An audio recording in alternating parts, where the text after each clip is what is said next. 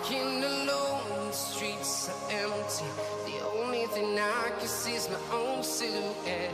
I'm getting stronger, step by step. The clock is ticking, but there's no time for regrets. I've been flying from town to town, from London to Taiwan. I've been all around the globe, trying to protect your soul. We are heroes tonight. We will fly above the sky. We are heroes tonight. Yeah. We are heroes tonight. We will fly above the sky. We are heroes tonight.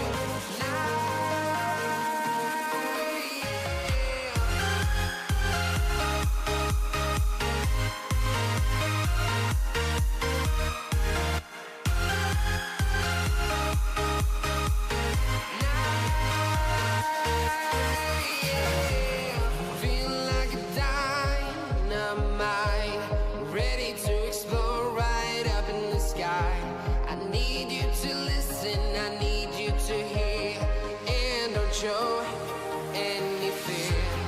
I've been flying from town to town, from London to Taiwan. I've been all around the globe, trying to protect your soul. We are heroes tonight. We will fly above the sky. We are heroes tonight. Yeah. We are heroes tonight. We will fly above the sky. We are heroes tonight.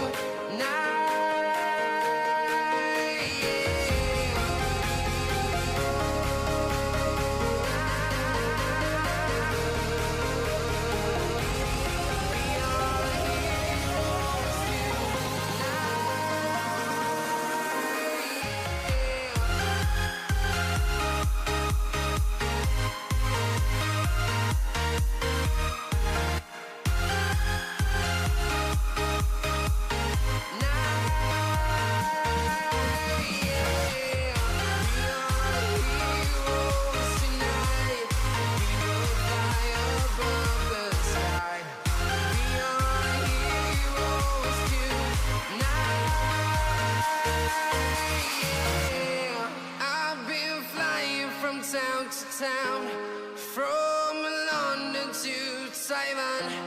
I've been all around the globe, trying to protect your soul.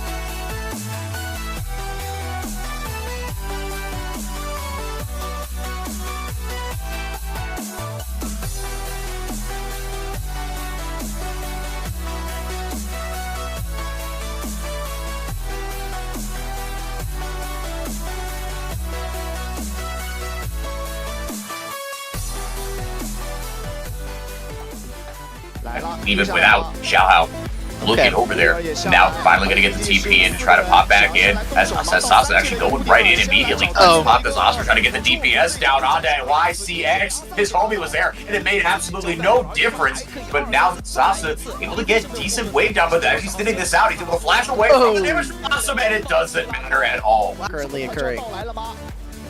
Now YXL, he might be next on the menu. I hope you like poultry. Gets smothered. He had no shot out of that. Absolutely brutal. ZDZ put him on a poster. They might actually just grab it and then look to turn. Oh, Ash Arrow through. It's going to connect onto Sheer. The steal is taken. Xiaohao, he rescues the Baron for EDG, and now all Barts are off.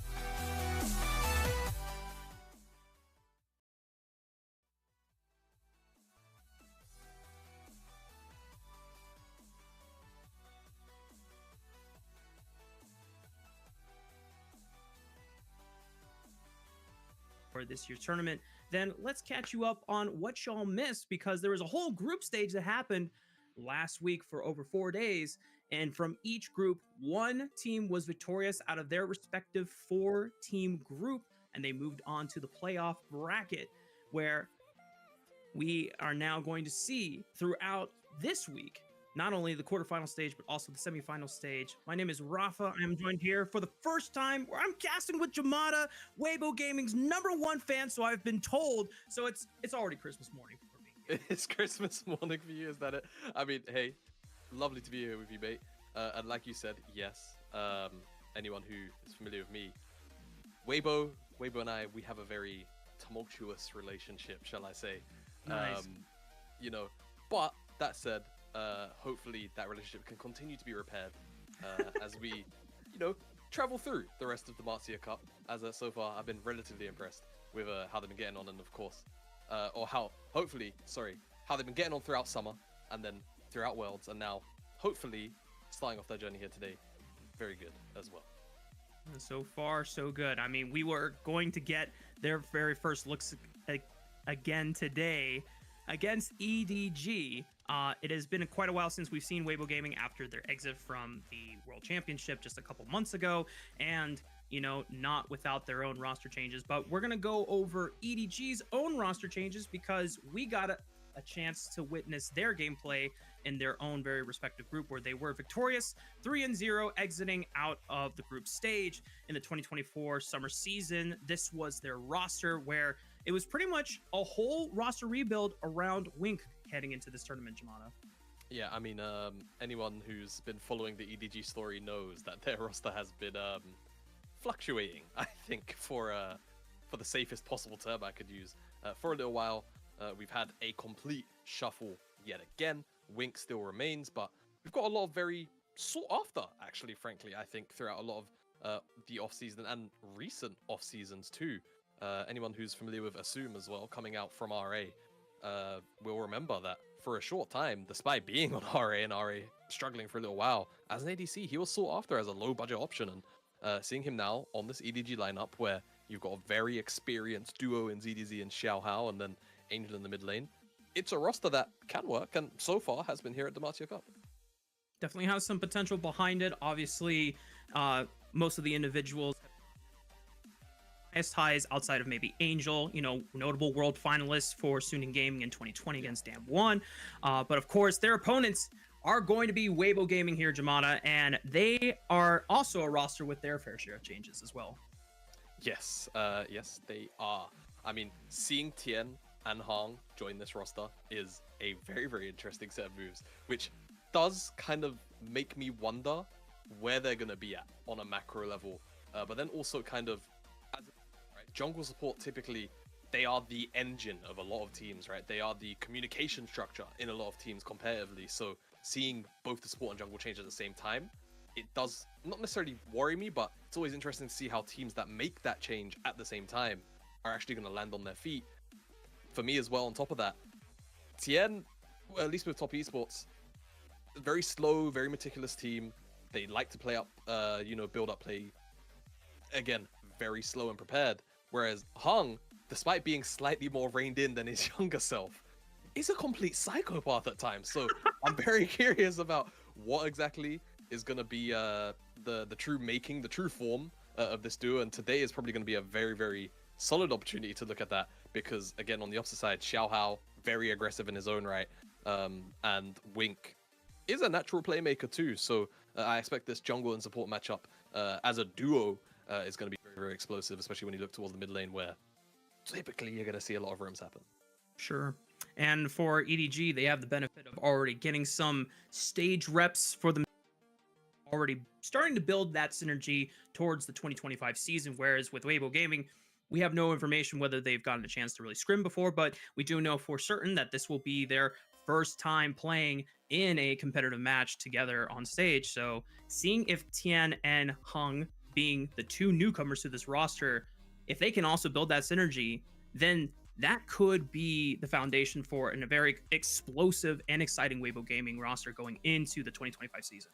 Yeah, I entirely agree with you, right? I think what's been great about this Weibo you know, lineup and, you know, organization for the last 2 years following it has really just been the fact that it has consistently subverted expectations time and time again. And I feel like, you know, a change like Tien and Hong coming in both from, you know, fairly well, maybe not by their own standards successful, but still, you know, top 8s at Worlds, both of them respectively. Yeah, it's still gonna feel like a change where you hope it just brings a fresh perspective, right? A fresh kind of change in philosophy of how Weibo potentially end up playing the game throughout a lot of 2025.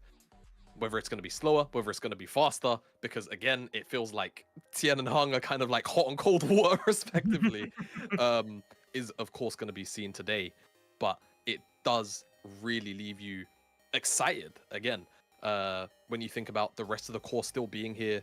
Xiaohu, and you know, some people are going to obviously criticize Breathe a lot if you watched the rest of his year that wasn't Worlds, but you know, when Breathe is on form, he is one of our stronger top laners here in the league. We've seen him peak at tremendous peaks before. It's just about whether or not he can maintain a certain floor on the opposite side of that kind of performance.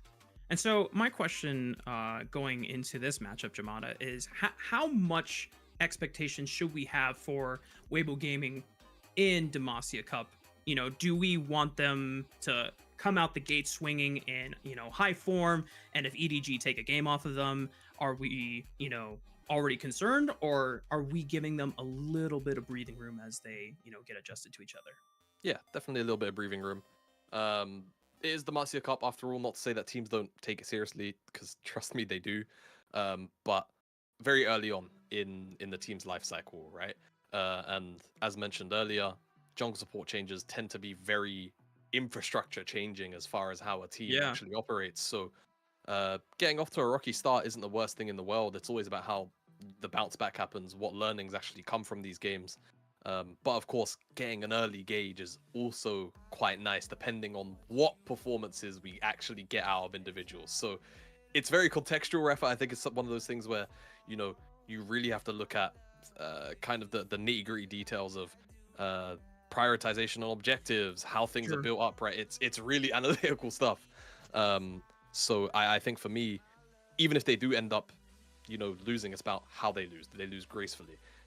If they have a composition that needs to scale, again, that losing gracefully part, very important. If they have to stomp a team in 25 minutes, how does the early game execution look, right? These are the things I'm really looking at for Weibo.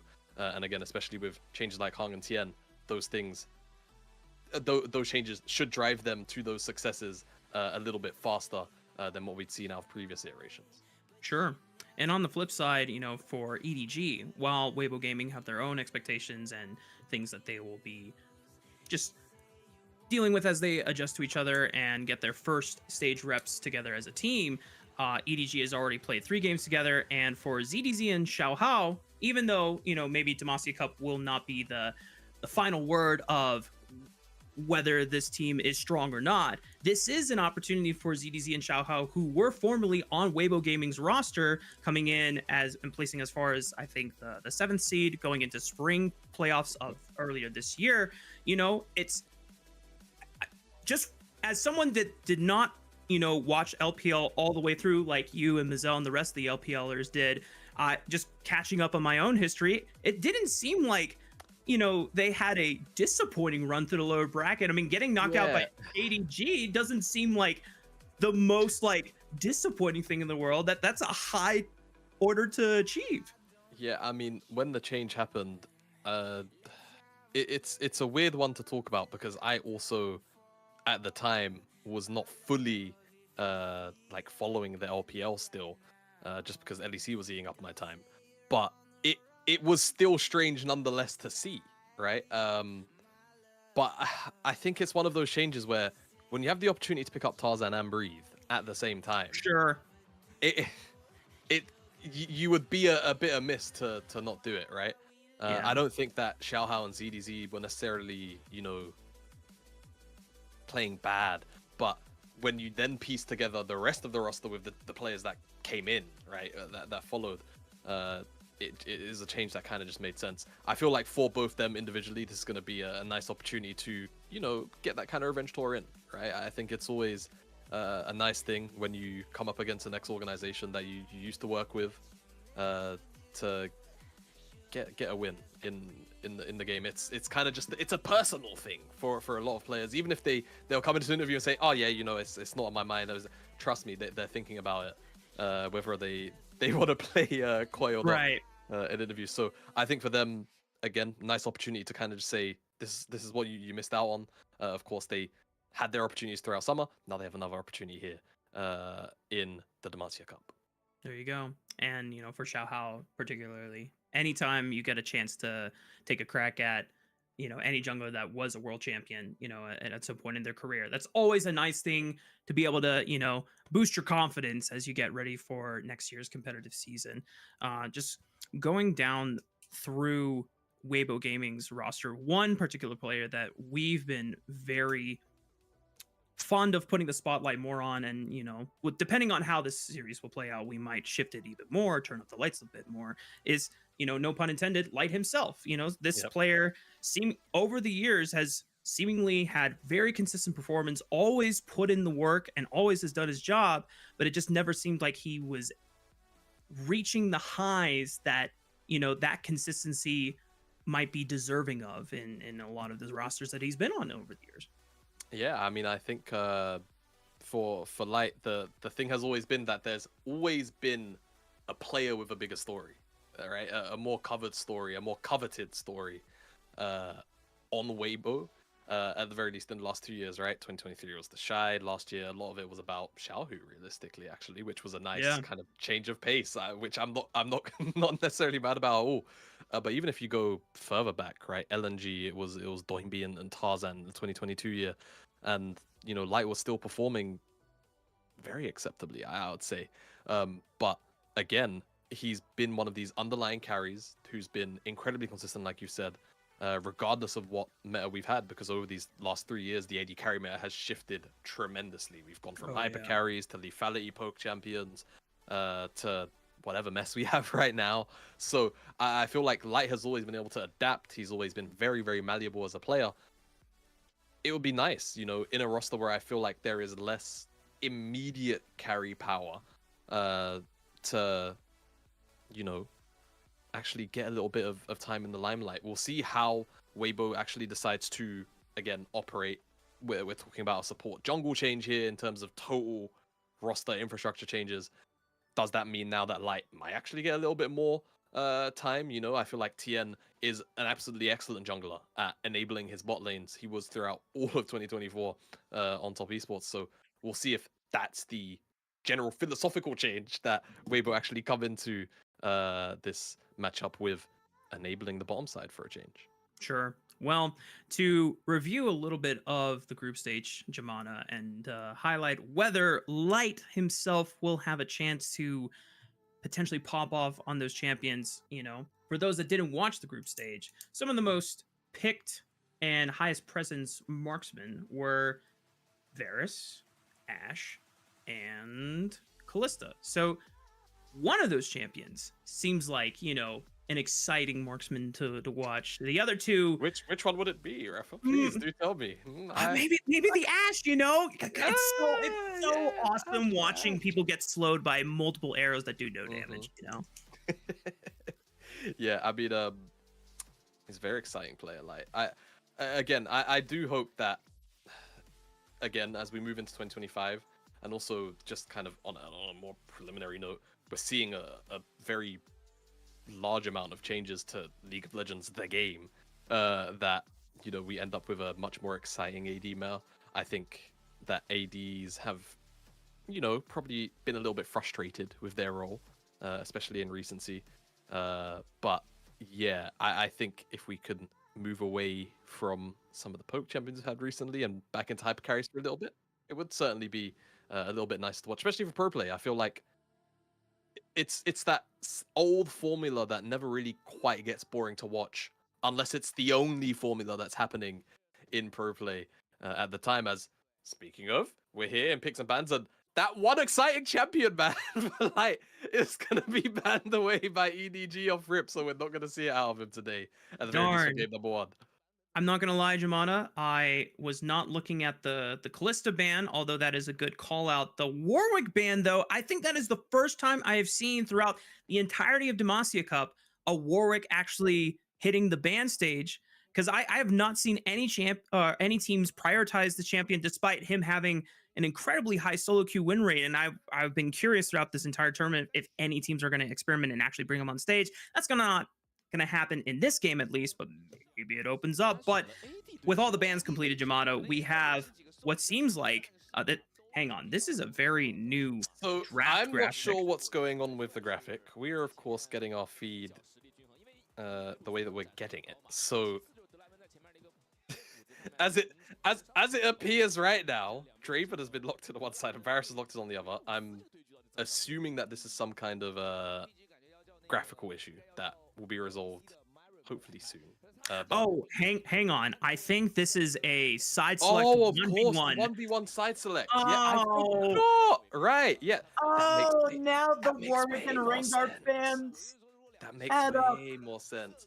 See, I forgot about this. I forgot about this awesome part of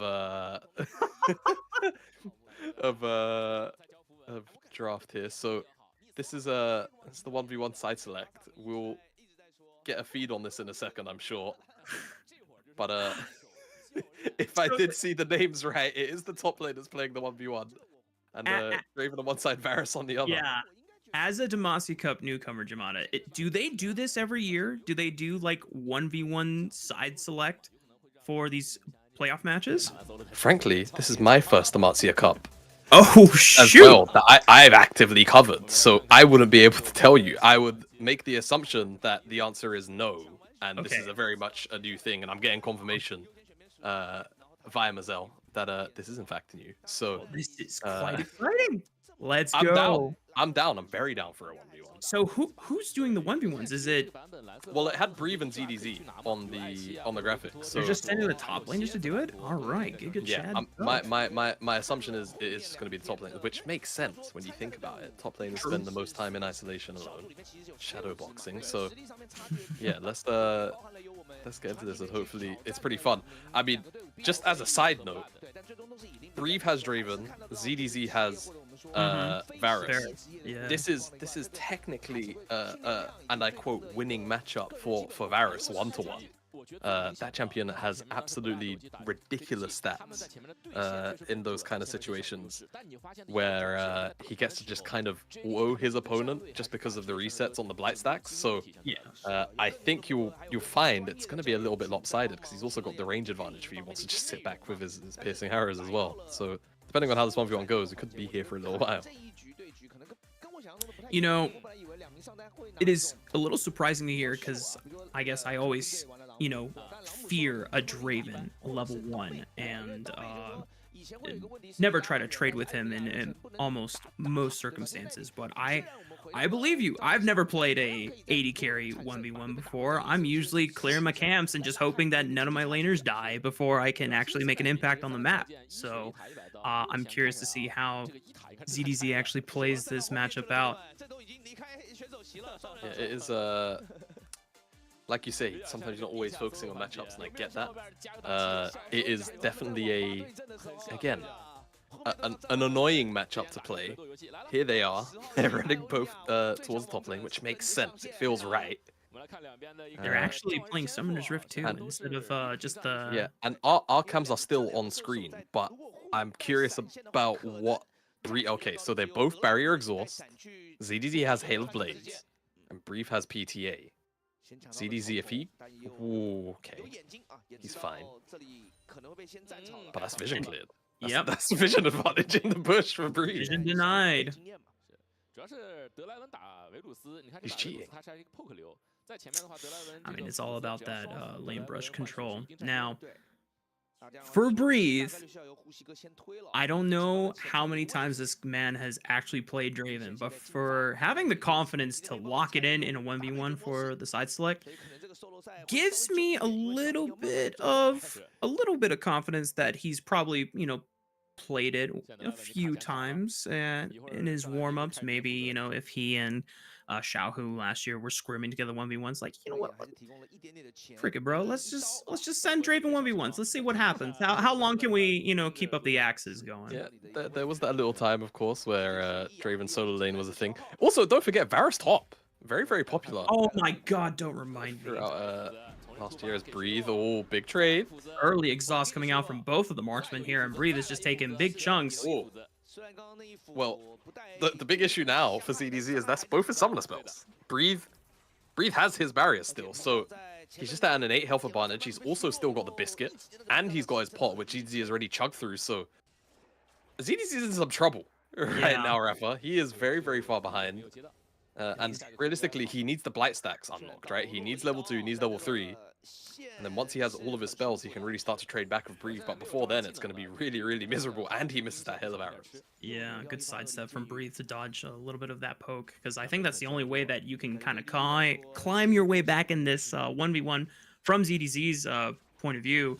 You have to be able to use the long-range abilities in your kit and just try to chip away at this Draven while...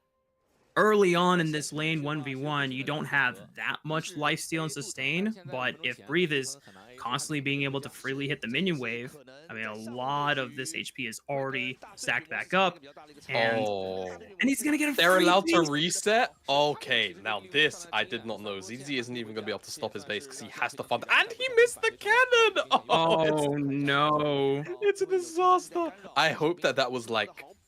you know, a weird observer like glitch the gold did pop up and he didn't actually miss it, but I fear he did, and now the observers are just being mean.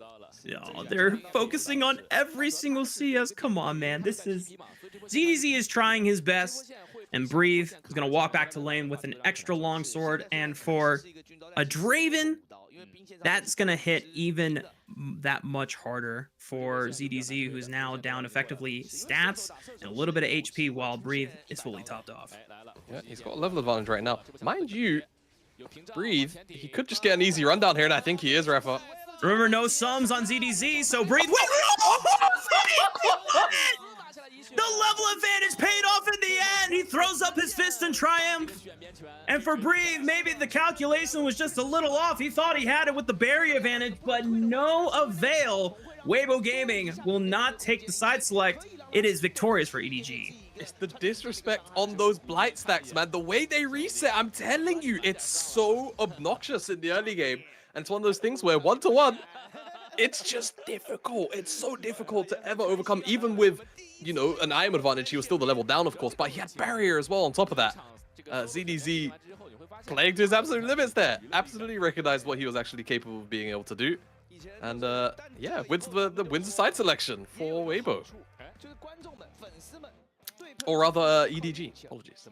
No, all good. Man, EDG. Well, that's a nice way to start off the series with confidence and momentum on your side, you know? Got the boys hyping you up in the chat afterwards. Top diff already coming out, probably. Maybe not, you know? We don't know how BM both of these guys are in a friendly banter, but, you know, it would be a fun way to start off a little bit of the pre-series banter, as now I'm curious whether EDG wants to prioritize blue side or red side. There's been obviously a lot of champions that we've been tracking over the course of the DEMACIA Cup.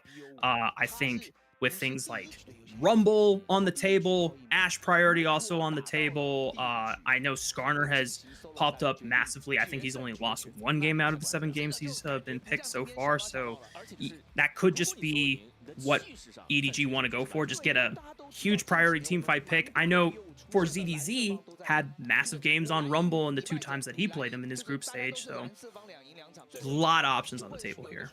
Yeah, a lot of options. The meta has, for the time being, remained kind of similar to Two Worlds, seeing a lot of the same power picks. There have, of course, been a few hefty nerfs to some, but still making their way through here in DEMACIA Cup. And yeah, priority is always going to be quite interesting. Like you said, the Skarner I anticipate is going to be probably removed away on red side. And we'll see who is on what. So it will be EDG on blue, so they will be going towards first pick. And Weibo are on red. So ZDZ wins out that blue side select, and we are into draft. And 2 bans have already been taken off the table from both teams. Aurora, Corki, respectively, from EDG side. And as we called out, Skarner's Rumble, both big power picks for blue side. No can do, not going to be picked at this time around. Maokai's the last ban from the side of EDG. Remember, there are still big 80 carry picks ready for the taking, but with the fact that only really Corki has been the one taken off, and it's a nice flex between both mid lane and bot lane, something tells me that it might not be one of the marksman picks, so that Weibo can leave the entire table open to pick from. Yeah, I mean, hey man, Varus looks pretty good in that 1v1. It did look pretty good! Are you advocating for Varus top for ZDZ in this opening game? I mean, I'm not against it. I'll say that. I think Varus is a very powerful pick. But for the time being, it's just going to be Ashe first pick, and do expect that to be an assume pick. But don't be too surprised if it ends up in Wink's hands. Don't forget, we've seen historically quite a bit of Ashe out of Wink whenever it's applicable to a draft. Very, very, very consistent Ashe player at that as well. But for Weibo, it seems like hovering over this Cassandre for a little while, they've probably had their mind set on that, and it's about what the pairing is going to end up being with it. Will it be the jungler? Will it be the AD to match? Again, Varus up and available, something that Light, also himself a very competent player at, despite the display from ZDZ in that 1v1 just a moment ago. But we'll see where Weibo decide to go, just because, again, Cassandre says to me, very stable, potentially slow on the top side. Bottom side, though, could be very quick as we get this Kalista lock in. very aggressive. And on my mind immediately, despite being into the Ashe, I'm starting to think what the lane swap scenario is going to potentially look like with the Kasane there and with the Callisto on the other side. Personally, I would not be a fan of a lane swap, not because I think it's ideal or not, but because that means we would get not as much fun interaction between the two teams. But you know, that is just me. The Herald of Arcane, Mr. Victor himself, has been locked in for EDG as he was available from the ban phase. I think he's been banned not a ton, but quite an amount throughout the group stage. And the top lane pick for CDZ will remain hidden for now. More than likely, this Wukong will just be a jungle pick for Xiaohao. And that leaves Weibo Gaming to either lock in their jungle of choice, or if they want to get their mid lane answer into the Victor right now before the ban phase comes out. Yeah, I think mid lane, not too bad. Jungle as well. I was about to say, you could also go support. And if you're happy with locking in something like a Nico, ban away two options that are going to make your life kind of miserable on the bottom side. Sure. And just kind of be happy with that. I also just want to call out, ZDZ is a player of many, many strange things as the Braum ban comes through, and that makes a lot of sense when you're dealing with an Ashe and you probably want to go in. Practiced Varus top in solo queue at the minute. Wukong is a matchup that's actually pretty good into the Kasante 1v1. Really? The issue kind of arrives, though, that we're in pro play. If you get lane swapped on them, Wukong kind of just becomes a bit of a nothing burger in the top lane because he just doesn't have the economy to operate. So I will just plant that seed and leave it there for the time being. But I do expect it to be a Xiaohao pick. It's just that I have seen this matchup a few times out of high elo solo queue, and it tends to be pretty one-sided. This Wukong, when he actually gets lane economy, deals way more damage than he does in the jungle, and that's a scary thought to think about, even into a Kasante. As I expect this to just be, you know, they might actually throw out the Sejuani ban or the no ban. I'm not sure what's happened there, just because of the hover previously, just to protect themselves from the potential of Ashe. Sejuani run down with a melee support. When we get confirmation what that missing ban is for, we will let you know. But Nocturne will also be the final ban. Very scary to deal with, right? Right now, Weibo don't necessarily have a lot of engage or setup. Vi obviously does both those things. Nocturne is an enabler of kind of just making it a lot easier for that Nico to access the backline with a flank. Yep. And maybe that no ban was to enable Weibo themselves to pick up the Sejuani for that engage. They basically told EDG, hey, you either give us Sejuani or Nocturne on this rotation, you pick your poison. And I think EDG made the right call, because at least without the paranoia, you can still see when a potential Nico Pop Blossom is going to take effect, or when anyone else is trying to flank you if Kasante comes in through a TP. Now, EDG, they are prepared for a lane swap if it does happen, Jamada, because the Udyr has been locked in, which we have seen as kind of one of those champions that can thrive in that scenario. With the Seraphine, though, now, I don't know if we saw any Seraphine throughout the group stage. There was one game. It was a loss. I don't know who piloted it, but I won't call them out for now. But we'll see if Wing can make a difference here. This is a lot of decent team fighting bruisers on the side of EDG, and with how long these fights want to be played out with champions like Victor and Ashe, I think having something like a Seraphine to give you multiple heals and shields and utility throughout the team fights makes you a powerful juggernaut composition. Yeah, it does, but it also has just given Xiaohu a very, very potent ultimate as well on the opposite side to try and chain in some of that engage. So I am very, very... I don't want to use the cursed word, but I'm very interested to see what EDG are going to do outside of the first 10 minutes of this game, right? I think a lane swap is going to be relatively easy to play out, right? You have Udyr, that's fine. Udyr's going to do the thing where you just walk mid, get level 2, walk to bot, and he just picks whether he gets to clear the wave with the empowered R or, you know, tank up a dive with the empowered W. Weibo, again, it feels like they're the ones with all the agency here. They're the one of the Kalista Nico lane, they're the one of the Sejuani, and Silas as well as a 2v2 in the mid jungle. Victor is, you know, we haven't seen him for a while competitively. He's here because, of course, of the recent changes. He's not really a champion for a little while. Like, it takes time for him to come online. So with all of this innate scaling and very big lack of early damage, I'm very worried about what EDG are going to actually be able to get done in this first 10 minutes. It's going to be a lot about, I said it earlier actually, but quoting the other side for Weibo, losing gracefully in these first 10 minutes and getting the gold where you need it, so that once, you know, Herald spawns up or the third dragon spawns up, you actually have an opportunity to play the game, because otherwise I feel like Weibo have everything they need in their arsenal to play out an early game aggressively, stomp it out, and then turn it into a mid-game transition where they just win. True. And the cool thing for us, as we were kind of noting at the top of pre-show before getting into draft, one of the big things we wanted to look at for Weibo Gaming over the course of this series is this is our very first look at this new roster being put together, with Tian and Hong coming in as the new jungle and support. And this is a chance for showing how well they can synergize and play together on the map, where you are kind of expected to be the playmaker. You're the ones with the agency in your hand in the first half of the game. Let's see how aggressive, let's see how proactive they are against a team that is going to fare better the more time they are given to scale up. Absolutely. And for me, I think the funny contrast and comparison is already here. Spoke about Tien being a very, you know, slow by the books jungler. At the very least, that's how he operated on top esports throughout a lot of this year. He's on the Sejuani. Through and through, just called Hong a psychopath in my analysis, and I'm happy to do things like that. On the Nico with the Kalista pairing, right? So a lot of early aggression is to be expected from this duo. We are going to be getting the lane swap out from Weibo.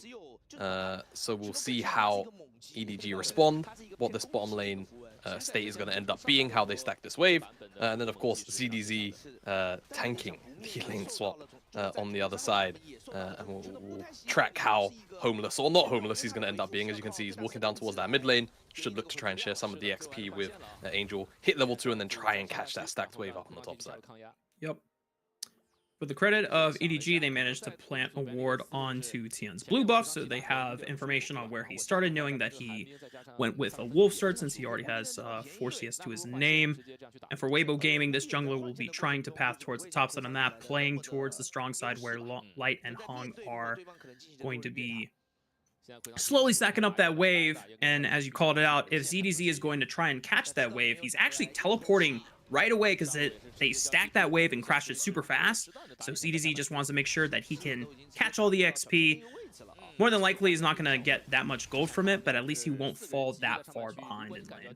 Yeah, so whilst I was looking at the mid lane, the interesting thing was that Tien and Breve did the entire bottom side quadrant together, instead of kind of like pathing up towards the top side and crashing on the third wave and then trying to deny ZDZ that wave with a dive. So we've now kind of ended up in a situation where both top laners are going to be able to catch a fair bit of CS, but still, I feel like Breve maybe getting the slightly worse end. ZDZ, I don't feel like he can be dove from 100 to 0, even with these three. If he can get his passive back up, that empowered W is such a nuisance to deal with. Still a few seconds away, but they're gonna start this dive off now. All right, Hong tanks up the turret, aggro, ZDZ gets knocked up, the spears, there's that empowered you were talking about. Hong, wait a minute, he's got the minion Nico passive. Oh, but the healing. But ZDZ's still healing because he's autoing Tian under the tower. But eventually, Weibo Gaming pull off the dive with no deaths on their side. First blood goes over to Light. And honestly, a majority of that play just has to be credited to Hong using that cannon minion tech, right? Tanks up so many tower shots, and it just enables them to get through ZDZ's health bar. Even though he does so much work in staying alive for so long, it doesn't matter because Hong's just there tanking up maybe 5, 6 tower shots throughout the entirety of that dive. ZDZ can't do anything to survive. And that advantage that ZDZ might have had being able to get to the minion waves now seems to have disappeared completely because, yeah. 4, 5, 6, 7. That is just crazy. Yeah. That mechanic might need to be looked into, perhaps, as ZDZ, unfortunate victim of that play, but it is very unique to Nico, of course. Not really much he can do. He did what he could. Still got a fair bit of XP, but of course will still be denied and didn't have teleport. Teleported back to the top side to catch the initial wave earlier on, so we'll be set a little bit further behind than his counterpart Breve on the bottom side, who's been relatively undisturbed as he farms up all these minions.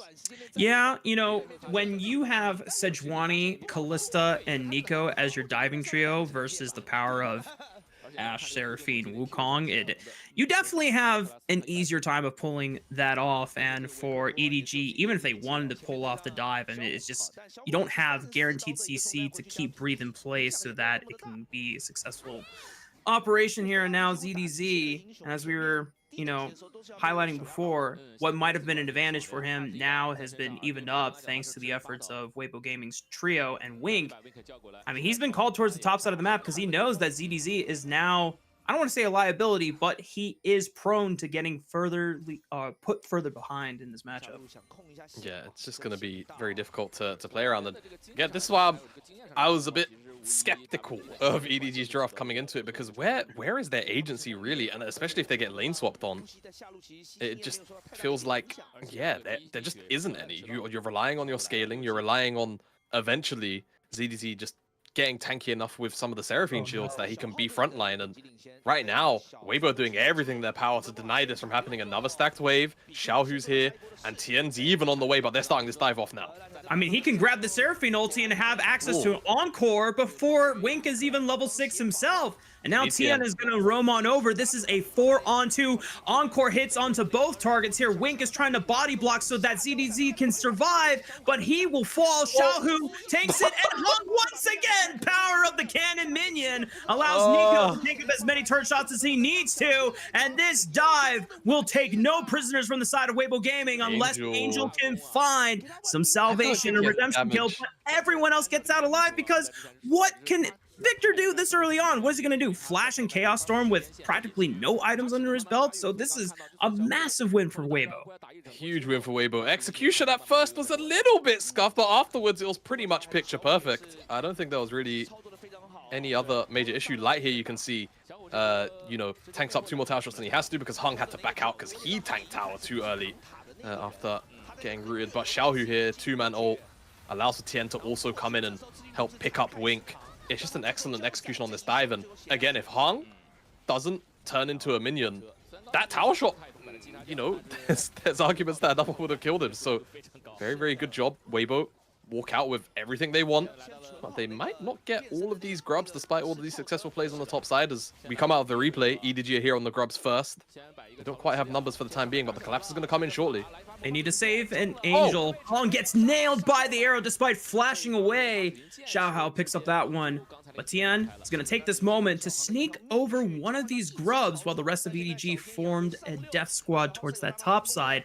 Xiaohu has returned to the river, takes the arrow for himself, but I don't think there's going to be an engage from Weibo Gaming. It's just going to try to use the arrow to disengage, but Tien's got nowhere to run, no time to flash, as Xiaohao pulls the trigger with that Cyclone, now looking for Xiaohu, and Weibo Gaming might have bit off more they could chew. Xiaohao dashes over the wall thanks to the upscone abduct and breathes to force the flash, and Weibo Gaming don't drop any more losses in that fight.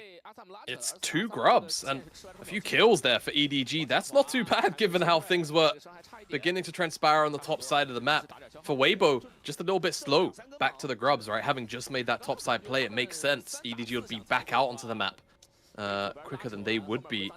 And it's a nice injection of gold for EDG. When you actually take a look at the top side of your screen, it's only 200 gold between these 2 teams, despite all of the very, very successful dives so far for Weibo.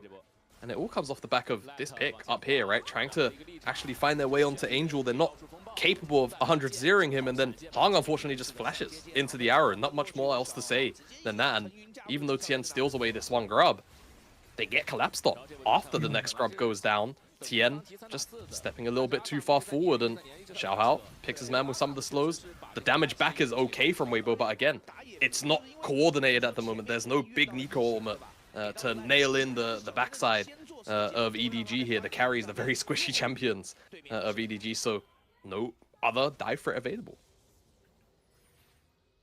And for EDG, even though that it's still very early on into this game where this composition hasn't really reached its full potential, its full power, you can already see a little preview of how this composition is going to be playing out these fights. As long as these guys are together and grouped up and bunched up, they all enable each other and facilitate each other to their maximum potential. And for Weibo Gaming, I think they just disrespected that a little too much, getting a little too excited after the, fruition of their first 7.5 minutes of gameplay so far. Now, let's see if Weibo Gaming can kind of rein in the horses a little bit and continue what was working for them. Because as you mentioned before, the gold lead has now been shored up thanks to EDG's efforts.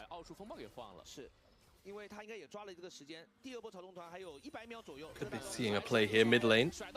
Nice. Glacial Prison onto Assume. Xiaohao will try to deter the engage. Nice use of the Encore to lock up Light, but he takes out Xiaohao before they can get any damage back. Light is below 200 HP, and Hong might have gone a little too far forward. Assume using the power of those arrows in the slow, but Tian will now body block using his own body. Light goes in a little too far, but they take out 2 for the effort. And for EDG's bot lane getting absolutely obliterated, Weibo Gaming will walk away from the fight victorious. 3 for 1 for Weibo, and I mean, initially, after EDG get the first kill, you would have expected them to back up, but again, kind of over-chased on that exchange and get punished for it. It is Weibo that initiate this play, though, right? Sejuani ultimate comes in. Assume, though, not in really any massive amount of danger. The ultimates here, massive on both sides. Just about everyone gets slapped down. Weibo, though, happy to kind of chase in and Assume, just gets a little bit too anti, feeling like he can pick up Hung, and the damage just isn't quite there, unfortunately. And even though Light does go down, again, 3 for 1, the final exchange, it's definitely not worth it as we come out of the replay into a pause. And we'll see how long this one will take. Hopefully a short one at best. Well, this gives us a chance to kind of recap and get a general overview of how the game is progressing so far. That was a decent shutdown off from Light, but for the side of Weibo Gaming, they can be thankful that it went over to the Seraphine and not the Ashe, which would have been more appreciated for EDG's efforts. But, you have a 4-1 Kalista that is, snowballing quite effectively so far for Weibo. They did not get the first dragon, credit to EDG for picking up a majority of the objectives, while Weibo Gaming were kind of giving ZDZ the business and the top lane island treatment. But for Weibo Gaming, do we need to see them now prioritize strictly dragons over the next few minutes, or are we just going to see them continuously try to stat check EDG in these lanes? I think both are very viable. Dragons will definitely give a much more overlooming threat to EDG, but EDG already having picked up that first dragon just buys them so much extra time for the potential of scaling. So I think EDG are fine as long as they're the ones that keep their distance, right? I'm not really sure there's too much Weibo can do about it, because remember, it's Weibo that have to, engage. It's Weibo, the onus is on them to force plays and actually make things happen. EDG are the ones with all the wave clear and the ranged engage, so they can kind of just sit back for the time being and wait for those next couple of items to roll in, right? First items across the board for the important members of EDG have already come through as 1v1 on the bottom side here. All out's been called. And ZDZ will just run away. Yep. Awesome matchup. Now, arrow from Assume hits Tien straight dead in the face, but no one else from EDG can safely walk up and threaten this objective. So that's going to be 4 Void Grubs picked up in total for Weibo Gaming. Credit to Tian for being able to steal 1 in the previous rotation. This will at least give them some extra turret splitting, pushing power. And for Weibo Gaming now, they have to find a way to regroup back into mid lane. I don't know if through the river is the safest way for you, Xiaohu, but Tian forced to use the Glacial Prison to make sure that his mid laner is not completely dead to rights, and EDG, for now, have control of the mid wave, and they get the first rotation over to the second dragon of the game. Yeah, and I mean, again, if they pick up the second dragon, it's a big deal, because then there's just there is no soul threat. And I mean, with Tian on the top side, it seems like that's just going to be the case. So there's 2 early dragons to the scaling side of EDG. Weibo, despite all of the early skirmishing power that their champions can be afforded, just haven't been able to find the time to, or haven't made the time to pick up those dragons. But this TP is going to come down. There's 3 members here and ready to dive ZDZ. He flashes away, tries to buy as much time as he can, but with 4 members diving you, I don't know how long you can last, but credit to EDG. They bought enough time for Angel to pick up first brick on the other side of the map. So, Jamada, EDG, they're getting the objective game a little slightly better than Weibo Gaming. They're making use of hitting turrets faster than Weibo Gaming have, who picked up the 4 Void Grubs. I feel like we should be a little concerned for how Weibo Gaming's acceleration of the game state is going so far, because it's not going fast enough against a scaling composition like EDG. No, it's not. And you know, for the time being, the gold lead is nice. We'll again continue to track where Weibo are able to make things happen. A lot of that gold is inside of Light, right? We spoke about how we wanted him to kind of maybe take a little bit more of a central role inside of this Weibo roster, and the changes so far certainly has been 4-1-3, and on his way to that second item. Weibo have to make good use of this Kalista for the next few minutes, otherwise I feel like Light's usefulness is certainly on a timer as a Kalista into things like Wukong, into all of this range slow from Wink and Assume on Ashe and Seraphine, respectively. Weibo need to put their foot down and really find a foothold in this game before things start to really roll out of control here and EDG have too much scaling on their side. Yeah, and you can already see, for Light's credit, how aggressive he is trying to play. You know, a lot of the early skirmishes and the all-ins, you're not seeing Light completely, you know, panic out of a fight. He is going forward, and he is even willing to risk his life, which has already happened once in the shutdown going over to Wink. But if Weibo Gaming can continue to rely on Light jumping forward, as Xiaohu is going to send an arrow mid lane, sails on wide. Doesn't look like any target is going to hit. It looks like they were aiming for Angel to see if Breathe could get that all out. Little shuffle into the turret and just get a free pick that way, or burn a flash, but no dice. No dice for the time being. Always nice to see those attempts come through. And you know, normally I actually spoke about Ashe being a very proactive pick. I'm not necessarily surprised we haven't seen proactivity out of EDG, but I wonder when they feel like they will start to be able to get that proactivity out of the pick, right? Sure. Again, I do anticipate we're realistically looking at a 2-item setup here for EDG. Second item for Angel, second item for Assume. That Mikhail's Blessing is in for Wink. You know, there to cleanse away that Sejuani ult. So, realistically, again, I just assume EDG sit here, wave clear. Ashe Seraphine in the mid lane, Victor on the side lane. He can just sit back, and even if Weibo try and start up an objective like Baron in 4 minutes time, you've got the Hawk shot. You're gonna have all of these vision, you know, resources to really make sure that your entrances are pretty much information filled as they can be. For the time being, though, Weibo trying to break this mid lane tier 1. Whoa. Well, Light was forced to cleanse the Ashe arrow, but the layering the CC from Wink was pretty threatening. Had anyone else from EDG been in range to follow up, they might have been able to force more out of Weibo Gaming's side, since he was stunned up for just a brief moment. But no, EDG will be content that I at least traded one ultimate that is a fairly low cooldown for a summoner spell off of Light, a minute and a half before the third dragon spawning, and 3 minutes away before Baron spawns. I want to take this time, Jamada, as I think both of these teams will not be fighting for a bit, to remind all of our viewers at home that now that we're in the playoff bracket stage, we are playing full Fearless mode. So that means after this game, none of these champions will be available to pick from going forward in the series. Yep, that's true Fearless mode. So, again, very kind of exciting for EDG to come out with things like the Seraphine support early on, because now it just means that, you know, game 2, game 3 just end up with Nautilus and Leona and the fun stuff we've seen for. You get that Braum again, yeah, you get the Braum again, hell yeah. Like, lock that in. That's what gets me going when I see support matchups, man. You don't have to lie to me, you know. It's understandable, you know. I think you've already done your fair share with saying how you are such a #1 fan of Weibo Gaming earlier. You know, I did appreciate that. Yeah, I love Weibo. Weibo are amazing. Yeah, that's the extent of my love for them. That's all I'll exclaim for right now. But I mean, I do kind of love how EDG are playing against Weibo right now. Can't say I love much of how Weibo are kind of navigating this mid game, but I don't blame them. They're really being kept at an arm's length here by EDG. EDG just kind of fulfilling their role. They're really understanding what the win cons are for Weibo, and they're doing an excellent job of denying that away. And as they start up this Dragon, this is where it could get dicey. This is the opportunity really for Weibo to try and pull the trigger and find a successful fight. There's some good wards for TP flanks if Xiaohu wants to pull the trigger, and that's what exactly he is going to do.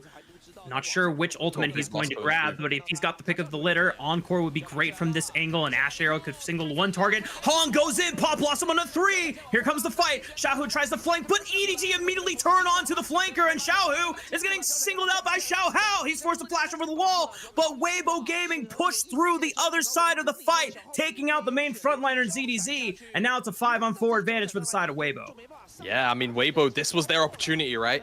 They've got this big gold lead. There's that IM advantage on Light. This was the window they needed to pick up a team fight win, and they do just that. EDG, I think, just overplayed their hand a little bit. I think they've been so comfortable. They've coasted through the last 10 minutes because of how some of these skirmishes have played out, that they just felt like the setup was there. And frankly, it wasn't too bad once they'd shut down Xiaohu's flank, but it's just Hung getting this 3-man ultimate on the front line and really buying the space that Weibo needed, along with Xiaohu, for, again, Light to just open up, right? Takes down the frontliner. There's not really much CDZ can do. He's just being good at it in the middle of 3 members. But as we come out of the replay, Assume's dead. And it doesn't stop. The momentum has started for Weibo Gaming, and now multiple summoner spells were used in that previous fight. So they find Assume a little too far forward, immediately pouncing on the summoner-less Ashe. And now Weibo Gaming, they have an opportunity to at least get control of Baron. I don't think they'll start it up, or at least... No, I think You know what? I'm a liar.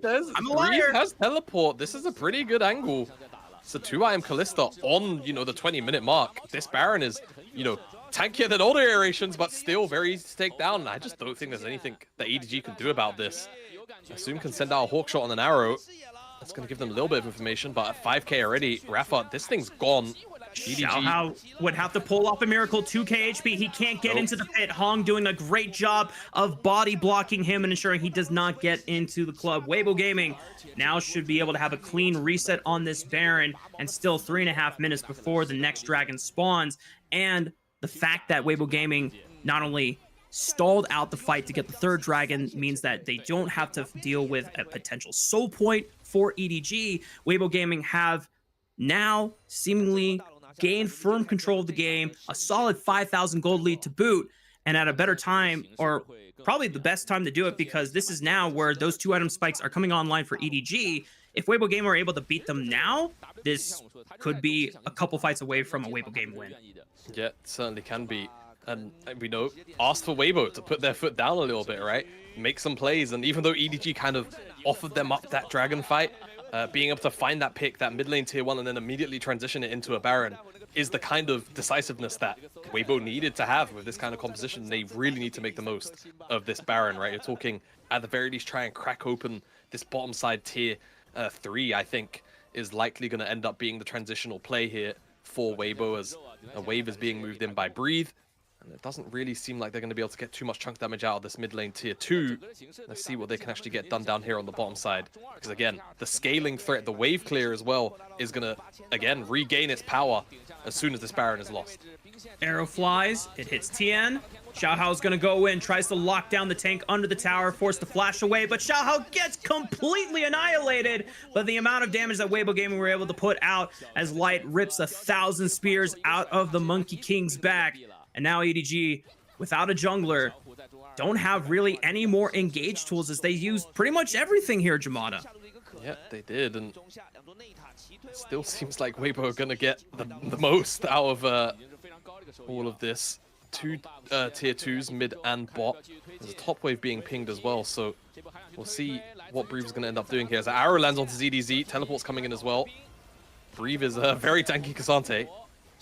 Tanks it up and barely loses, I want to say, more than 1/5 of his HP. Still has about 3/4 to play with. Hung goes in, forces a couple of summoner spells out of the teammates of DEDG. They lose the inhibitor tower, but now have all 5 members once again. But meanwhile, Xiaohu in the mid lane, pressuring for that middle exposed inhibitor. These are 2 open structures now that Weibo Gaming can look for, but they've used a fair share of their tools. They don't want to have to risk anything else, but they have taken a crack open at the base for EDG, and now are setting up the pieces for a potential win here in game 1. Yeah, I mean, job's done for the Baron. Cracked open the base, that's what they needed.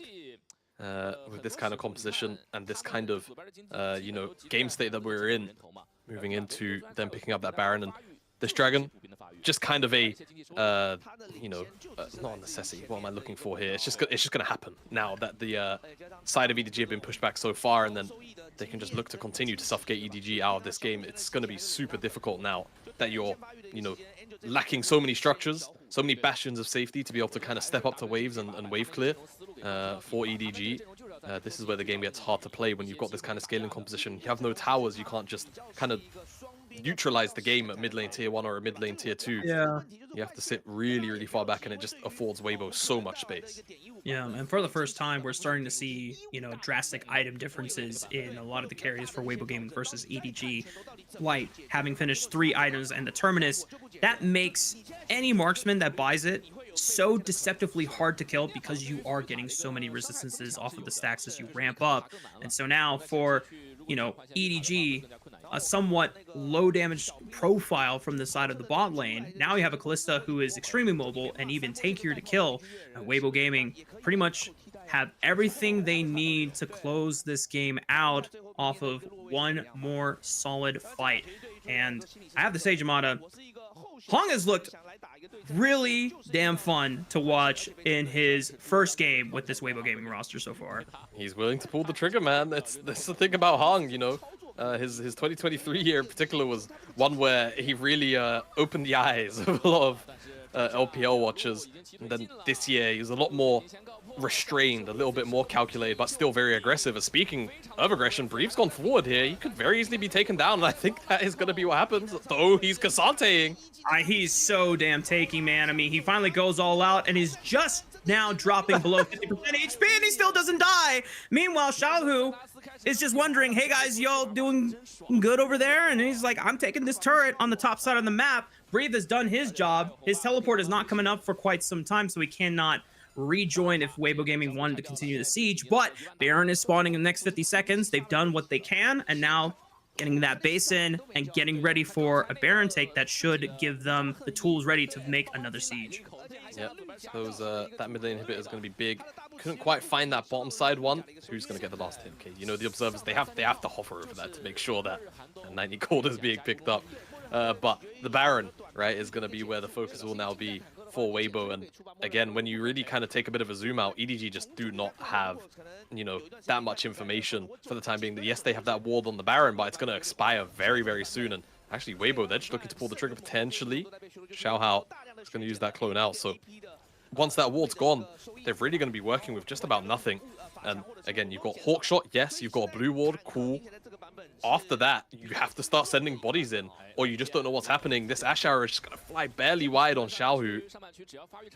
And that's kind of that was their real only option in. If that arrow hits, then great, they can really try and take a foothold, get that pick, walk into the jungle together as 5 after they deal with their waves. Without that, now Weibo just kind of get to sit here in fog and be very, very threatening. And if you split up like this, EDG, one person getting caught out, you just lose the game. Yeah, remember, EDG's composition is stronger when all grouped together. If they're ever split up, as Xiaohao was trying to look for the flank on the right side, and Weibo Gamer is just going to pull the trigger. Han! Pop Blossom! Flash over the wall. That's going to set up the engage, and Xiaohu is completely isolating Assume from the rest of the fight, cannot assist with any of his fellow EDG comrades. The fight completely won and absolutely dominated by Weibo Gaming in a stellar Game 1 performance, and they'll be taking the first game of the series. What an engage from Hong. 3-man Homer on the front line to really just put the nail in the coffin of EDG, and that will be game 1. Weibo, after the first 20 minutes, I was a little bit worried, but once they had that opportunity to pick up that Baron, it was all go, no breaks, and they will be moving into game number 2, 1 up over EDG. For me, this would be a fun moment for Breathe to type in all chat, you know, 1v1 doesn't matter, you know, and just kind of set a little more pre-banter for the rest of the comrades. But, you know, probably all business from the side of Weibo Gaming. And for the rest of the audience, I think it was reasonable to have expectations that Weibo Gaming should be the favorites to win, despite you know, this is a new roster being put together, and obviously we're going to give them a little bit of breathing room of being able to come together. But look at the way Hong and Light played together so far. First stage game as a duo, and they've already kind of locked in this very aggressive, forward-thinking mindset. Yeah, I mean, game number 1, it's looking good for Weibo. I have to say, I'm always going to be the first person to be critical of this organization, right? It's always going to be me. I will put my hands up, right? I am far from Weibo's lawyer. That said, that was an excellent looking, and yes, you can talk about the strength of the EDG lineup and you can go on about all of those kind of things, but still, getting a preliminary look at this Weibo, at the very least for this game number 1, looked great. We saw Light put in a position to really carry the game. You know, after that sort of 15-minute mark, they executed very, very well from that third dragon out. Yes, some questions maybe to be asked from some of those kind of transitional moments after those first couple of dives at best, but then you're really nitpicking and looking for things to really try and drag Weibo down about. I feel like this was generally a pretty well fought game. I think they recognized they were on that timer, and once they recognized, they pulled the trigger. And again, EDG did not really have too many proactive tools, so this is one of those games where it's kind of easy to play when you're the one of the proactive tools and everything is super reactive on the other side, and on top of being reactive is incredibly late game scaling, right? Angel was going to need 3 items. I could go on, right? It was going to take a long time for EDG to come online here. Weibo knew that and abused it.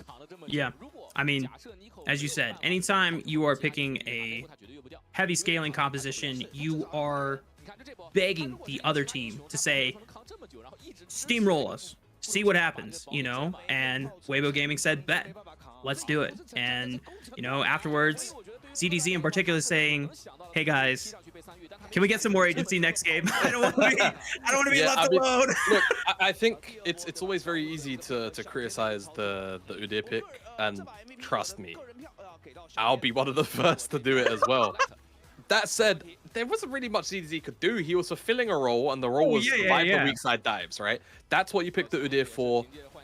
Pick up enough CS, and then hopefully just be, you know, annoying on a side lane, neutralize a side laner, be a frontliner in tanks, right? That's what the Udyr is about.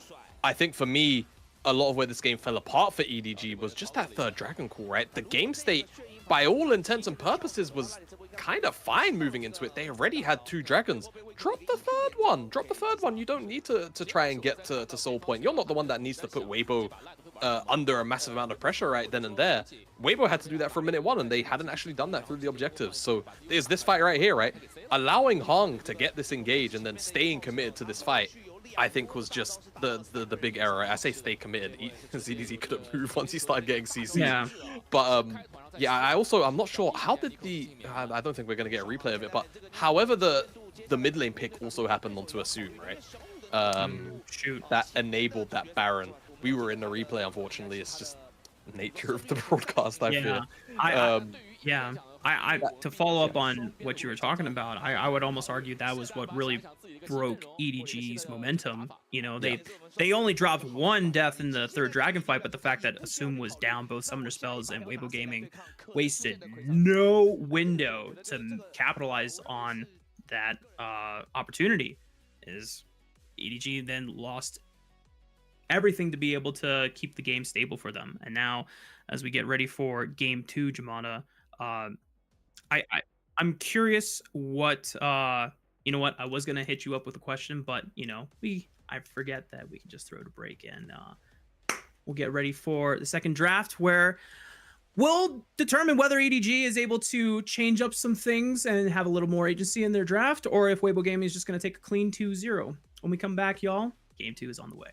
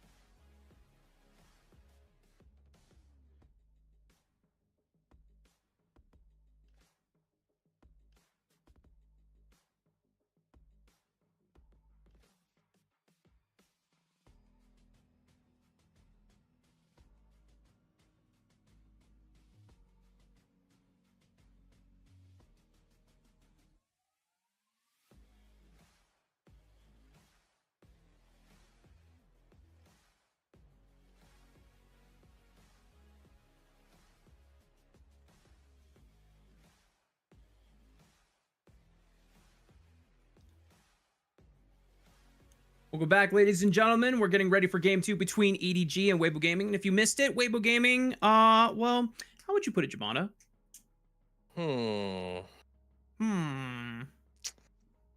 I don't want to get excited yet. I don't want to get excited yet. We are holding space. That's how I'd put it. I'm I'm holding.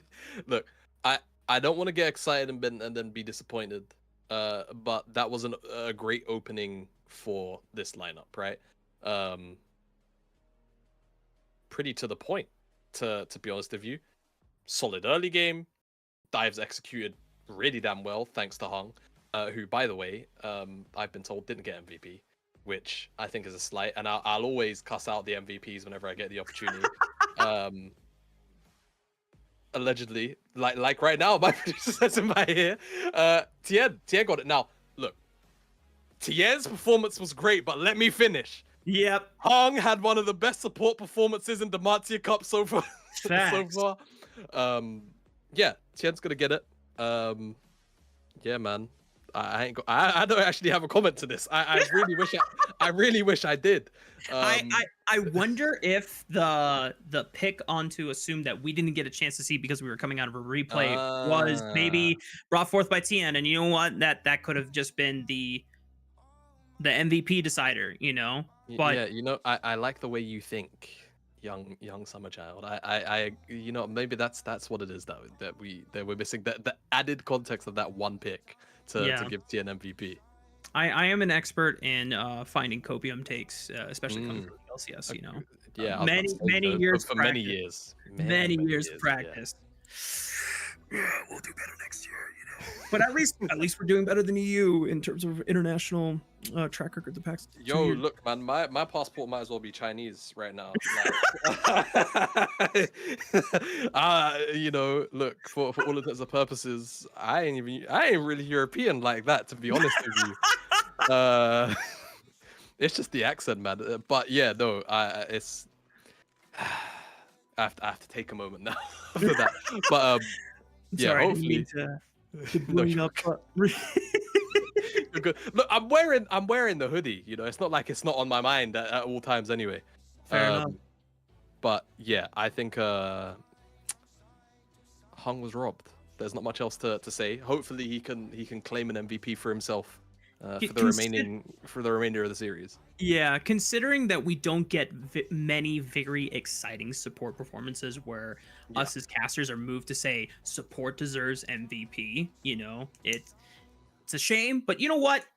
Hong is the MVP in our hearts, you know, and not to slight Tian. You know what? He's probably the MVP in chat's heart too. If I had to wager a guess at who people were most excited and expecting to get MVP from game 1, I feel like I'm usually quite in line with chat. I would imagine chat were probably thinking that Hung was going to get it as well.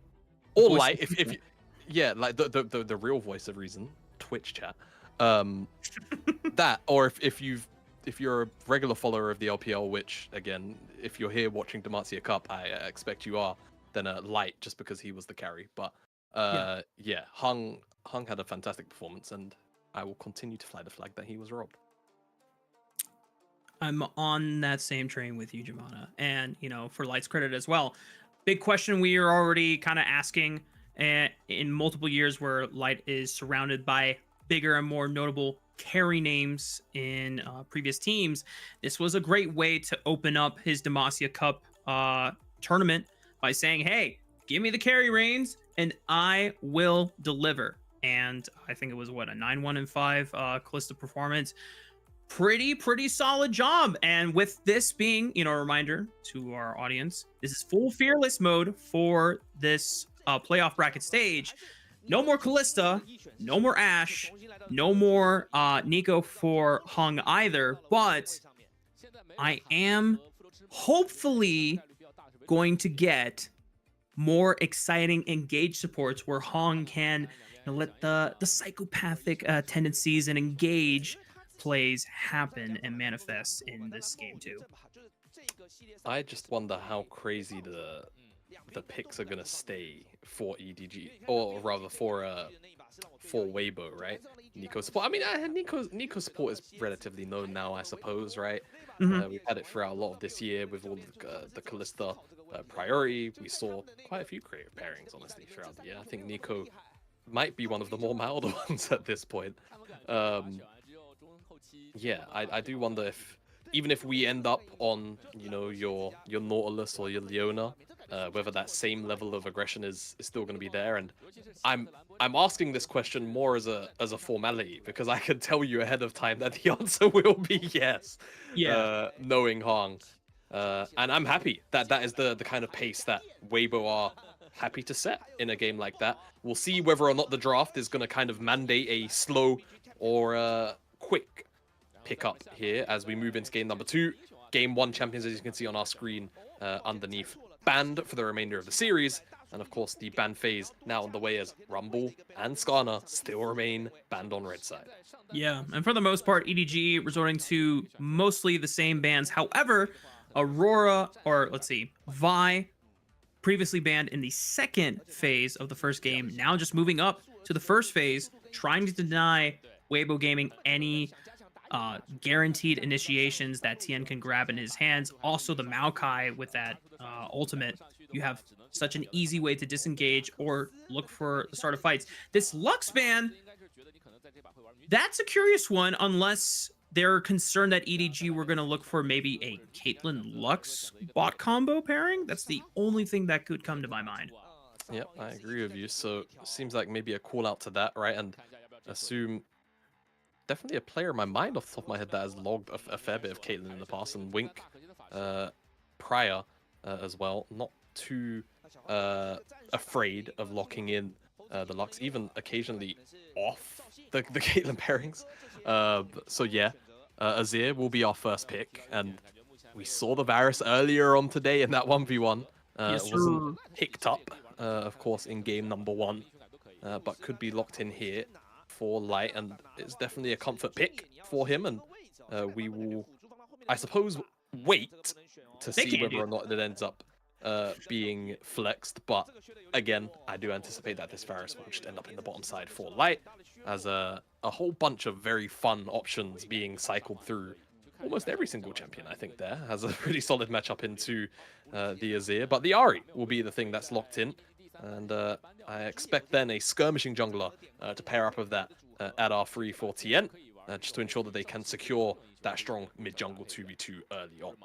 You know, it might be wishful thinking, but Lee and Ahri 2v2 would be pretty pog to watch, and it would be a return and a call out to, you know, Tien's signature champion that he, you know, ran throughout his Worlds run in 2019 with Fun Plus Phoenix back in the day, and, you know, getting a world skin for himself. But EDG, they're going to slam down the gauntlet for the early game in terms of skirmishing power. Renekton for ZDZ at least will have a little bit of brawling power, and always that level 6 power spike with the Dominus. And then, of course, Xiao Hao wanting to take the reset reins with this Viego. And for me, Jamana, I'm always excited about a team that has Viego on their team, because you can always have a win condition no matter what the game state is like. Yeah, I do agree, right? You pick up a reset with Viego, it can be absolutely game-changing. So I like that EDG have done that, but they do need Wink on a, you know, a hard primary engager to get fights going, to be able to pick up a target to kill, right? On the opposite side, though, Weibo go towards the Gnar. I'm actually kind of surprised we're not seeing a Jax here, even though he's had a handful of bans. Viego jungle, Renekton top. The matchup is a little bit annoying in the top side for the first, you know, maybe 6 levels, but afterwards you kind of just chill once you hit Sheen. And Breathe is, of course, no stranger to the Jax, and I feel like it also could have been a pretty nice flex to hold on to. But for the time being, happier to just lean in to that Gnar. And EDG a little bit more you know, worried about having to deal with some, you know, disengaged supports, right? Removing away the Braum yet again. And I feel like if I'm Weibo, you know, you're just picking R5 for Hong, right? You're waiting to see the entire composition, because R4 going to be Tien's jungle. You already see Viego on the opposite side. So I like where Weibo are going, banning away some of these, you know, frustrating-ish, if you're trying to push a lead, bot laners, move into jungle at R4, and then you get a counter pick on R5. The draft is really set up well for them to have a lot of success in the early game EDG are going to probably have a lot on their plate, but we'll have to see what they actually end up rotating for their bot lane as we move into 4th pick here for Weibo. Yeah, and the pool has been very, very thinned out for Assume in terms of marksmen that you can take for safety. But I'm also surprised alongside with you, Jamana, Weibo Gaming are not actually locking in their jungler of choice for Tian. They're just going to go ahead with the Rakan. This gives EDG an opportunity to get their bot lane counter pick of choice now, being able to see the entire bot lane for the side of Weibo Gaming. I am super surprised by that Rakan pick. Again, jungle blind wasn't actually going to be a thing. It was full information on the top side for Tien, but they're giving him R5, so we'll see what he potentially has in store here as Misfortune locked in for Assume. Very strong, despite, again, being hammered down a good couple of times this year. And there's that engage I was expecting to come out from EDG through this Nautilus, and it just makes sense. We'll see if he's still as aggressive as he was in game 1. Sorry, we'll see if he stays as passive as he was in game 1, Wink. But being on the Nautilus this time around, I do hope that he can actually find some solid engages. There's a lot of annoying mobility, so Nautilus is going to try and put a stop to that. As if it's just the Lee Sin for Tien, why don't pick it at 4? It's going to be Nocturne. I still kind of feel the same way, but it is very exciting. And we'll see what Tien can actually get done once he does have that Paranoia online. I'll come in with a little cope from a jungle perspective. You know, if EDG had actually locked in the Poppy, I would be less inclined to lock in Lee Sin. And it almost seemed like, okay, that's why they wanted to wait it out. They wanted to make sure that there is no way that they could lock down a super slippery champion like Lee Sin. But then, you know, like you said, it seems a little anticlimactic to save R5 for a Nocturne pick that would have just fared just as well in the draft in R4. I'm going to be honest. Who's Nocturne diving into, you know, to make things hard, to make things scary? Even the thought, like, the lights go off, there's a Rakan, ooh, there's an Ari, ooh, right? Like, the only thing here that makes sense is maybe a huge Gnar ult, right? Like, a big flank comes out from Gnar, and that's what really sets up a team fight. But otherwise, a lot of pretty decent self-peel just from the Shurima shuffle out of Xiaohu. So yeah, or rather out of Angel. So I am kind of as concerned as I was for EDG in their drafting game 1. Now for Weibo, a lot of burden of execution has been put on them via this draft, and EDG can kind of just pilot this game in a very standard fashion. They kind of have the textbook definition of, you know, a competitive League of Legends composition. Solid front line, consistent engage through Nautilus, mixed damage, a reset just for the love of the game through Viego. This is good. This is as bog standard as it gets for EDG. So yeah, Weibo a lot on their plate moving into this game number 2, and they're the ones that put themselves in this position. Let's remind ourselves. Right. So let's see how they navigate this. And the big thing for me, Jamada, that I was waiting for from EDG to put together with their composition is how or where is burst damage a guaranteed pick.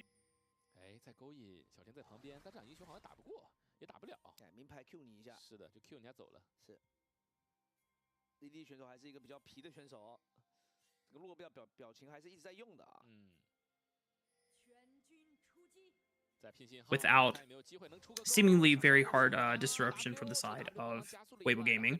And then with a lot of bursts and a guaranteed pick, that's one reset always guaranteed for the side of EDG. Now, we might have... Okay, we're back. And I see on my program, oh, we have level 1 engage. Looks like we had a ignite from Wink. Just trailing behind Weibo Gaming. Just gonna check in with my casting partner, Jamada. Are we back? I am here. Yeah, okay, we're good. On our side, for clarity, we did have a brief second of losing our feed. Just the way our system is set up has resulted in that. But we are back, and I don't think it actually affected the stream itself. So all good there. But yeah, every trade's early on. Heal out of Hong, ignite out of Wink, and again, just looking to really fight for this level 2. It seems like EDG are probably going to get the better of this as Weibo just look to yield for the time being. I'm just happy that we're not in a lane swap scenario. Oh my goodness, dredge line mechanics and hitbox. That's some BS, as EDG are going to get a nice little barrier from Light there.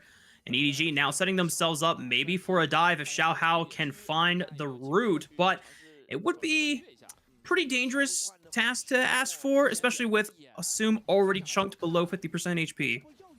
Yeah, well, the problem is Tien's playing Nocturne, not really a champion right now, and Light and Hung are still kind of level 1 right now. Tien is making his way down here. Problem is, again, his bottom lane are just so weak in comparison. It's going to be very difficult to play. Tien can maybe get his hands on this Gromp. I'm surprised Wink isn't walking around to just play nuisance to get him off this. Tien can finish this Gromp without smiting, and if he can walk on over and clip it, but it looks like he's not going to have enough time. But this is what you want to be doing in a jungle scenario. You know, if you are faced with an invade, drop the ego. Just know that you don't have bot lane prio to fight for your buff. Be thankful in the fact that you at least get your other 2 camps, and you're not completely denied out of the game. As now Xiaohao going to try to walk over to the top side of the crab, using that top lane priority to get one of these objectives for himself. Yep. Jungle freedom for Xiaohao. Always the pleasure of having priority lanes early on. ZDZ is going to get a pretty nice trade here onto Breathe, and trying to stay in melee range and keep it going, of course. That's the frustration of laning against the Gnar in the early stages. If you get a trade onto him in melee, in mini rather, then of course you kind of have to take the beating as you walk away as a melee champion. Does a good job and forces him back, understanding that Xiaohao could now be on the top side of the map, right? Doesn't want to stick around, be low HP, and then get dove by that Renekton Viego combo. Very, very difficult to avoid, and Tien still a little whiles away from being able to protect the top side. Right. And for ZDZ, he's now set up the wave where it is pushing towards his side of the map. He has teleport advantage. He could establish a freeze with Xiaohao on his side of the map and really put Breathe in a difficult position where he would have to overextend. And like you pointed out, even though Gnar in range form can slowly harass a Renekton out, if you are ever too far forward and you fall behind this Renekton, there's nothing you can do for the rest of the laning phase. Yeah, it does get very frustrating, right? Eventually we'll get to a point where you can start to neutralize the Renekton as this Gnar, but once that kind of situation occurs, it just gets really annoying. This is kind of the, point of frustration here for ZDZ, those kind of trades, right? Where you can't walk up into the face of the Gnar. As a stun comes through, double stun. Not going to be there. For a moment, thought in my head that Viego was waiting in that bush, but of course it was the Nocturne, so no real threats. These dredge lines have looked, well, they've looked like your standard Nautilus setup. As ZDZ, sheesh. I am surprised Tien continued to reset there as level 6 comes in. Maybe that's what they are worried about on the side of ZDZ. It definitely looked like ZDZ was very diveable in that state, but then the Dominus comes online, and then the angle is no longer playable. But nicely done by Breathe to be able to regain a little bit of that lane control, force the TP out of ZDZ thanks to Tien and giving him a hover, and ensuring the safety despite Xiaohao being on the other side of the map. As now Xiaohao is pathing back towards top side, is going to be playing around that level 6 advantage that ZDC has on this Renekton, and should guarantee prio for these Void Grubs. Yeah, should do prio both lanes here around the objective. Weibo not super interested in picking up this dragon, and of course the bottom side priority looks the way it does for the time being. They're waiting for a wave to stack back in EDG. So maybe after the Wolves they'll go towards it, but they'll certainly be behind on tempo. Light wants this reset, and Rafa, he's not basing in the best of places here. Wink, and all the bases desynced. I mean, Hung will be able to at least stop Assume's damage, but Light is already forced to flash away. The Ignite is ticking down. It's going to get some chip damage back in, but that is both summoners gone off of Light's Varus, and Assume and Wink now putting themselves in a position to capitalize on the next all-in. Yeah, they will now be able to hopefully find a complete lockdown here onto Light. Maybe Xiaohao gets involved on the play as well. No flash on Varus. Always feels quite scary in the early game. This dragon will be picked up, though, in response to those grubs a moment ago. Again, still a little bit behind on tempo, but really not the worst thing in the world. As unlike last game where Weibo, in the early game, a lot of criticism around their Dragon control at the very least. Not really picking them up with that Kalista lane. Still able to do it here, despite, honestly, being pretty heavily pressured in this 2v2 down in the bottom side of the map. Yeah, just taking advantage of the fact that Xiaohao has put a lot more of his resources and priority in playing through topside, and I think this is where a little bit of that, old camaraderie between Xiaohao and ZDZ on, previous rosters together has come into play, where, in game one, they weren't playing the most proactive champions together that could, skirmish heavily in the early stages of the game. And as we jokingly alluded to, maybe ZDZ asking for a champion that allows him to actually fight for his life instead of the Udyr pick that we got in game one. And already ZDZ and Xiaohao starting to defend for themselves. But we're still now a couple of minutes and a half away from the second rotation of Grubs. No real action has sparked between these two teams outside of the bot lane skirmishes. Xiaohao will find Hong, but he should be able to dash away once he gets in range to light to battle dance to safety, as whoa, Xiaohao really wanted that. Yeah, it was just a little bit slow on that Heartbreaker pull of Xiaohu. Angel. Is Angel in trouble? Xiaohu. One more, like you said, a Jamada First Blood goes over to Xiaohu. Yeah, I mean, clean pickup there for Xiaohu. Not sure how it transpired, but I'm sure the observers will highlight that for us shortly. We got the look at the bottom side there. Xiaohao was just barely short on that Heartbreaker. But what that play and the resulting sequences then given us is this play onto light, no flash, remember. I'm not sure if the depth charge was ill-advised, because now Tian gets a free engage onto Asumu, who's forced to flash over the wall. Paranoia lights turned down, and Wink has got nowhere else to go. And Xiaohao, remember, he used the Heartbreaker earlier, so he would have to flash if things get dicier. Here comes the bullet time. It will push Weibo Gaming back, and that does preserve Xiaohao from having to use his flash. Yeah, Xiaohao holds onto his flash. A play, a little bit awry there for EDG. Again, wanted to capitalize on light not having that flash summon spell, but Tien in the area. I'm hoping this is going to be the replay for this 1v1. So it's Angel that engages in here, doesn't get the shuffle off, gets hit by the charm, and then there's just enough damage over time here from Xiaohu. Both sides of the queue connect on the next rotation, and yeah, W as well from the Spirit Rush, of course, and one more auto finishes up Angel. Not much to talk about there, just very overzealous from Angel, as this play down here from Wink. Again, looking to capitalize on light, but the problem is Xiaohao is just not close enough, focused on that blue buff. A little bit too split apart, EDG here. The idea, good execution, not so much, and unfortunately Weibo were there in the area to capitalize. Weibo Gaming, it's not a massive gold lead to run away with, and in fact, it's not even more than a couple hundred here, but it does mean that a few of the item breakpoints are accelerated in the hands of particularly Xiaohu and Tian, who are kind of tasked with making a lot of the plays here. Spirit Rush and Paranoia trying to dive onto what is now a flashless Assume could help catapult this lead for Weibo Gaming further into the mid game. Yeah, it certainly could. I mean, the game state feels really, really good for Tian, as, for Weibo, as Tian has to walk away here from ZDZ. Does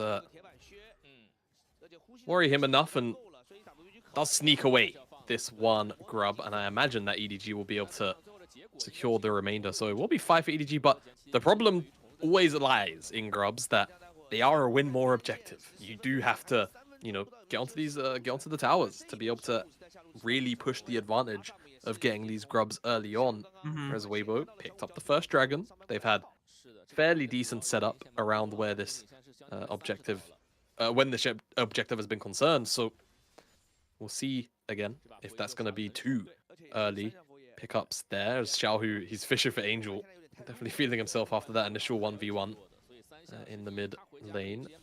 And EDG again really now have to make a hard decision on whether or not they want to give up this next dragon, with Xiaohao resetting right now, 30 seconds left on that dragon. It has to be for Triforce. It can't be for anything else, and it is. Okay. Maybe they can fight on that spike, but even in saying that, Xiaohu has the Malignance. There's no completed item for Angel. And Light right now, honestly, short of Assume finding a really big bullet time, I feel like Varus is always going to be a little bit more useful in an early skirmish just because of the Chains of Corruption and that single target potential of being able to blow up the first person that they find. Yeah, it really does come down to how confident EDG are around Xiaohao finding that first reset because, yeah, I mean, now we're getting a Nashers completed by Angel just in time before this dragon fight, but still, as you called out, a lot of the CC pick potential is more favored towards Weibo Gaming since key targets are down to Flash in Assume and Angel.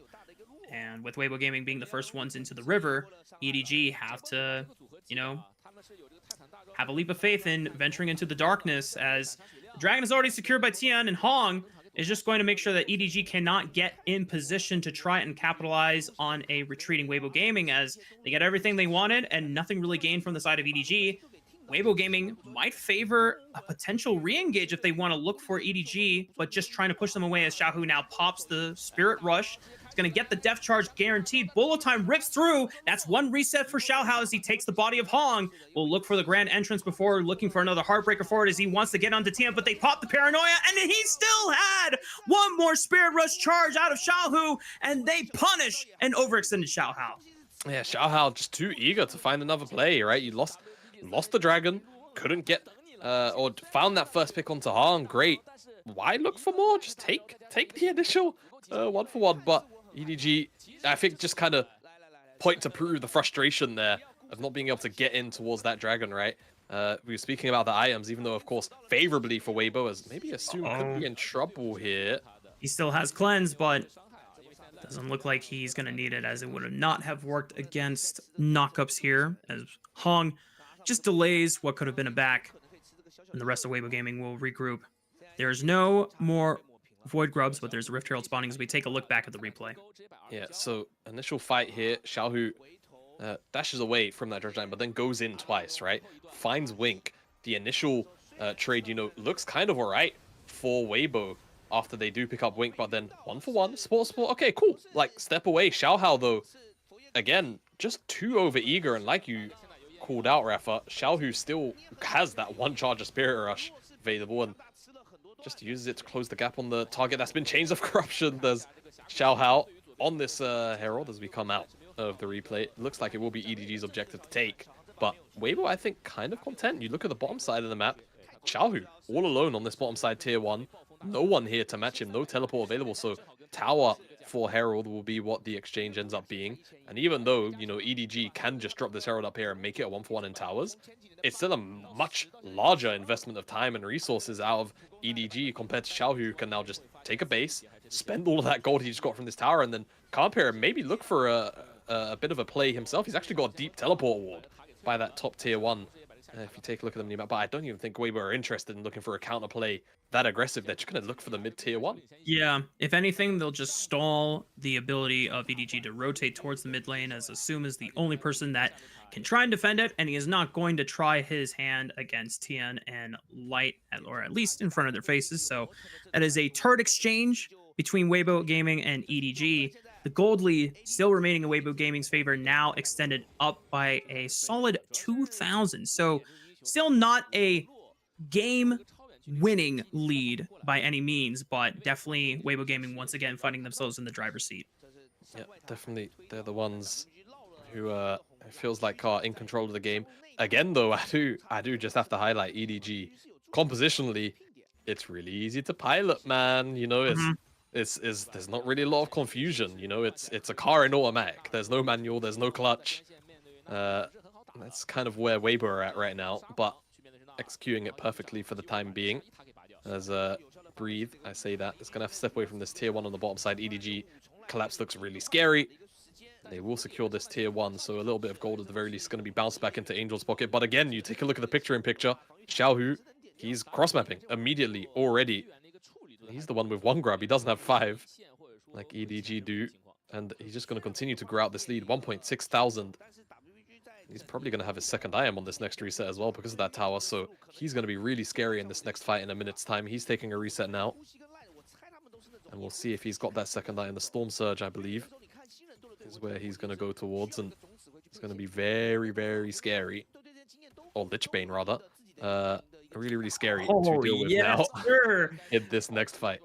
I love this. Such an aggressive build for Xiaohu. You know, after the Malignance, now you have an item that is going to give you even more lethal potential in going for these skirmish scenarios, the 1v1s, the pick scenarios where you go in, you get a charge of the Lich Bane off of Spirit Rush, and then you just add that extra bit of damage to force a key target out of these fights. And with Dragon coming up in the next 20 seconds, if Weibo Gaming secure this, this sets them up to have Soul Point in a very rapid fashion, and that does put a timer on EDG's own hands as Weibo Gaming now starting to get vision control. EDG have to be careful about how they enter. Yeah, a lot of wards everywhere for Weibo, their side of the jungle as well. We've got complete information on where EDG are and could be in the event that they even lose control of the mid lane. They're looking for ZDZ, and ZDZ don't check the brush. Don't do it, man. No, he's fine. No one's actually waiting there anymore. No threat of an immediate charm. But Weibo could actually find themselves collapsing. These shallow wards might end up working out for Weibo here. As it's just a game of cat and mouse at the minute, and a hook's gonna come in and the lights are off. Yes, sir. Xiaohu has been cut off, though, by Xiaohao, but he's able to Spirit Rush back to the safety of his team. Tian going in, immediately repelled by Angel's Emperor's Divide. And that is a Weibo Gaming jungler that has been chunked out completely of the fight. Weibo Gaming would have to fight without Tian by their side if they wanted to compete for this dragon, but it's burning down so fast. That's a solid win for EDG. It's a very solid win for EDG. No threat of a Cloud Soul in 5 minutes time, Rad. Honestly, Cloud Soul on high key, all of these champions actually very, very scary to think about, right? Not being able to get away from Nocturne, Ari being even faster with all the dashes, and need I really mention Rakan? Yes, sir. But does start off here with the dredge line and the supports finding each other, and of course Xiaohu off on the side. The initial engage from Tian is very, very potent onto Assume, right? A lot of chunk out damage, but again, the Emperor's Divide is such an easy to use tool in that kind of situation where it's just one person, and in this case Tian, who's already used the spell shield. The disengage is good, and the chunk out onto Weibo. If they're not able to all kind of be in unison, pick off that first target, that split off target, then the fights get really hard. And again, really just highlighting how easy it can be for EDG, even in a situation where it's not really a true front to back, right? Once they can reform in the middle of those fights to have their carries behind their tanks, life just gets super easy. So Weibo have to do their best to really break apart that teamfight formation. True.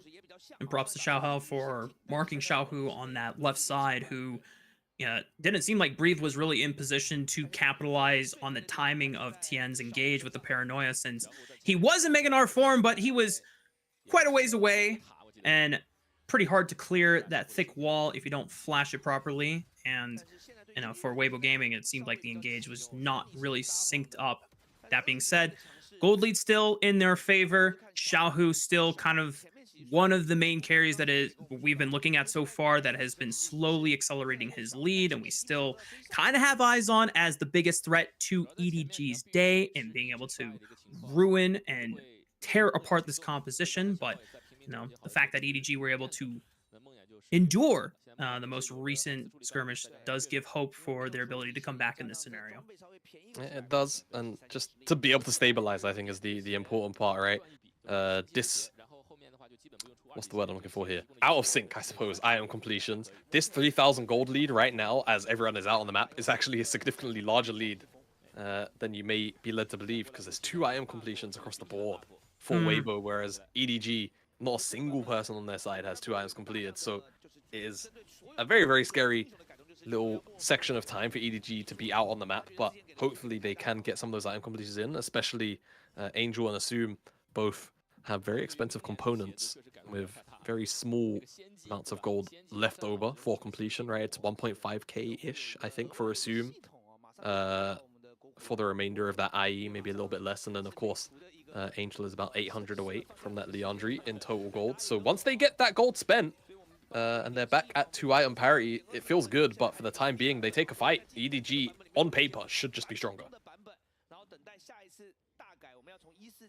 And for EDG, Baron has spawned, and that's where they're keeping their eyes on. TM pulls the trigger, wants to look immediately for Xiaohao, forces him out of the fight, and that does isolate Wink for the taking. Weibo Gaming pick off the straggler from EDG's side. They guarantee the numbers advantage, and now Curiosity will pique Weibo Gaming's interest if they want to just turn for the Baron, but they are using EDG's own lack of vision to their advantage, trying to bait them into walking into the jungle so that they can get another guaranteed pick without having to start up that objective. But it looks like they're not going to go for it. Just going to take the pick and take the base.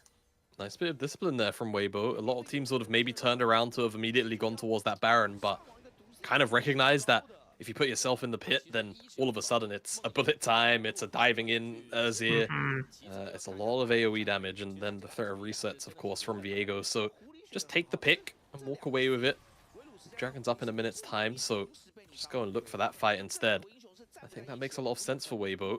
They're not on a hard timer, though. It would have been nice to have certainly tried to force the fight. Problem is, you use the paranoia and the quickness. It's very difficult to try and actually find a consistent re-engage as Wink is chunked out, and that's a really irritating timer because I'm not sure he's going to have enough time to go back, reset, and then be full HP for this dragon.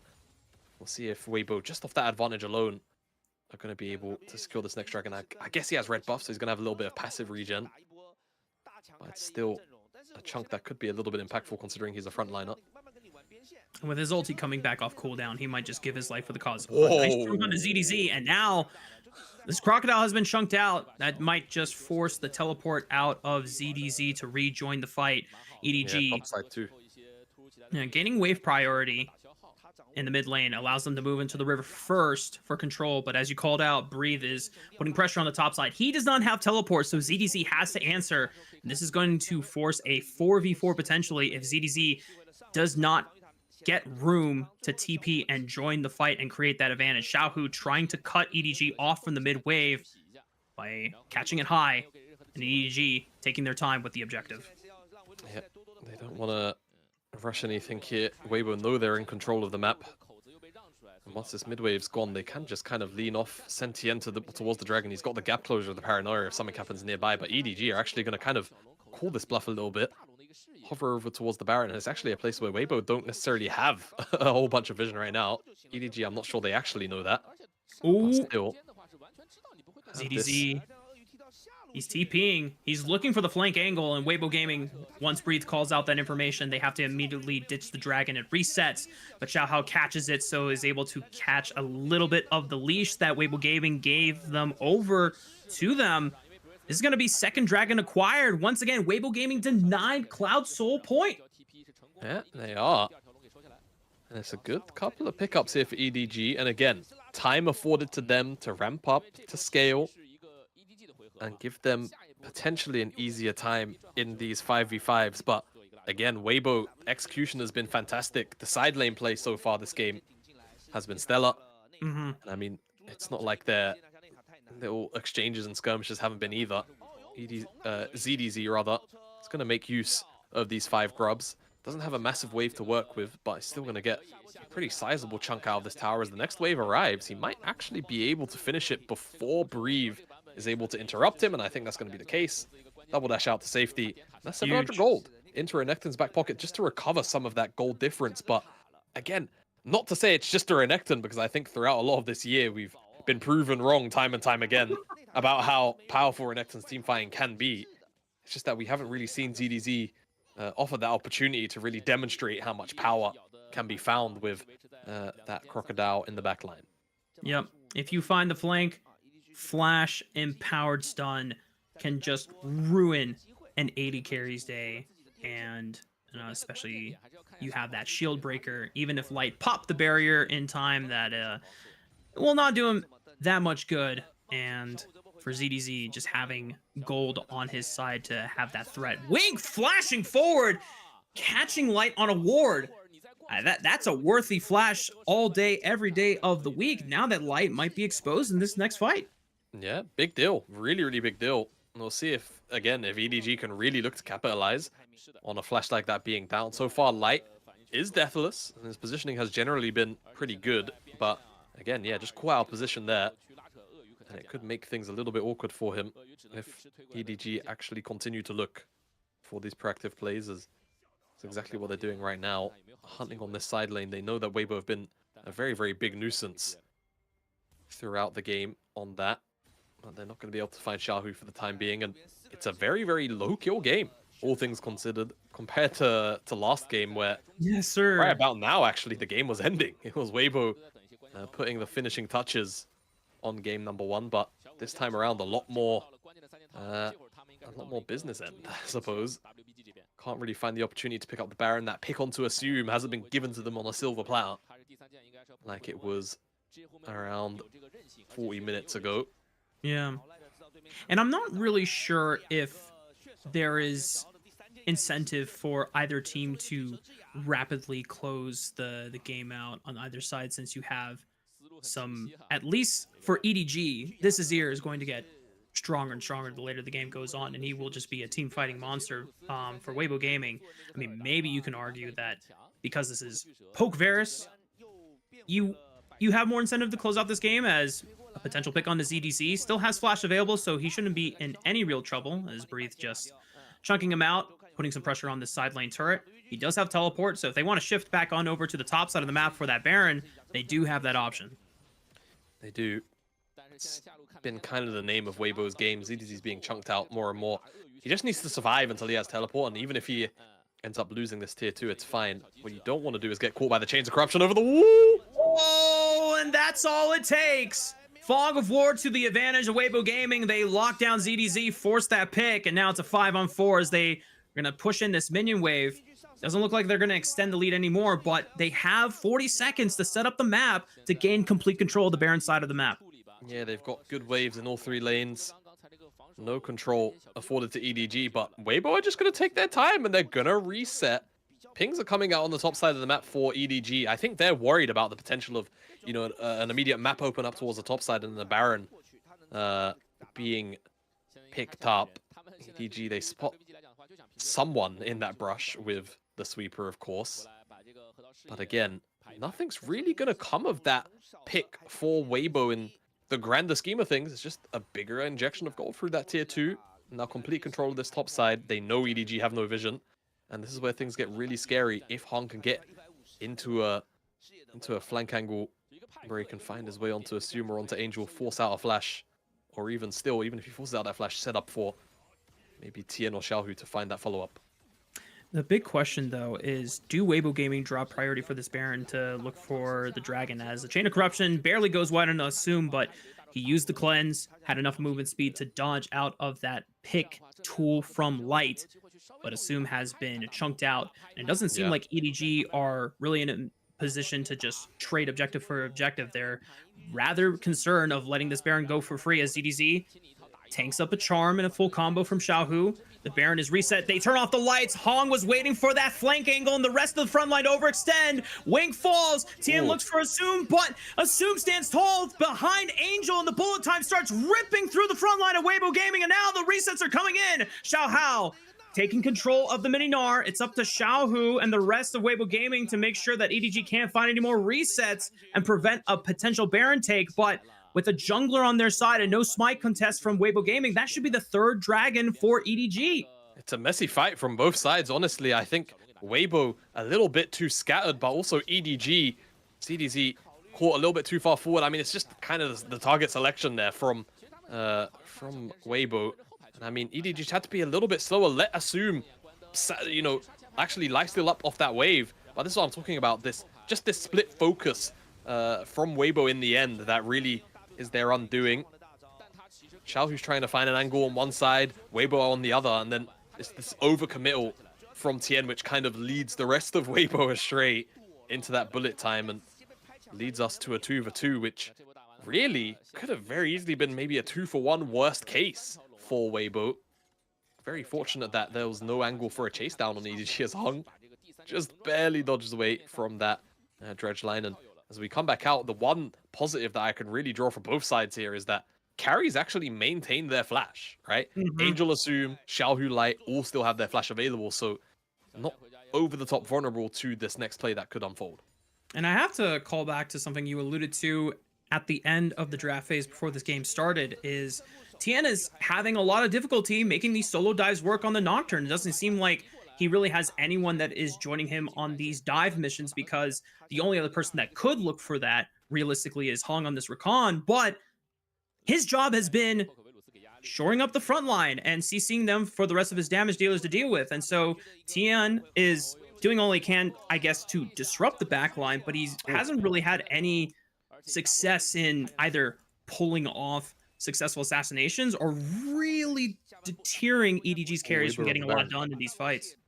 Oh, I take that back. Yeah, no, I agree with you. I mean, it was one of those things that, you know, you see a Nocturne, and especially in the context of, this was an R5 Nocturne, right? This wasn't like, you know, an early Nocturne and the composition was built around it. It was like the comp was locked in. And Tien said, yeah, Nocturne looks great here. So it has definitely been a little bit of a struggle on his end. Though, as we say that, speaking of struggles, EDG are struggling to lock down Breathe, and he is going to pick up that tower. He even still got the gold for damaging it. So, wow. 400 gold in his back pocket and more pressure onto the side of EDG as, yet again, Weibo, you know, not eager to pull any kind of trigger here. Force out a teleport maybe from ZDZ. Just, yeah, take the slow route and reset. They're at 4 items now on their carries. Significantly ahead of EDG at this point in the game. As, despite that fact, EDG happily, and I'd say brazenly start this Baron. Tien's in the area. Breathe is in the bottom side. He has TP, but like, why even pull it unless he's gonna have Mega? And he will. Lights are off, Rafa. Let's go.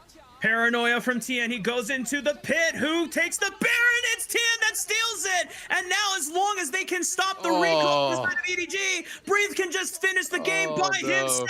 Weibo Gaming don't have to overcommit. They just have to continue corralling EDG in this river, but they have the numbers advantage even without Breathe in that Baron fight at all. And that just seemed too damn easy for Weibo Gaming to pull the wool over EDG's own eyes. GG, well played. A clean 2-0 sweep for Weibo Gaming. It's just a complete disaster. It's worst case there for EDG. Going for the Baron. Again, they were down that one item. It's just the worst. It's a frustrating moment there from them. But it felt like they were kind of at their wits' end. I do feel as though if Weibo won one more fight anyway, it would have just been an additional fight on top into a game win. EDG, I think, maybe just recognizing that, go for the Hail Mary, and yeah, unfortunately, lose out big time.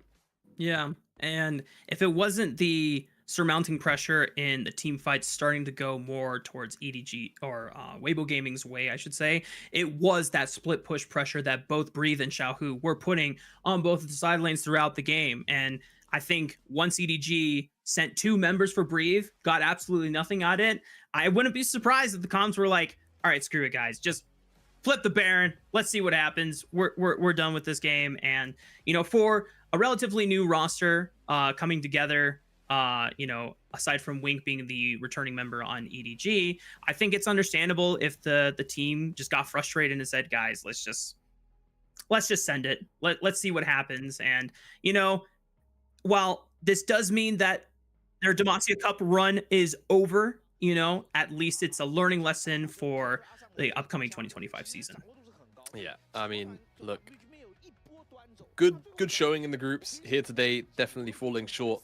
But I feel like falling short to a roster like Weibo's here is no major shame by any capacity at all. And yeah, I think we still had a couple of bright moments for some of these players here. It's very clear to us that Xiao Hao is going to look to be very, very aggressive. I think it's more about, you know, finding that fine line of discipline, if that's going to continue to be the case, and being able to be in sync with players like Wink and your mid laner Angel at the moments where it matters the most. Sucks to be out, but that is the nature of the DEMACIA Cup, very cutthroat in that best of 3 format that we all know and love here in the LPL. Weibo, though, honestly, Tien plus falling short because I am on too little sleep. Hung, thank you for the graphics cycling through. A great combo. Honestly, I've been very, very impressed with how they've operated. Yes, Tien had a bit of a lackluster game in terms of overall performance, but I think that's more to do with this champion in this specific setup as opposed to Tien making the incorrect decisions on repeat. But exactly what I was expecting out of Hung, right? Strong, solid, consistent engages, always looking, right? Always on the prowl for these backline members of EDG. And that he did do successfully here tonight. Was robbed of 1 MVP. I'm not quite sure I can say he should be getting MVP in game number 2, unfortunately. I do anticipate that's probably going to go over to Xiaohu or Light for their performances. Likely Xiaohu for all of the mid-game shenanigans. And of course, this solo kill onto Angel, which really came out of nowhere. It was Angel handing him this one on a silver platter. But hey, you know, you take what you get. Yeah, I mean, if you give a window like that to be punished and then be gifted a snowball, you know, you don't waste it. And Xiaohu is definitely a player of a remarkable caliber and a quite an impressive resume over the years. Multi MSI champion and world finalist as well. I mean, if you give this guy an opening, he's not going to waste it, even if it is, you know, not part of the main 2025 season. You know, this is a chance for Weibo Gaming to really start seeing what a early preview can look like with Tian and Hong on the roster. And, you know, it doesn't seem like, based on what we saw from Weibo Gaming throughout summer and at Worlds, that they're not playing that drastically different in terms of side lane play here. No, they're not, right? They're playing fairly similarly, right? I just think that, at least from what we got out of Hong today, we're definitely going to see a lot more aggression, I think, come out of the support role. It's not that Chris wasn't a playmaker, but again, I'll continue to call him what he is. Hong's a psycho, man. Like, if he feels like he's got an in, he's taking it. And I think we got a pretty good case study of that here today, to be quite frank. And again, I think if you're a Weibo fan, and I know there are plenty from the 2023 year, you should be looking forward to this next, you know, this next series for them, but also 2025 once you roll around to that.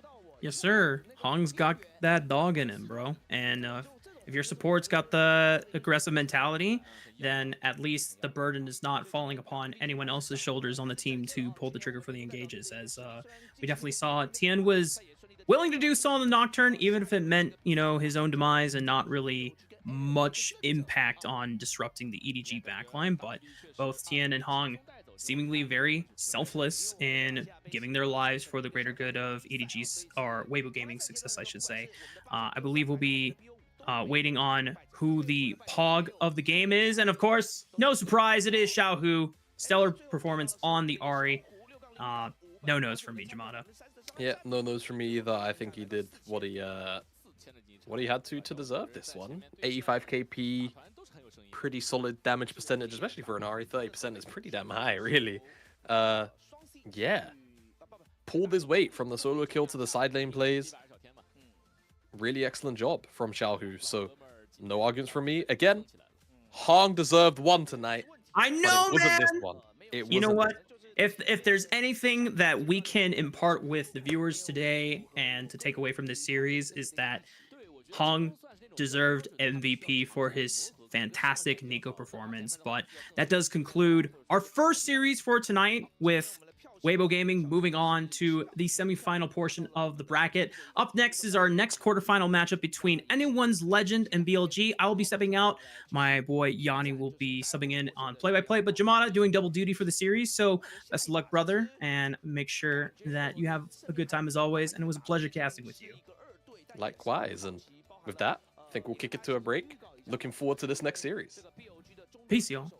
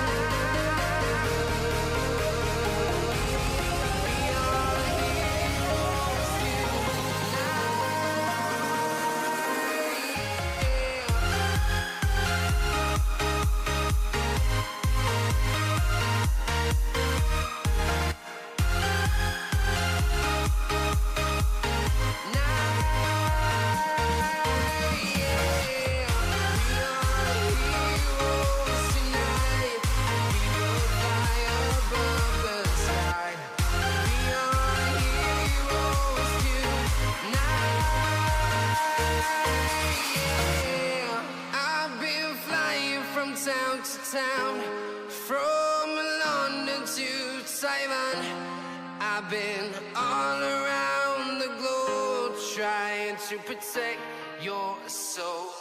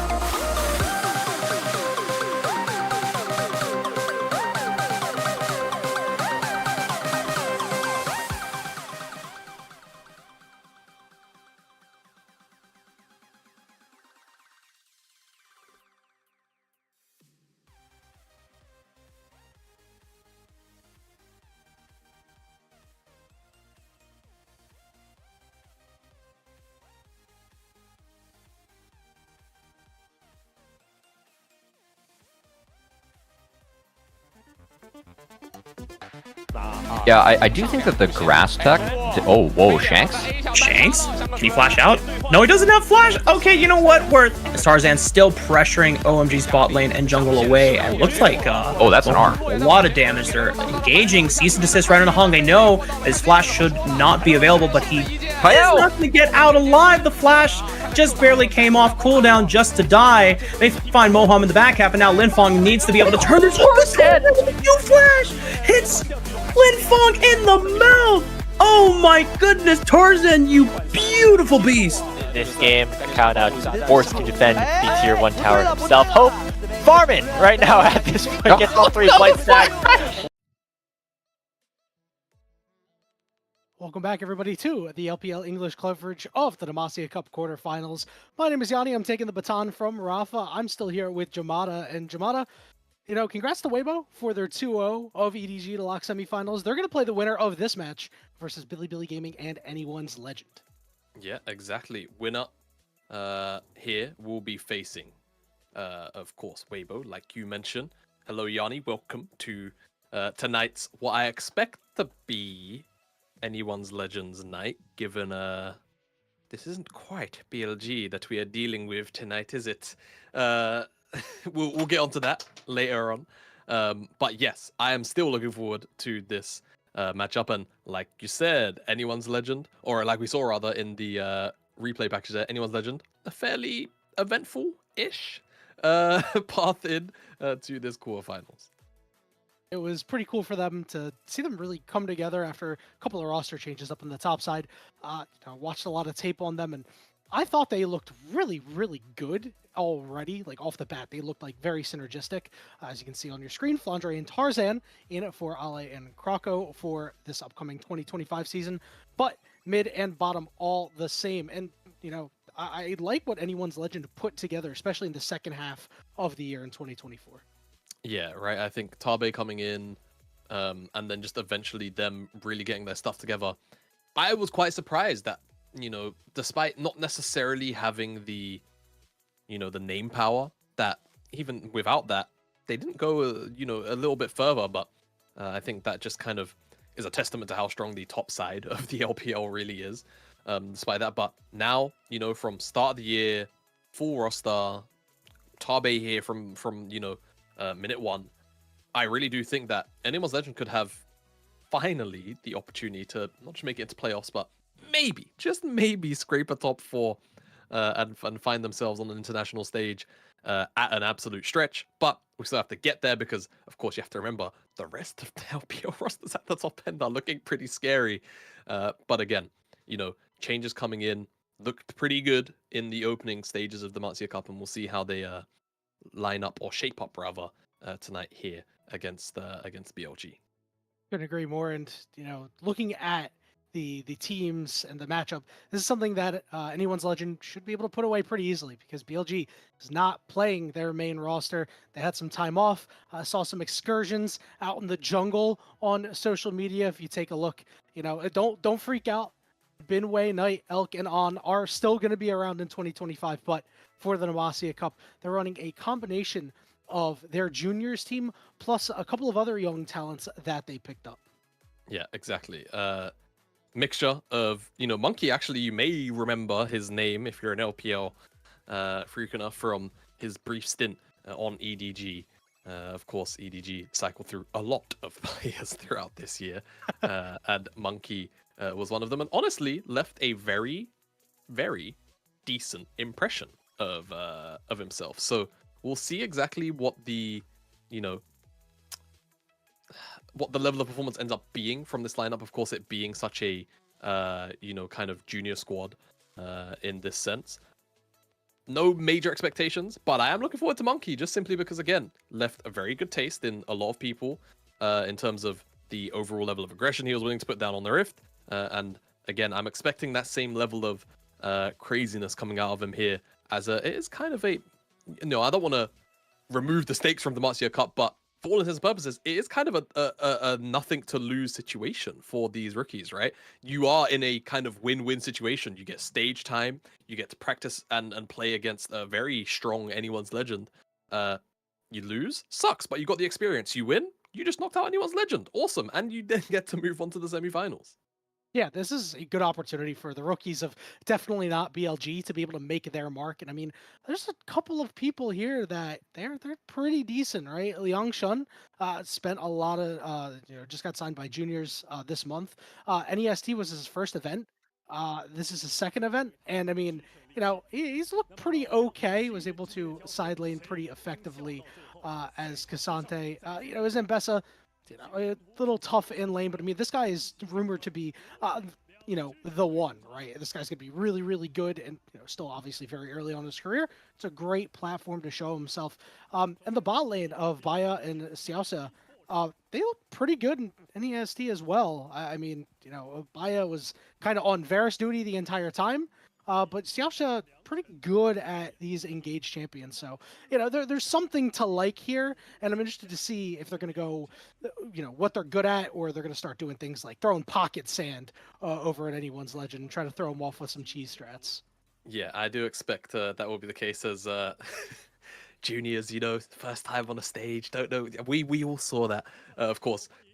Ritualistic on the player walk-ins, and sometimes you do have to walk a certain way around and such, as anyone's legend will take to the stage, and a lot of excitement, of course, like you mentioned, around the young players and talent that BLG will be fielding here for the DEMACIA Cup. Not so much on the side of anyone's legend. A lot of experience here, honestly, across the board. Very, very veteran roster. Flandre, of course, 2021 world champion over on EDG. And I think just about everyone else. A very known entity inside of the LPL, and of course Tarzan in the jungle. So expecting quite a bit here tonight. And of course Tarzan, first game on stage with his new organization. We did just see, of course, Weibo win that tour. So maybe a little bit in it for him, you know, to win this series here today against this BLG lineup and then go on to face Weibo in the semifinals. Yeah, well, you certainly don't want to take even a singular loss to this roster, because that'll shake you to the foundation a little bit here, Jamada, with the expectations that anyone's legend has. You know, and really for anyone's legend, it feels like you just want to see the growth in 2025 from guys like Shanks and Kyle. Mostly because we know that Hope has been there, done that, has done very, very well at Worlds. We know Tarzan and Flandre, what their resumes look like. Shanks, this is a good opportunity for him to have a breakout year with all of the strong talent around him. Yeah, I 100% agree with you. And I think for me, you know, Hope had a really strong bounce back year. Beg your pardon, on an individual level. Ever since that, what was it, 21 or 22 year at JDG? It might have been both years, actually. Just, you know, a very strugglesome time here in the LPL. But really did bounce back in terms of individual performance. And like you mentioned, Shanks, yeah, I think I've had my eye on him since I first started guesting here in the LPL in 2022. Of course, the player that we thought WE were going to build their kind of franchise around lost him at the start of this year, and honestly, I think it's a big loss for WE, and he's been performing pretty damn well on AL, and I'm hoping, like you say, you know, this year wasn't quite as breakout year, but perhaps next year can be. Yeah, Mage Master Shanks, it was a tough year for him, mostly because, you know, the meta didn't really suit him super well. Obviously, a couple of mages came in a little late. Probably would have done him some good if his team was able to get to Worlds or anything like that. But unfortunately for the regular season, that was not going to be the case. We've made it into the picks and bans, already seeing Rumble taken off the board. Rumble is a high priority pick, so glad to see that's gone. And 80 carries just aimed away and fired over on for this 1v1 specifically. Yeah, it is the side pick 1v1. Side pick. Forgot 1v1. about that. They banned a lot of 80 carries for that. Is that what we've seen? Only one of these. What's the meta for these? Yeah, I was gonna ask. Yeah, you know, unless there's like kind of a prearranged agreement between the teams, you know, I do imagine that it will very often end up being ADs very consistently, just because, yeah, you know, you don't want to actually. Here's the important question. Do we know if it's blind pick? Do we know if the other side knows? Because that's a very big deal. Like, can they see what each other are hovering? I'd imagine it would be blind pick, because I don't think client side you can get. All right, let's see. So, all right, they're sending Haru versus Flandre here, and it looks like we're going to see Corky and those look locked, right? Oh, that looks like the client. Someone dodged. Huh, interesting. And also, by the look of the client, accidental pick. Yeah, I haven't been on Tournament Realm for a very long time, but the look of that client, it looked like they were in ARAM. Yeah, I think it makes a lot of sense. That throws a lot off, though. It's like, because now you've got that increased gold. Those initial ARAM items, if you're an ARAMer out there, you're eating good. Yeah, you are. I think maybe because, you know, as we saw from the first 1v1, they're of course on Summoner's Rift. So my assumption is that someone accidentally set the game up in it's actually the Bridge of Progress right now, I guess, right? Yeah. And forgot to set it to Summoner's Rift. So I assume that's going to be adjusted. So I want to ask, what would you prefer? Would you prefer the 1-on-1 to be on ARM or on Summoner's Rift? ARM's a little bit more fun, right? I think the brushes in the lane, items, yeah, it just sets up for a much more entertaining 1v1. Yeah, couldn't agree more. Especially because you started at level 3. Like, what are we doing here? We're gonna start at level 1. Like, we could be farming till we're level 6 here. This is not what we want, especially for trying to get side selection. So I'm interested to see if they're gonna have to keep those picks, especially because Flandre's gonna pull out a Heimerdinger. Like, I mean, listen, and maybe it is the 1v1 meta because of those turrets, right? And all of a sudden you're gonna see, actually. Does this count toward, like, will there be an entire statistic for this at some point during the year in 2025? Will there be a I'm actually excited. Huh. I'm pretty sure it's just for the Demacia Cup. That said, it would be pretty fun if we did get full-blown statistics. I think for the Demacia Cup, though, we're just going to end up with a lot of very boring range champions. And the most fun we will get is that Draven Varus matchup. Okay, I mean, that's at least pretty fun. Jamada, what are you picking in a 1v1 for side selection? Draven's a good shout. I think Draven's always pretty good. Lucian was always the old go-to. Excuse the dog, he's angry. That was going to be my go-to. Yeah, I mean, he wants the game to start just as bad as everybody else in the chat and you and I. Yeah, he does. Yeah, Lucian was like the old meta, actually, now that I think about it. That's like one of my go-tos as a champion in general, even still. I know he's not that great right now, so like I know I'm probably picking him for a 1v1, but even though it's not the best pick. Fair. I can't complain about it. What else would make for a good 1v1? What summoners are you taking in the 1v1? Oh well, I mean Barrier has to. For sure. Barrier is a non-negotiable. I mean the problem is you can't really not go double combat summoner spells. That's for sure. Yeah. I think it really if you. Are you an Ignite gamer or an Exhaust gamer? You know, like that's really what we're looking at. The other thing is that we need to know whether or not it is blind or if they can see. Again, I assume it's blind. If it's blind, I think you're probably always Ignite. I think if it's blind, it's always Exhaust. Because Exhaust is just a much more useful tool. All right, well, let's see what we got. And it seems like they agree with us because, yeah. All right, excellent. Oh wait, it's teleport flash from Heru. Whoa. That is the face of a guy who has realized that he took his in-game summoner spells for this 1v1.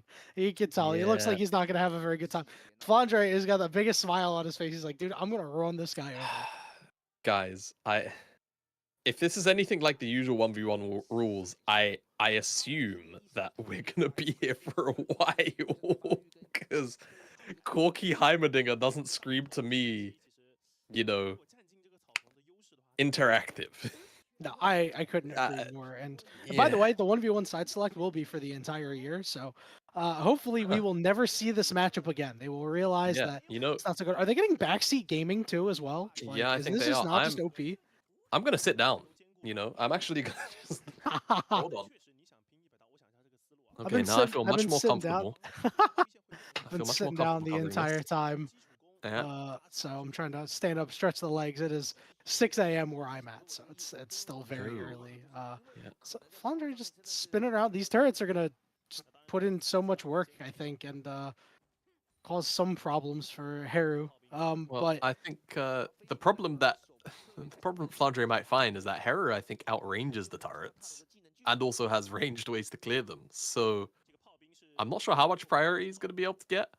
And my bigger worry, Yanni, is actually that we're battling for 100 CS. Yeah, that's what I was gonna say. I was like, I think we're on 100 CS. We're certainly not on turret because we got plates. We're certainly not there. Now, this is singular kill, right? This isn't like double. Need first to 2 kills or anything like that, as far as I know. Not sure if you. I'm not sure what the win conditions are here for the 1v1, but if it's anything like the traditional 1v1s, we tend to see it's. Oh no, he's down to CS. It's first to 100. It's so over. It's over. It's first to 100 or first blood or first tower, whichever comes first. And oh no, he didn't miss it. It just didn't come up. I'm blind. Well, it will just be the most hotly fought 1v1 for CS that we ever see. Without a doubt. And well, it appears we have some time. I want to talk a little bit about how this BLG roster is here. For those who don't know, as we talked about, definitely they're definitely not BLG skin because they finished so well at Worlds. They were automatically given a quarterfinal slot. And they decided to give their main roster a break. They had a really nice vacation, like I said earlier. They were out in the jungles of presumably China. I don't actually know. And I was like, is he gonna get the exact like province that they're in? Oh no, no, bro! I have no. no idea, man. But they were looking spiffy at All Stars the other day. I don't know if you saw them all in their suits on social media. That was really cool, and it's a good opportunity to give a lot of their young players a shot. The heroes of tomorrow that we'll be looking for, or if they play well enough, maybe even summer split. Maybe we'll see them sooner rather than later. Yeah, you never know. I mean, BLG do have quite high aspirations, and I think when you have aspirations as high as BLG's, that you need to have players ready on the come up, right? So, giving opportunities to your, effectively your academy side is always very, very, very valuable. And like you say, you never know. You might end up seeing them sooner rather than later. Even though BLG again, had such high aspirations, double back-to-back LPL champion, finalists at both internationals. They did eventually swap out Shun, right? Don't forget, for Wei, and even in very successful rosters, you can see those situations where players get subbed out. But, yeah. Sometimes you got to tinker with it a little bit, and it works out really well. One thing I want to talk about pertaining to this 1v1 is teleport actually the strat here on Corki, because he burns through his mana so fast. You get to get an item up, and then just kind of engage and hope that you're stronger than the summoner spells? Is that what we might be seeing here? The tactical advantage is going to be getting onto the wave again quicker, right? Oh no. It's so doomed. So this is where things can get like nice for Heru, right? Teleport back, maybe get an immediate hard shove, right? I think he should have maybe done it there, but maybe he's just worried about, Flandre being back sooner rather than later. I mean, the Valkyrie is going to be insane here because Valkyrie's increased damage. Yeah, but it'll just eviscerate the wave. I mean, Flandre's already back though, so like I think you had to do that even though you were quite low on mana. I think you had to clear that first wave immediately, just make it crash and then teleport back, keep that advantage, but it's not what he goes for, so teleport blown, and it does kind of just neutralize the potential lead Flandre was growing. Good chunk as Heru decides it is time to go in. He gets exhausted, but he's doing a lot of damage to Flandre, who's eating so many rockets. The barrier, the Valkyrie. Oh my god, the cannon minion. The cannon. The cannon? Okay, no. Everything's fine. The Void Grubs have spawned. I don't know if they're going to be relevant, but they have spawned. This is so close right now. As Heru is so low on mana, he doesn't have a big one in the back pocket. I fear we might just see a bouncing grenade that's not going to land. I fear we might see another back here. Yeah, I hate to say it. No, I hate to say it. Oh, he's going to cheese it. Oh, but does he know about the LED? He's not playing the next brush. But Heru's not playing the next wave. Oh. I mean, you can't, right? That's such a huge risk here, and well, okay, you theoretically could, right? It is side select in the quarterfinals of the DEMACIA Cup. You could theoretically have just gone for it. I don't think it's going to be the worst thing in the world if you do not get the side selection here. Yeah, I don't think so. I mean, what's all right? Glass half full here. It could be a good opportunity now for Heru to just try and look for a 1v1 kill. No armor on Flandre, no exhaust, no barrier. Just go get him. Just go get him. Yeah, just like go, right? Tank the damage. Corki actually deals far more damage than you think even this early on. If you are He's unfamiliar. Got a Negatron cloak. I know, but this is so good.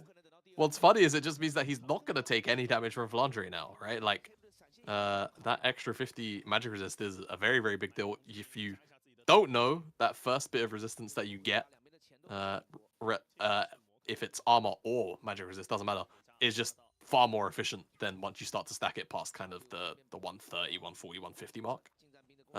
So yeah, this initial burst of MR is going to make him take way less damage from Flandre's poke.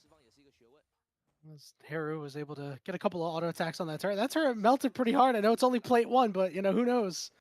Crazier things have happened. It's probably not going to be a turret. I mean, if it's a turret victory, that's just embarrassing, right?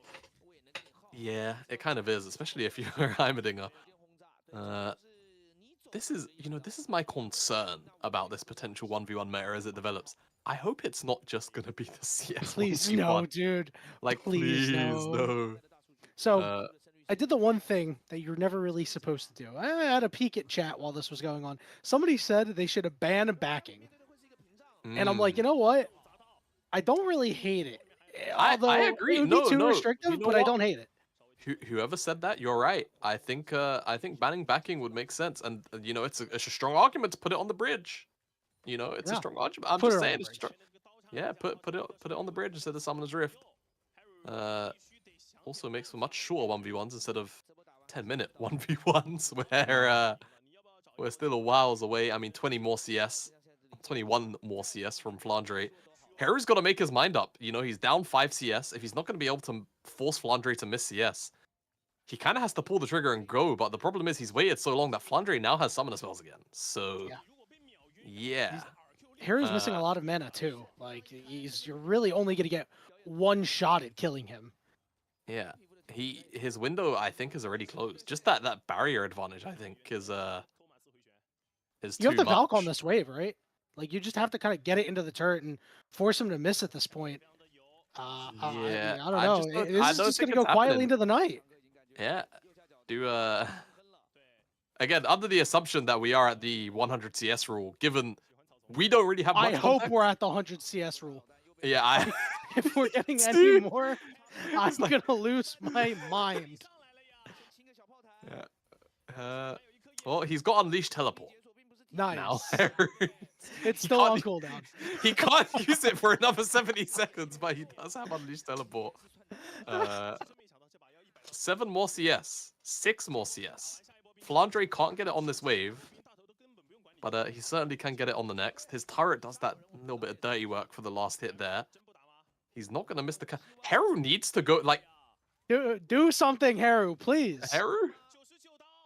He's one. He's a 99. Haru. All right, here we go. He's realized he's gonna go in. Well, Megatron cloak be damned. Yeah, That's eviscerated. GG, I guess. I think we just learned a very valuable lesson about some potential adaptations for 2025's 1v1 rules, guys. And I think it might involve putting it on the bridge and making sure that no backing is available. Oh my goodness, bro. That was Jamada, need some high level analysis here. What would you see out there, Chief? I think I could have opened up Civ 5 and I could have probably just played that whilst watching this 1v1. Oh man, I should have popped open a game of MTG Arena, I guess. Yeah. Let's just hope that range champions aren't the evolving meta for the 1v1. That's my take. That's my analytical draw from this from this Haru Flandre 1v1 debacle. This wasn't a 1v1. This was a debacle, bro. This was. There are all for side. There are significantly better ways to secure significantly sites. better champions to pick too. Yeah, I think we move it to the bridge. Okay. We remove the 100 CS rule. 150 maybe. Nah, we just removed it. Okay. First killer tower. And we're good. Anything else I think is just bad. Yeah, okay. Yeah, you know what? I can live with that, especially with what I just witnessed here. That was, I mean, you know, it was a 1v1. I can only imagine what the Chinese casters are talking about. And, really what they did during that time as well. The Chinese casters are great. I wish I could speak Mandarin just to be able to interface with the community when stupidness. Oh, yeah, like honestly, this same. happens. Like, It's- I want to know so badly. I'm sure Yeah. we'll be able to find a translation somewhere at some point in time. But hopefully, we will be getting into the draft soon, and we can put this horrific 1v1 out of our minds, and get on to real League of Legends gaming. Yeah, hopefully get onto real League of Legends. Yeah, that was a slog. I feel taxed after watching that. I have another seat, brother. You're like, do you guys mind actually? Yeah, you know what? I'm just because normally we can't be seen LPL broadcast at this point, Yeah. so I would be sitting down. So I'm just gonna do it anyway. Yeah, you know what? Why not? Who's gonna stop me? You know, like this is not a problem. Like, listen. Sorry about the noise. Yep, here we go. Listen, I'm a big 76ers fan. I'm used to seeing James Harden taxed a lot when a little bit of work has been done. Nice, thank you. Do you know what's great about the James Harden memes? Just to take us away from the seriousness. I mean, after watching that for 10 minutes, I think I think us as commentators are allowed some freedom. Please. I actually I am so disconnected from American sports. I don't actually get a lot of the James Harden references. Obviously, like guys, I see the likeness. It's fine. The jokes are okay. I'm not at all peeved by them, and even if I was, it wouldn't matter because they'd still be made. But I know nothing about James Harden. Like, I can give you a short little rundown about him. Like within yeah, you know, can I get some? Yeah, so James Harden. The draft is starting. I mean, yeah, quick, go. Run down. So, all right, so James Harden used to play for the Oklahoma City Thunder. He was a bench player, 6th man of the year type S player. And then he became one of the best scorers of NBA history. Yeah. And then now he's kind of old now, and he's pretty decent now at the very least. But he still doesn't have a ring yet. And as much as I don't like him because of what he did on the Sixers, I hope he gets a ring. Anyway, now we're on to the draft, and somehow, some way, it looks like anyone's legend might be able to get Skarner and Ash on the blue side, which seems like a violation to me. Yeah, it does seem like a violation, doesn't it, Yanni? Our cams are gone, which makes sense because we're in this draft. It's because you're sitting down. And it might also be because I'm sitting down. But thank you for the rundown on James Harden. I appreciate it.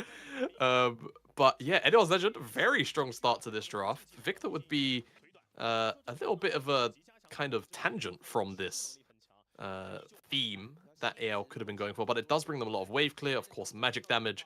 On the other side for BLG, a lot of potential aggression, right? Wukong locked in alongside the Varus, so strong early lane and Ambessa, which, if I recall correctly, was banned in the first 2 games of the night. So we will be seeing BLG pilot that one, likely on the top side. Yeah, it's been one of those priority picks. Liang Shun did actually get it in a game at NEST, and he got solo killed by Rumble. It was a little rough. He got solo killed in lane, but it was generally fine. The one thing I really like is Baya is getting that Varus. He played pretty much exclusively Varus. His positioning was actually quite good in a lot of really, areas where he's funneled into a corner. It was against a Skarner and a Yone. So his positioning on Varus, the strong positioning he has, will do him pretty well against what anyone's legend has put together for their through their first 3 picks. Yeah, I do definitely agree with you. Positioning going to be very important, especially against the Ash Arrow. Bans have already flown through. Rakan and Akali taken away by AL, and Braum and Renekton on the opposite side. So worried about potential engaged support with, or rather, the Braum alongside this Wukong in the early stages. Very strong skirmishing potential, and it also just signifies that Kyle is very likely to just lock in something like the Nautilus, just slam it, get yourself consistent engage alongside the already very potent power throughout the jungle and this AD, and it's going to be Poppy taken here into this Ambessa. I'm unsure about how the matchup actually goes. Of course, the thought process would be steadfast presence, 1,000,001 dashes out of Ambessa, and just kind of pray for the best. We'll see how this matchup ends up being piloted out, but there's that engage from Kael, and on the opposite side, Xiao Xie, or Xiao Xie, rather, is going to take up the Leona mantle. So BLG, very standard draft. There's just this Ambessa a little bit out of left field. We haven't seen, an absorbent amount of Ambessa just yet, but we certainly do know from solo queue stories how terrifying this champion can be, especially if it starts to snowball a lead into this Poppy. We'll have to wait and see. Dashes on dashes, but yeah, I'm with you on not really knowing the matchup. Obviously, Ambessa, there's not really a whole lot of tape in pro play about all of these matchups quite yet, but at least conceptually, the Poppy pick is super sick, right? You get to shut down everybody with their movement abilities except for the Varus because he has none, and that means you get to slam the Varus up into the wall if you happen to catch him lacking.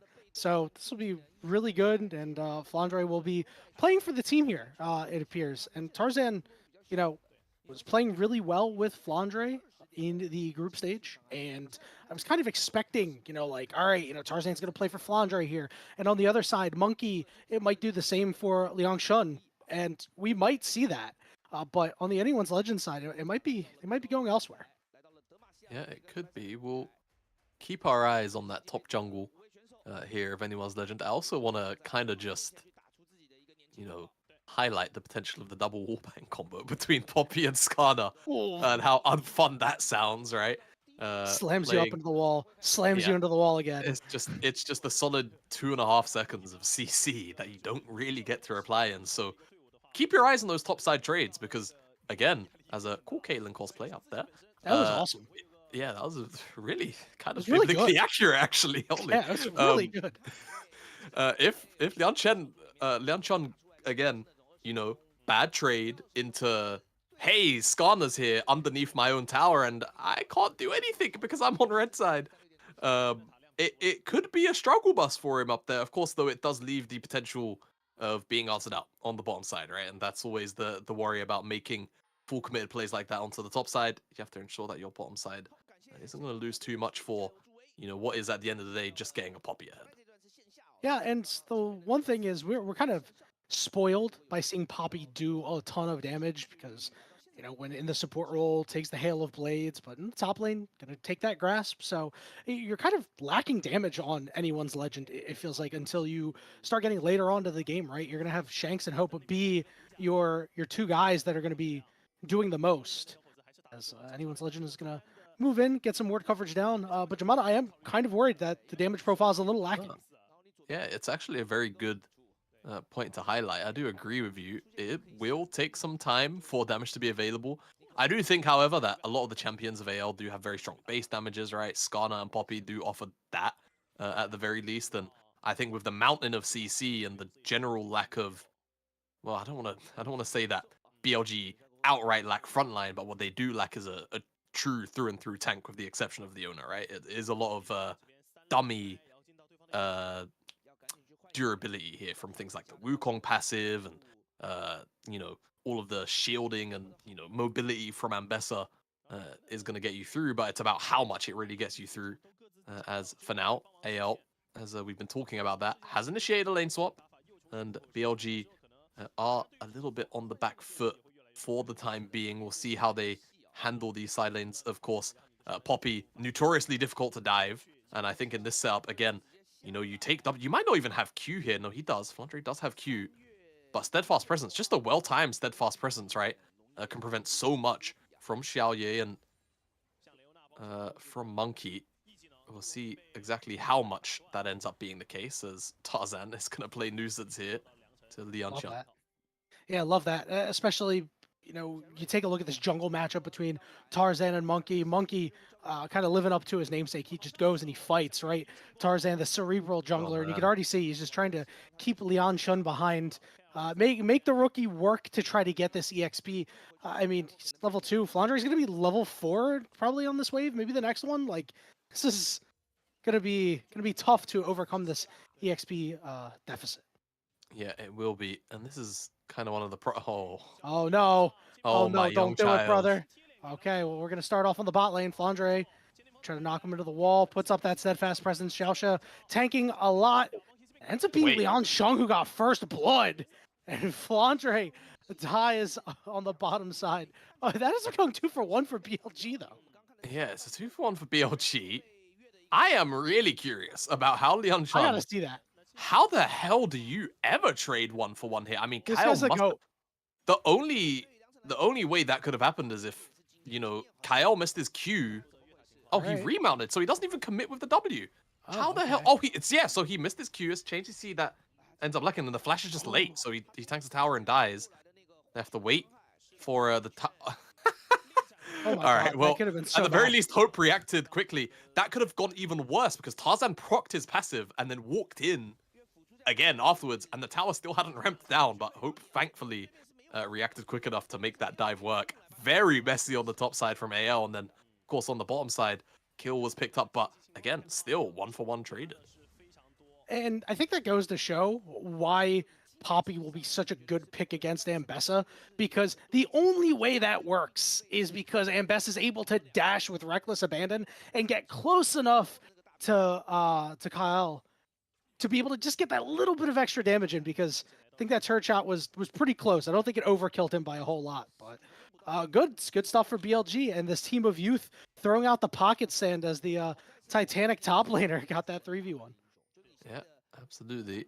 I do wonder now, as we return to somewhat standard lanes, how that top lane matchup is now going to play out with Ambessa being so far behind, right? Does feel like she's a bit of a she's a bit of a feast or famine champion in many ways, and it does take, you know, a fair bit of gold to get rolling and be oppressive, right? You always have a certain baseline of effectiveness, but when you're set behind, that is really going to be the true test here for Leon Qian. You're just going to bleed out a ton of CS at this point. Sure, you'll get the EXP, but Flandre should be able to do well to keep him shoved off as Monkey heading into the top side, scouting out the jungle, trying to figure out if maybe they want to try to 3v2 dive. You can see Tarzan, the pings going down onto the top side. We'll see if he makes his way up. They try to catch out Monkeys. Kyle is on his way. Just going to go see him sweep out the ward. Smite goes away. Zhaozhou moving down, so should be a quick rotate into grubs here for BLG. Yeah, it will be. BLG, well, they don't want it for now. I'm just going to secure a little bit of vision around here. AL poking their head, but I'm just not sure that they, frankly, they have the capacity, but they are going to put numbers in with this mid lane priority and force them back. And of course, Flandre can always have first move down here. And just sitting in Fog of War is so powerful. If you're Flandre, just that alone, that potential rotation over, will secure those grubs. So AL kind of just mind control BLG off a little bit, and they will secure that objective. Monkey and BLG couldn't even take one grub away here. Oh, and you know what? Grubs will probably be a better takeaway rather than actually going to be super good for them. Although Hope will be able to use that to pretty good effect once he gets some free time on a turret. And now Monkey will be starting up the dragon just as the grubs go down. So a lot of kind of wasted time there as Tarzan immediately next camp. Yeah, definitely do agree. Monkey behind on tempo a little bit, but such is the way of that play. Again, very surprised that they didn't at the very least try and go for that just one initial grub, right? It's normally quite quick. Maybe his smite was on cooldown, of course, from taking down the grump. In fact, that might be the case if he didn't have the charge. As Tarzan here waiting for Heru. Just going to throw a rock at him, trade a little bit. I think the chains are going to win out on that fight just a little bit, you know. Metal beats rock, right? That's at least how I played rock, paper, scissors when I was a kid. Yeah, true. But honestly, for the time being, it's pretty okay for BLG. Again, the main issue is just going to be this top side, right? This 1v1 matchup being so lopsided because of the lane swap is a very, very big deal. Economically, this Ambessa is just, I mean, well, not economically, I suppose she's technically even in gold, right? But just by the XP, being down this level and a half for as long as she's likely going to be, she's going to have to find a play back into this game, right? If Flandre just kind of stays here to match and never leaves and never gives up a wave or two, you're always going to be behind. So it'll be very, very scary to ever get to try to play side lane into this Poppy, because, you know, you mentioned in the early game, Poppy might lack some, you know, damage comparatively to its support or jungle counterparts because of things like rune choices.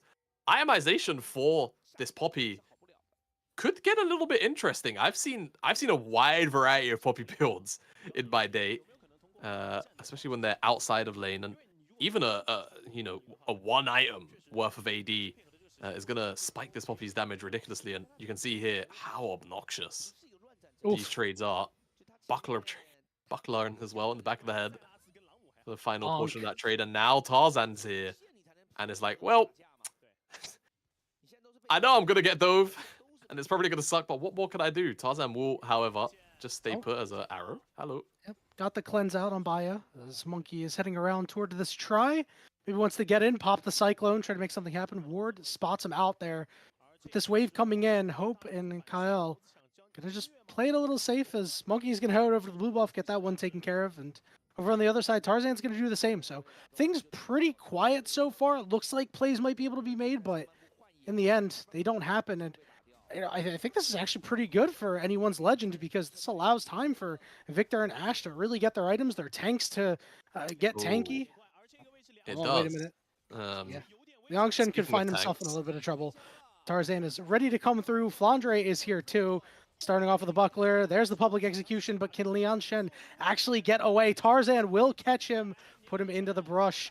And Liangshen is almost assuredly not going to be able to get away from this one, as Tarzan will be able to pick up the kill. Yeah, doesn't burn the flash, and honestly, I kind of get it, right? Unless you were going to be able to get towards that bottom wall, it's just unfortunately very easy pickup for AL, and the Enchant will continue to struggle on this Ambessa, and we're getting a pretty good bit of evidence as to why sometimes we may not see the Ambessa or quite a few carry champions, whilst lane swaps are prevalent and available in the competitive meta. It's just, again, a very hard champion to make work inside of these lane swap setups. He got a kill, though. You know, listen, I heard that means you win the lane swap, right? Yeah. That is yeah, it's really tough. It's really tough. Liangshen really never had a chance, and somebody who is having a tough time that we haven't really talked about is Haru in the mid lane. I mean, obviously it is Victor into Silas, but I mean this is a large lead for Shanks, the Mage Master, as we affectionately referred to him earlier. Victor being in the meta, probably really good for this guy. Yeah, I do agree. Shanks, I mean, he is kind of the Azir guy, right? I mean, we have a lot of Azir guys in the LPL, as I'm not sure there's really going to be a general fight here. Well, here comes a teleport from the Poppy, so there might actually be a fight. As Cal with a good engage onto Baya. Baya, though, is fine for right now. The Impale lands onto one. Down goes Kyle. Hope trying to is the real Impale. Front to back. Here's the real Impale. That gets a kill onto the Leona. Now a 4v3, but the question is, can they get more? The Chaos Storm close to slowing him up. Baya trying to get away, but he gets slammed into the wall. Couldn't flash away. And that is a couple of kills for anyone's legend, and now they're turning up the heat. Yeah, that could have gone so much worse for BLG as well if that ultimate from Tarzan connected onto more than one person. Just a little bit short, a little bit of high ground, low ground as well, I think, on that ultimate.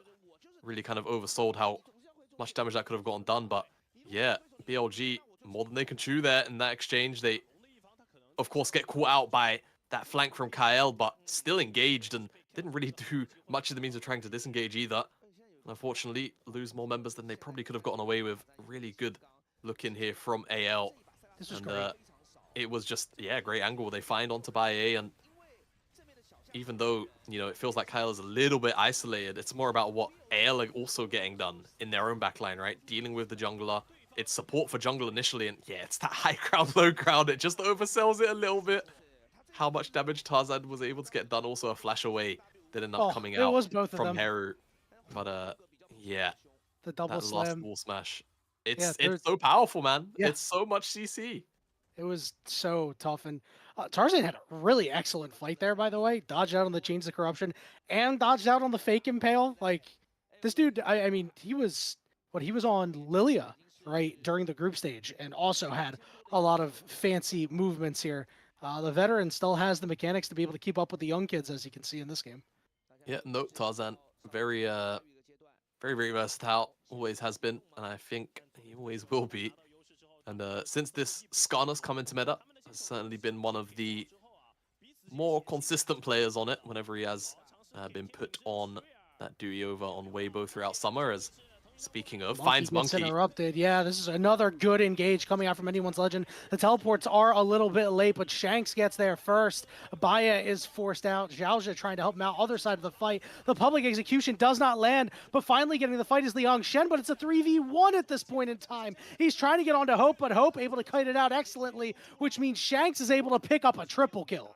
it's just easy pickings here for AL. The fight's so disjointed, and I'm not sure if it was intentional or not, but Tarzan caught Monkey inside of the clone whilst he was in stealth. So it just, yeah, breaks apart whatever BLG were fishing for entirely from start to finish, and they will get a pretty nice chunk out of this mid-tier 1. They're not going to pick up Dragon or anything of the like, and let's see if that was entirely intentional or no. I think he was just gonna start the channel, but then it wasn't even the clone. Monkey pressed E. Monkey dashed into that one.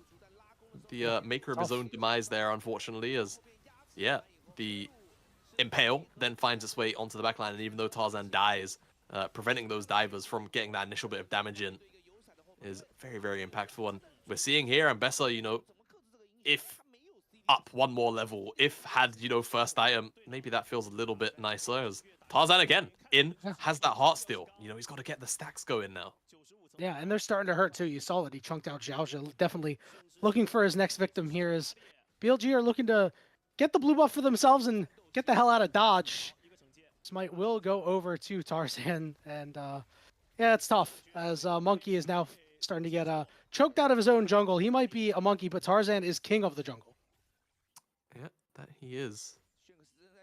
Even if it is Sun Wukong on the other side, still Tarzan claims. It's just a triple entendre. It is. It's it is. Yeah, come on. You know how it goes. This is great, man. You know, I love this. It doesn't line up this perfectly that often, you know, so we gotta take the opportunities where we can. As Shanks is gonna get a turret for himself. I mean, he is just kind of running away with the game at this point. No, 3-0-3, 173 CS. It's up 40 CS essentially on, I'm sorry, 30 on Baya. I mean, this guy is just going to continue to laser people down. Yeah, he will. He's continuing to scale up here. Shanks is going to be scary eventually. Here we go. Be the main... Oh my god. Leon Shen took so much damage for absolutely nothing. Tarzan is here at the dragon, gets knocked up, is getting actually roasted and taken down. Now Kyle trying to do what he can to keep Hope alive. Another dodge out on the public execution as Hope is just raining arrows and raining death, allowing time for Shanks to make it into the fight. He finds two more. He wants a third, but this one will be given over to Flandre, and anyone's legend just wiping BLG away. Holy, Hope just collided on PLG there. That was ridiculous. Dodged out on so many things, most notably that public execution. If that ultimate had landed from Ambessa, from Lianchan, then maybe BLG get to roll over that fight after finding their pick onto Tarzan, but it's frankly not enough, and anyone's legend AD carry makes a complete mountain out of a molehill. They'll pick up this tower as well on the back end of this, and let's just get a look at this replay, because Tarzan steps too far forward, and I think he just kind of dies in CC, right? Doesn't get to cast that ultimate, but then Kyle gets his ultimate onto the front line, right? All of the CC, and then it's just, oh man, been there, inch too short from Lianchan. Yeah. And Hope as well, a very nice sidestep as the rest of AL comes into collapse, and yeah, the walk down is easy, double kill for Shanks, and Flandre picks up the final one. Not much that Baya could do there. It was a valiant effort. You just got to go after Hope and do what you can. As I thought, we're going to get another fight here. Tarzan off on the side, trying to just take down Xiaozha as the first turret in the mid lane is going to fall. Now slammed into the wall. Tarzan with the impale getting a priority target here as Baya will fall. Hope gets that kill, and Hope is safe and sound, baby. And this Chaos Storm's getting real big. Leon Shen was a complete non-factor in the fight. Gets hit by the Enchanted Crystal Arrow, up against the wall, just can't go anywhere. It's two more for Shanks. Yeah, this game is just about done and dusted. It's just about signing off the formalities now for AL. 10,000 gold, almost. This tower will bring them ever so closer. But my, great pick after pick, and there's just not really much that PLG can do at this point when you're down so far, right? And it's a very, very, you know, win more composition they've got going for them, even with the on-hit Varus as well, as teleports coming in from Heru. They're looking for something here, but I just don't think it's what they want to find. You will find only death here, Jack Sparrow. Heru manages to find a way out for now. They get on top of Shanks, but Shanks is kiting it out so well.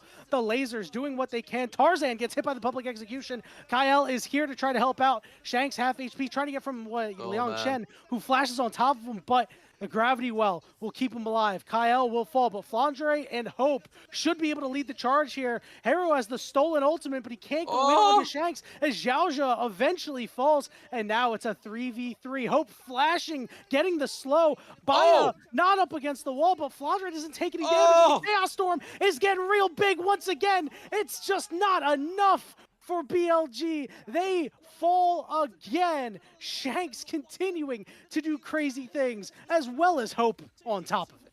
Herald of the Arcane. You know what? Maybe this rework wasn't that bad after all. As Shanks absolutely two-steps on BLG and baits so much out of them, just keeps them on that knife's edge and keeps them committed until the rest of AL can commit to that fight coming back from base. Excellent team fight, and I mean, if the nail wasn't already in the coffin, if this game wasn't already done, then that is just simply salt in the wounds. We're going way back with this replay, all the way back to the play. Fight. Yeah, this is all exactly. It feels vintage given the pace of this game. Can't believe that didn't hit Monkey, by the way. I know. I'm very surprised. We can't even watch the replay because Xiaozha is getting solo killed. Monkey's dying. I'm so sorry, Xiaozha. Feels bad, man. Yeah, unfortunately, tank support problems when you're losing. Your scoreline's not going to look that great. No, it's not. As Baron's up now, so it is available to be taken, and AO will take that opportunity in their stride immediately. And this should just be the purple worm going over.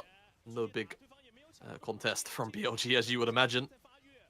And yeah, again, it's just going to be about getting the most out of this Baron and trying to get ourselves to a game number 2 as quickly as possible here for AO. I mean, listen, if you're Shanks, you're probably like, hey, can we stay in a little bit longer, guys? I'm not even at the peak of my powers yet. 9-0 and 8 has the Blackfire Torch along with the Leandries, has the Void Staff, just doing the most. It's really funny, you know. Once upon a time, he was 3-0 and 3, and we were like, hey, you know, he's set to take over the game. Well, it is Victor's world. We are just living in it. True. Glorious evolution.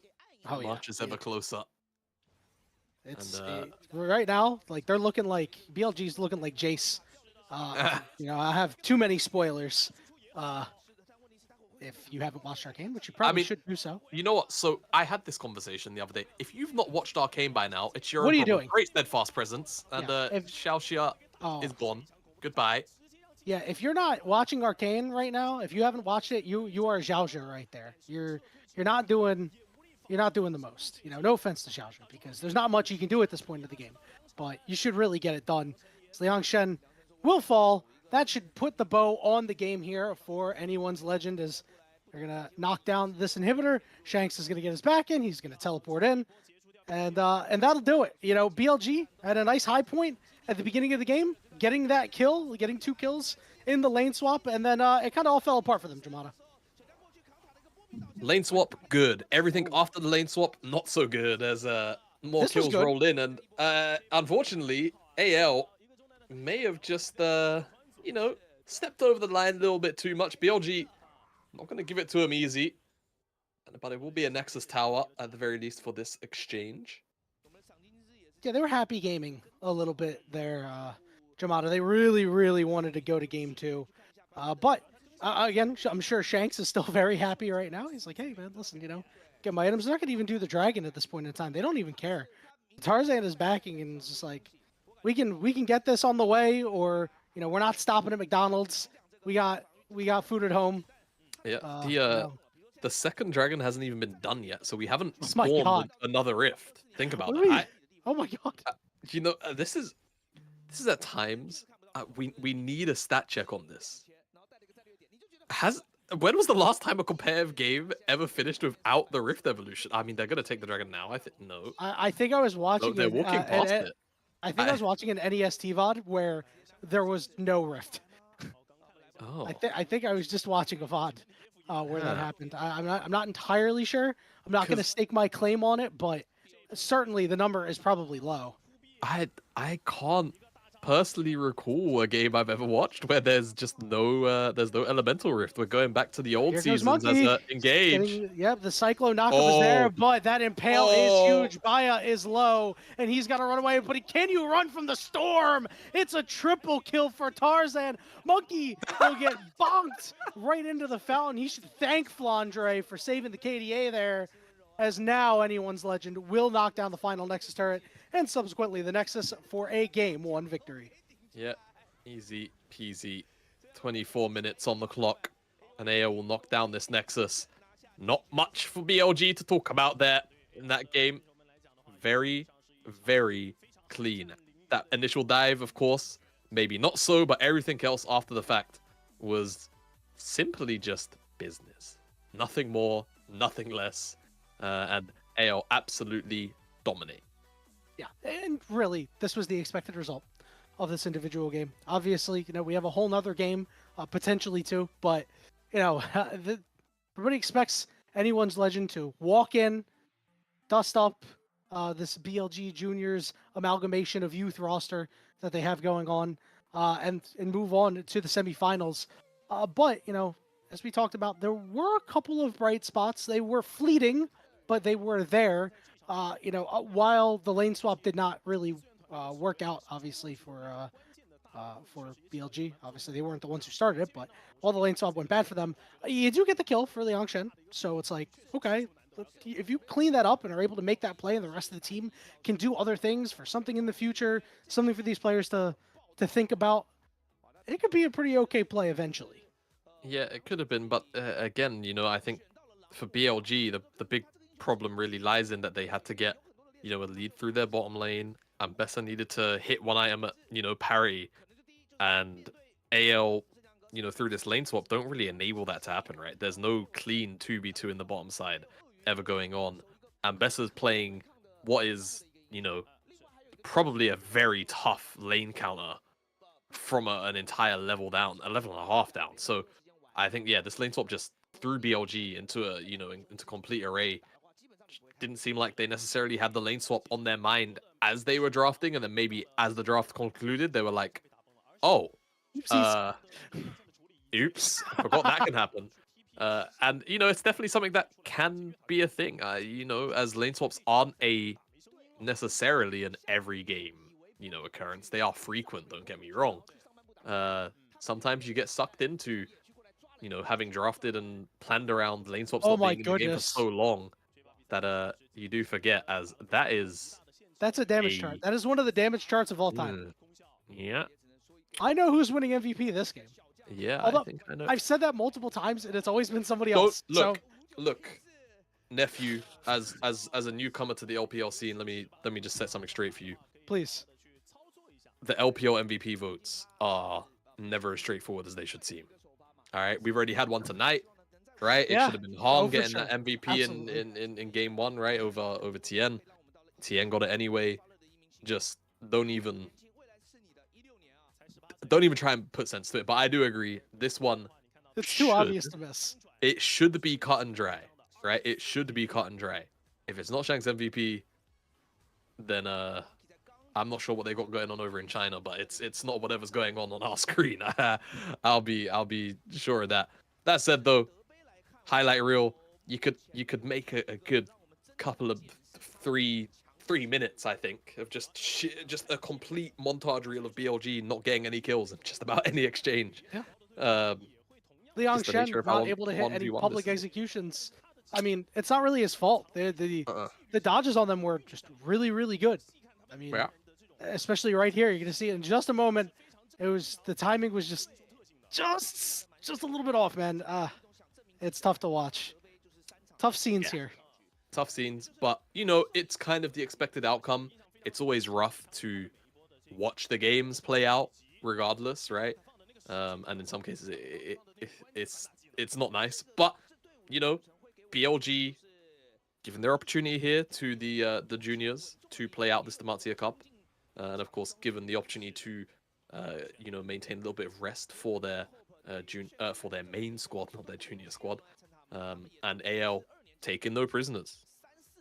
Yeah, I mean, they were gonna take it easy on the kids over here on BLG, and I'm sure that they're not beating themselves up too much, as this fight ended up going pretty well. Obviously, at a pretty big numbers advantage, as 2 more people coming from off screen, and an initial advantage. They just could not find a way to kill Shanks, and unfortunately, it ends up being a part of their undoing, as he's just dumping so much damage at this point. Yeah, this was a fantastic play from Shanks, man. He dodges everything, and he knows there's kind of like that mental range, right? I almost wish we could like what's the word? We could draw over this play, because he just knows exactly where those ranges are. Of if I walk here, they have to walk up, and I can't. I'm walking up. I'm disrespecting. They have to come back and put their space down. And it just, again, it kept them teetering on the edge long enough for AL to show up, as the highlight reel is still playing, and it's still BLG just getting absolutely slaughtered. Again, montage could have been made, not much they can do. And this was, of course, the final fight. The Chaos Storm grows massive. And it did so much damage too. It was on everybody in the middle of that, in that dust up. Like, I mean, it doesn't matter if it's huge or small. When it's dealing that much damage, you're gonna win the fight anyway. Yeah, no, you are. It's such a powerful reset tool that I'm gonna actually believe it or not, I'm gonna be excited to see Victor. I can't believe, after finally seeing a good Victor outing. Oh, like the threat of that Orma is actually quite scary. It's quite scary. So it's tough. Yeah, I was getting hit from bottom inner turret over at like red buff. Playing against it where I got a pentakill. It was never. I don't want to think about that anymore, man. It hurts my soul a little too much. One thing that I was a little surprised that BLG wasn't able to do, as finally Shanks gets it. We got him. Everything is right in the world. BLG really wasn't able to take any action against anyone's legend. We talked about how it's 3 tanks plus Ashe and Victor. Like there are avenues to attack that team, and they just weren't able to do so. I don't really think they had the hard CC out of the jungle that they could have really needed.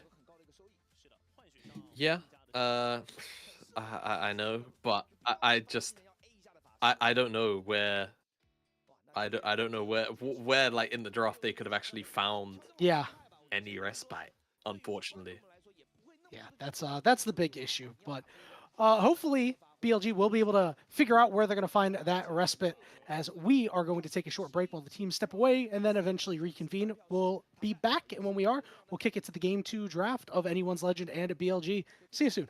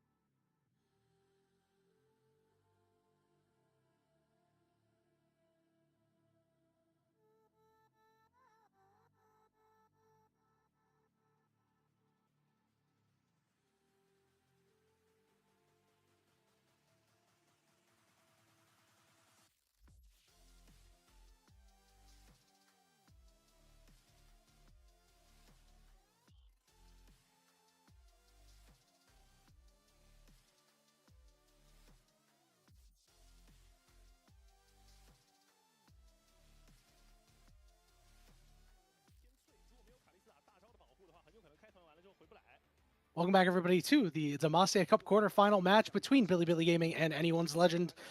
Definitely not BLG. Definitely not getting the win in that first game, as it was all Anyone's Legend from start to finish, aside from that one miscue at the turret. Now we are into the second draft here. Picks and bans.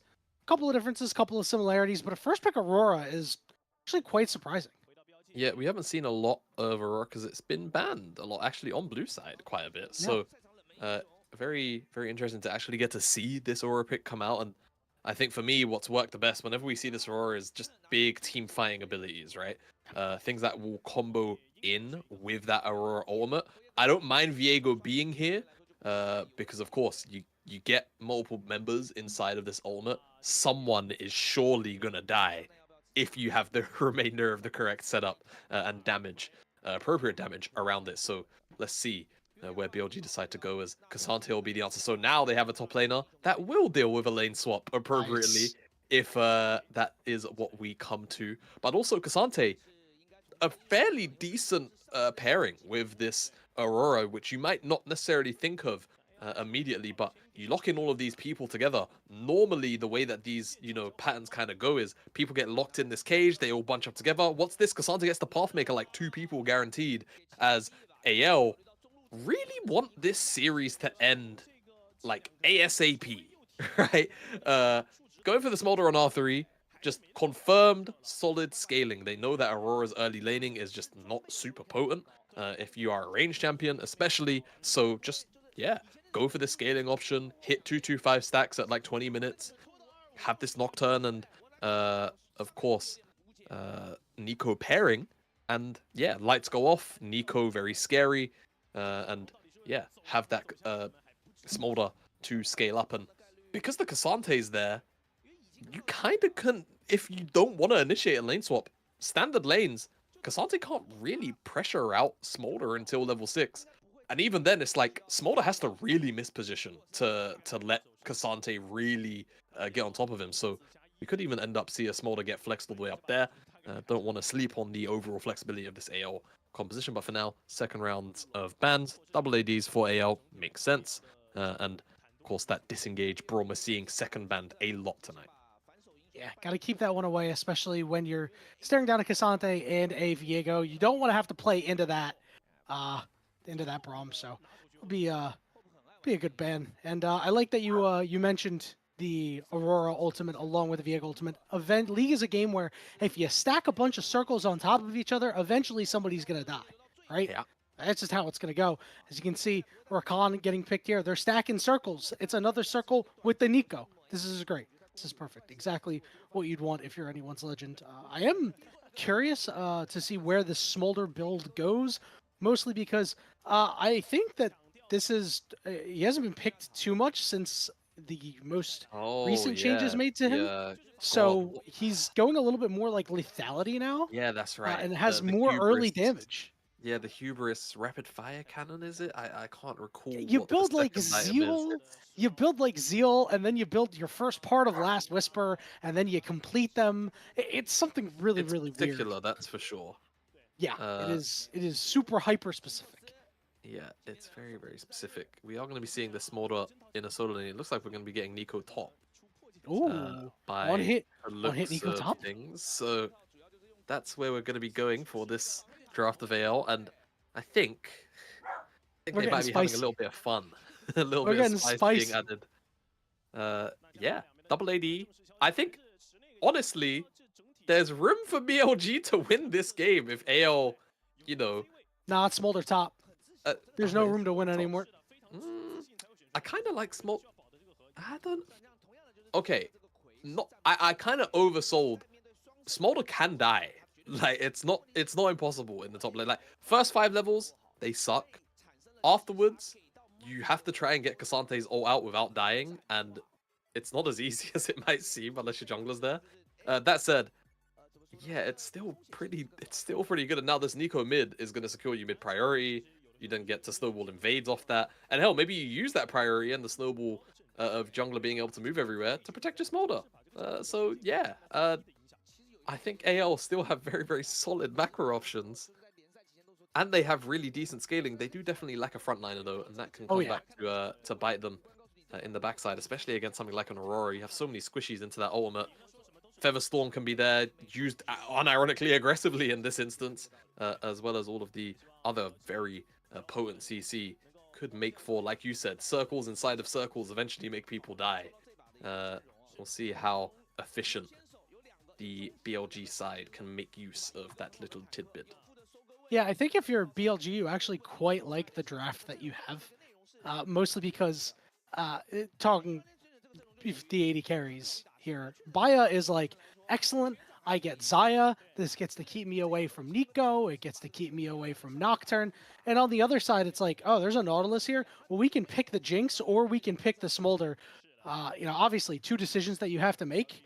But as long as you can guarantee the kill on one of them, you get to set all of your focus on trying to kill the other, and it will make things quite a bit easier.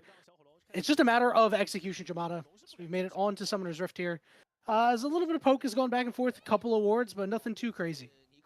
Yeah, nothing too crazy. Information gained here on the Raptor camp. That's going to be Tarzan's start. Xiaoyi does sweep. Does actually use that one.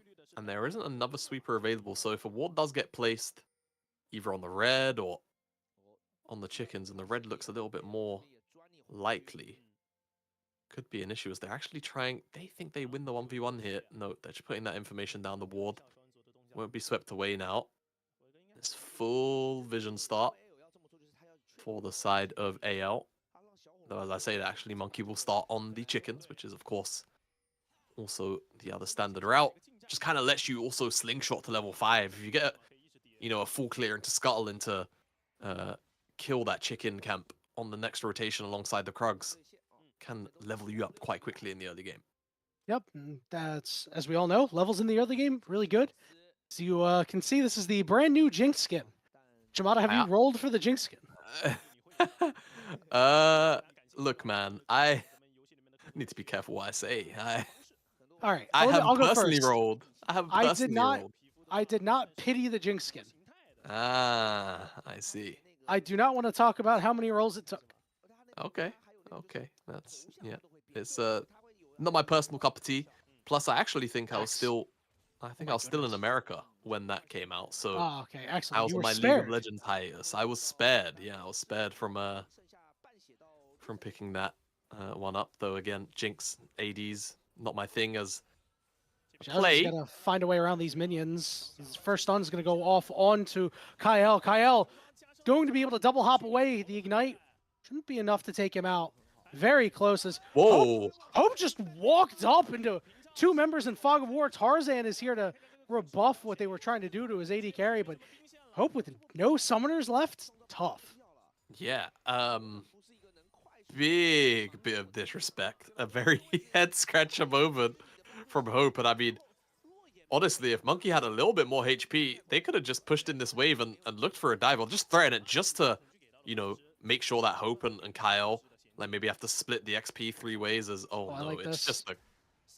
Oh, nice play by Tarzan, burning his flash to get in front of it. It'll be first blood going over to Hope. Wow.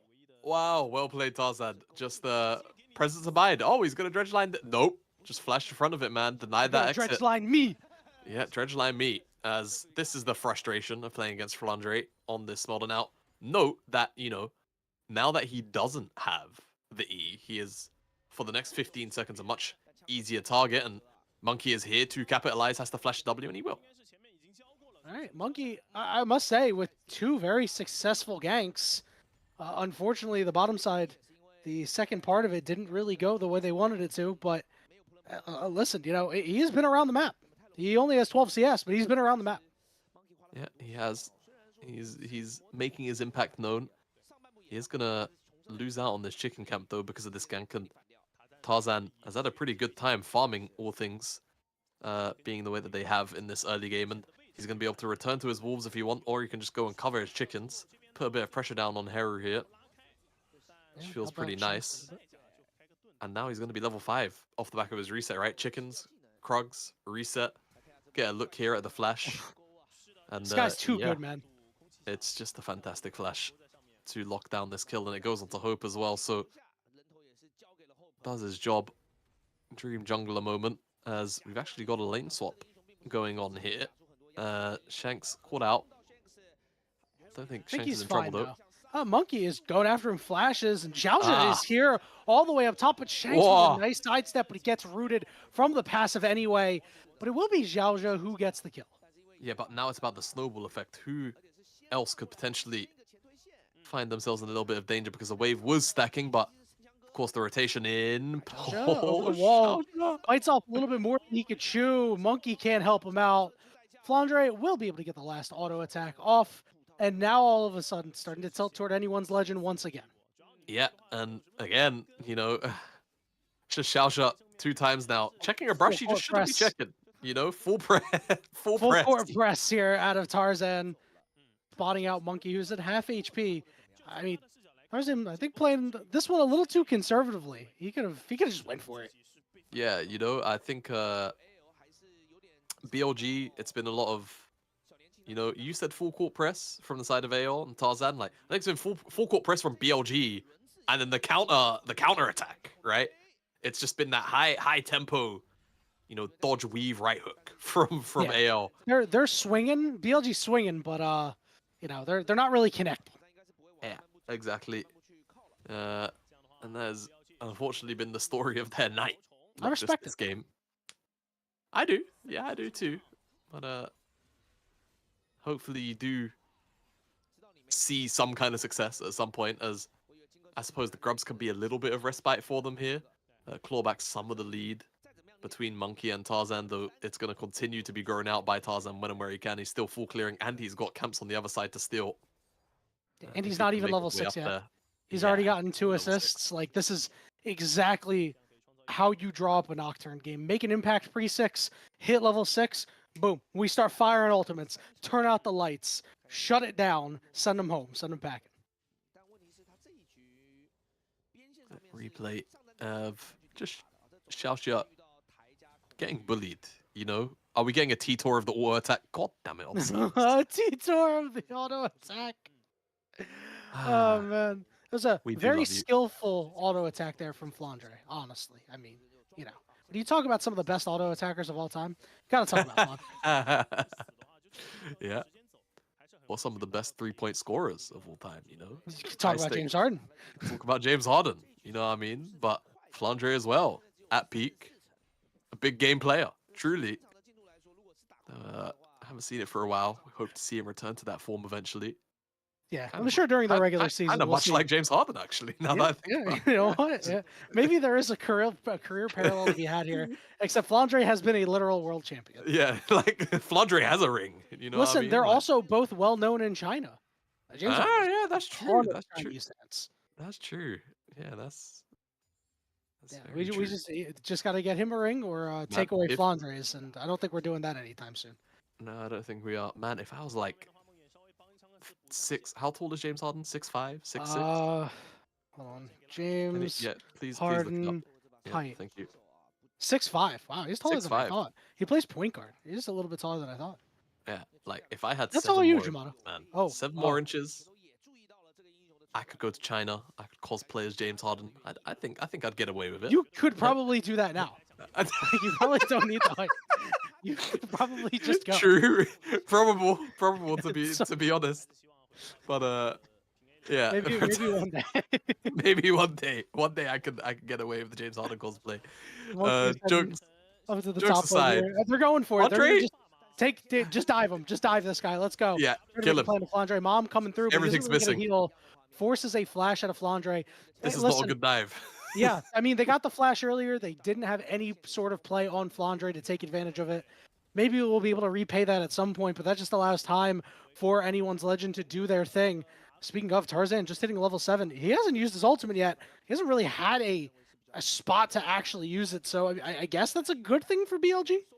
Yeah, they have to repeat the play, though, you know? Like, they've got to get up there within the next 5 minutes. That's the big thing. And if you do that, then Tarzan gets maybe a free pick down here. Great sidestep. Yeah, he is putting on a show right now, but he's still stuck in a 2v1. Hook can't help out. Nice dodge there.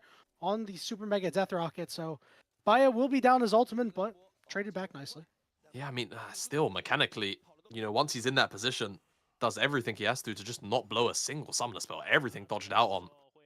Excellent footwork That from just Baya. positioning is nuts. It's one thing Yeah, I like- noticed when watching NEST was this guy, his micro movements are so strong. A lot of players would die there, or burn both summoners, as you were saying.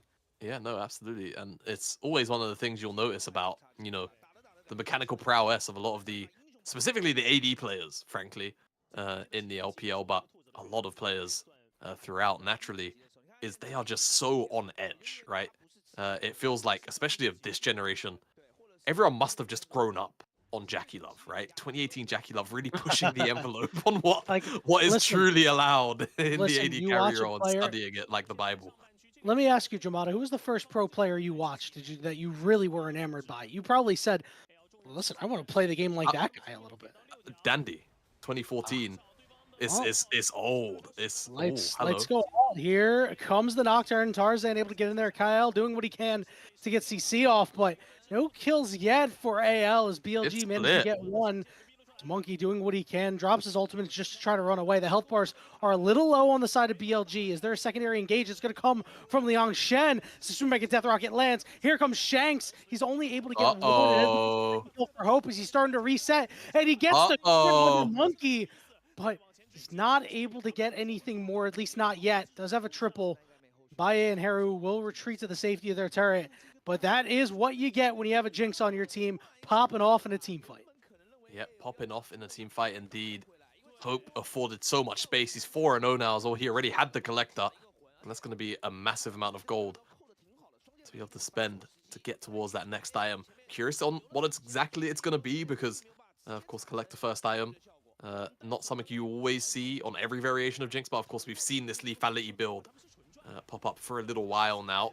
And looking back at this fight, again, very split, right, from AL. Not the cleanest of execution. Kyle, very deep comparatively to his diving buddy Tarzan. He realizes that a little bit too late, even loses the flash on the very last frame of his life, as Hope unfortunately forced the flash, but of course flashes to such a reposition that once he's able to fire over the wall and get that initial reset with that ultimate, it is lights out for BLG. There's an award too, by the way. That's pretty insane that he was able to pick up that kill and see he gets the nice, I guess it was the, not a crit, but the collector there. Maybe it was a crit into collector proc, as not sure a regular auto attack would have put him below 5%, but regardless, no matter how way you slice it, you get 3 kills on the Hope now, 4-0, has those boots completed. Every AD carry loves completing their boots.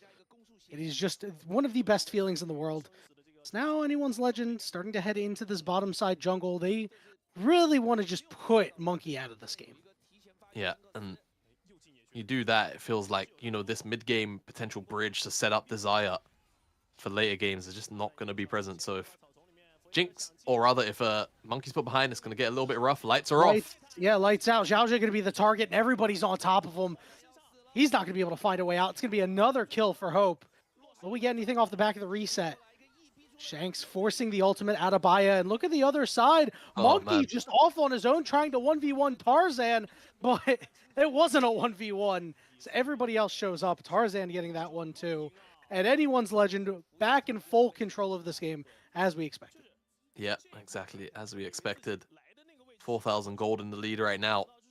And we'll see if AL can match their game pace from #1 earlier, as...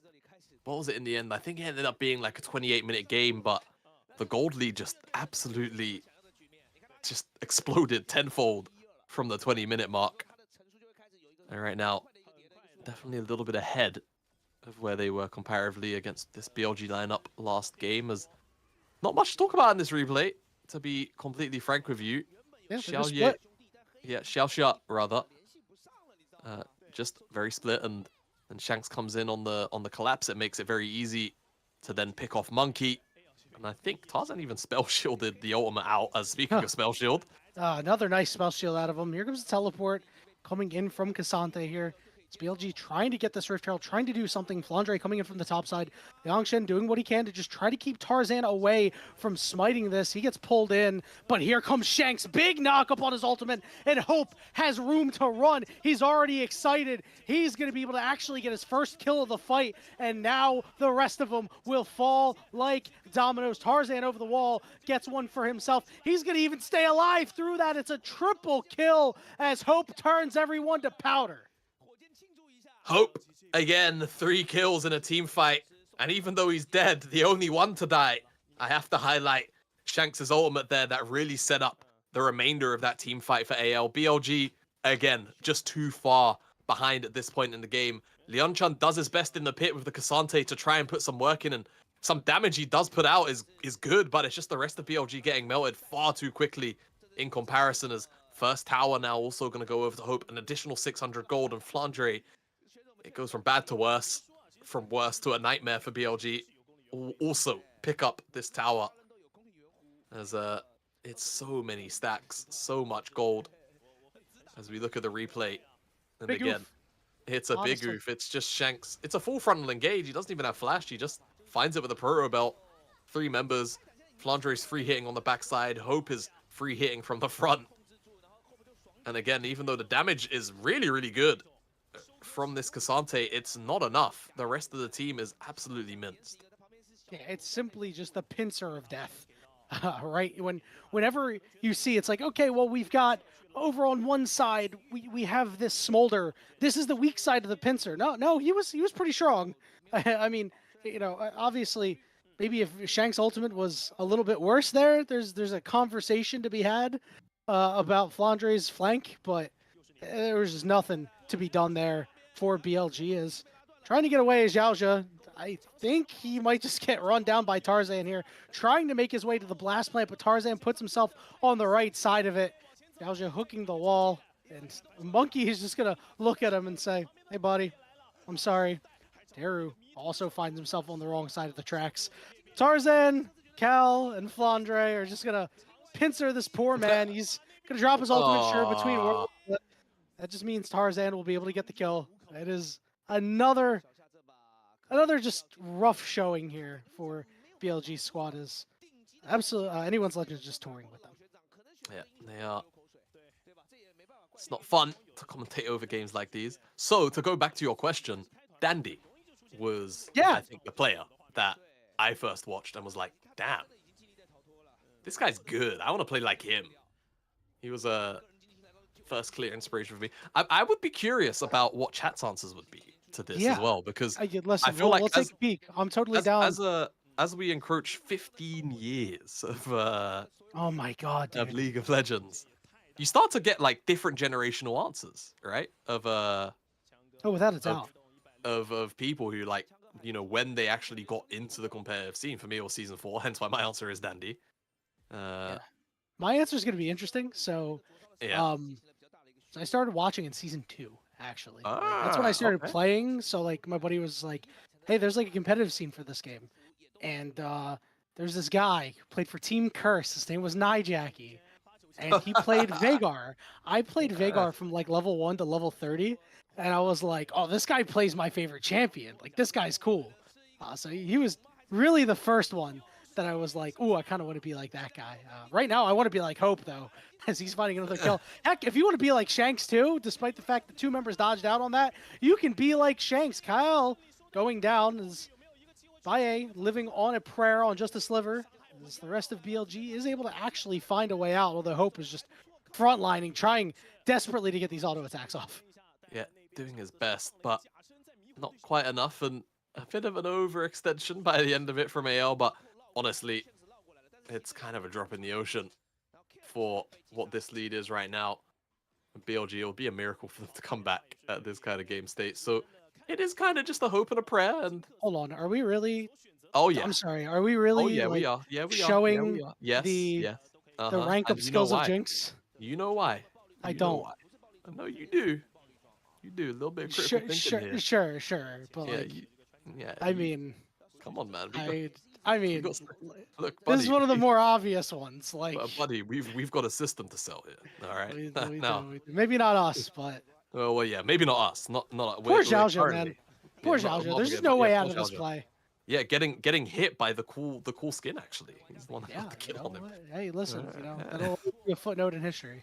That's true. This part of the fight was pretty good. Yeah. As, anyone's legend. They were a little discordant here, as they did bite off a little bit more than they could chew. But the sad part is, as you mentioned, there's only a 1-for-1. So you can see a nice little graphic on the bottom of the screen. Jinx skin selling in a Riot client near you. Yeah, I don't speak or read Mandarin, but I think I know what that means. just a sneaking suspicion. But yeah, it's a tough game for BLG. Unfortunately, being put down by this 10-0-3 Jinx right now, as they are congregating around the Baron, but I'm actually not too sure they can start BLG? it even at Yeah, this far ahead.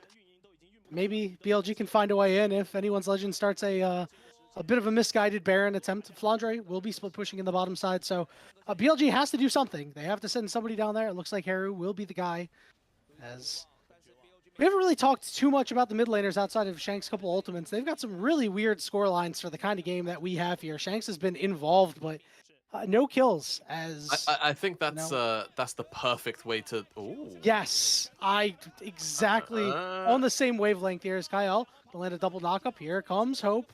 Monkey charmed on the backside. Shanks is here, ready for another close quarters knockup onto 2. Baye had to use his ultimate to run away as Xiaozhou once again falls again.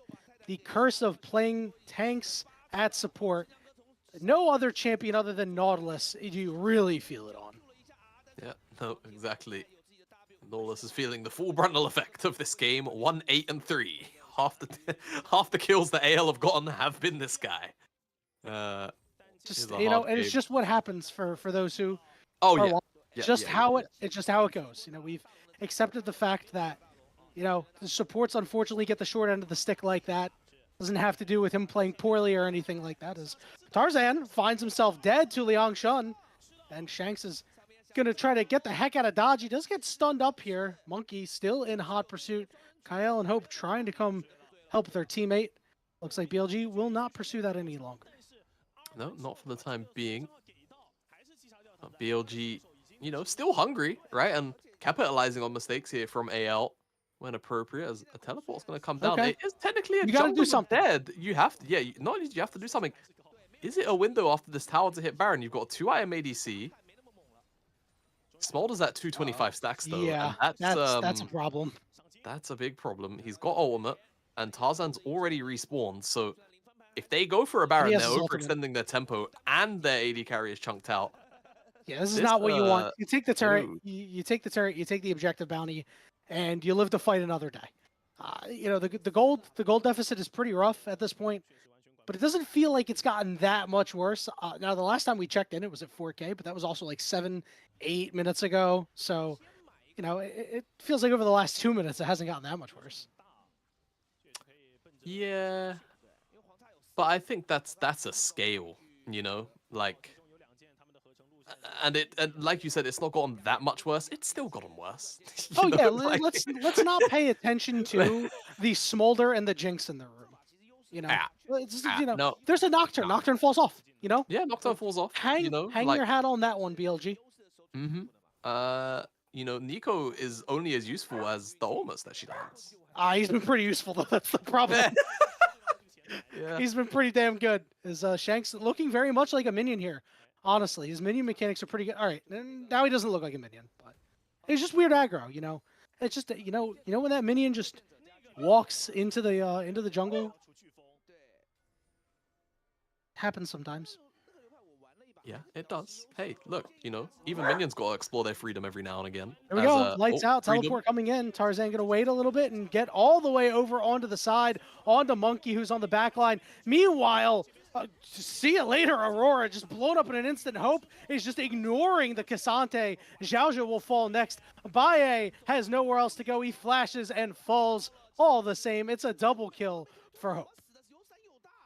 Double kill for Hope. Baron should be next. And again, AL just looking to dot I's, cross T's, get out of this game as soon as they can.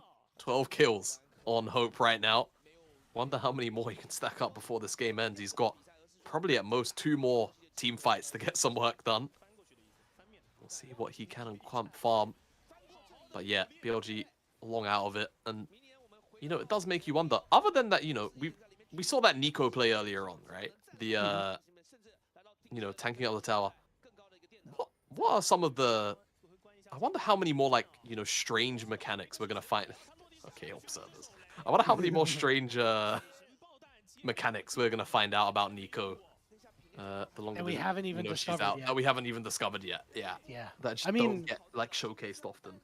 Yeah. I mean, APA put together a pretty comprehensive list, I would say. Maybe not list is the right word, but like 2, 3 really strong mechanics. Yeah.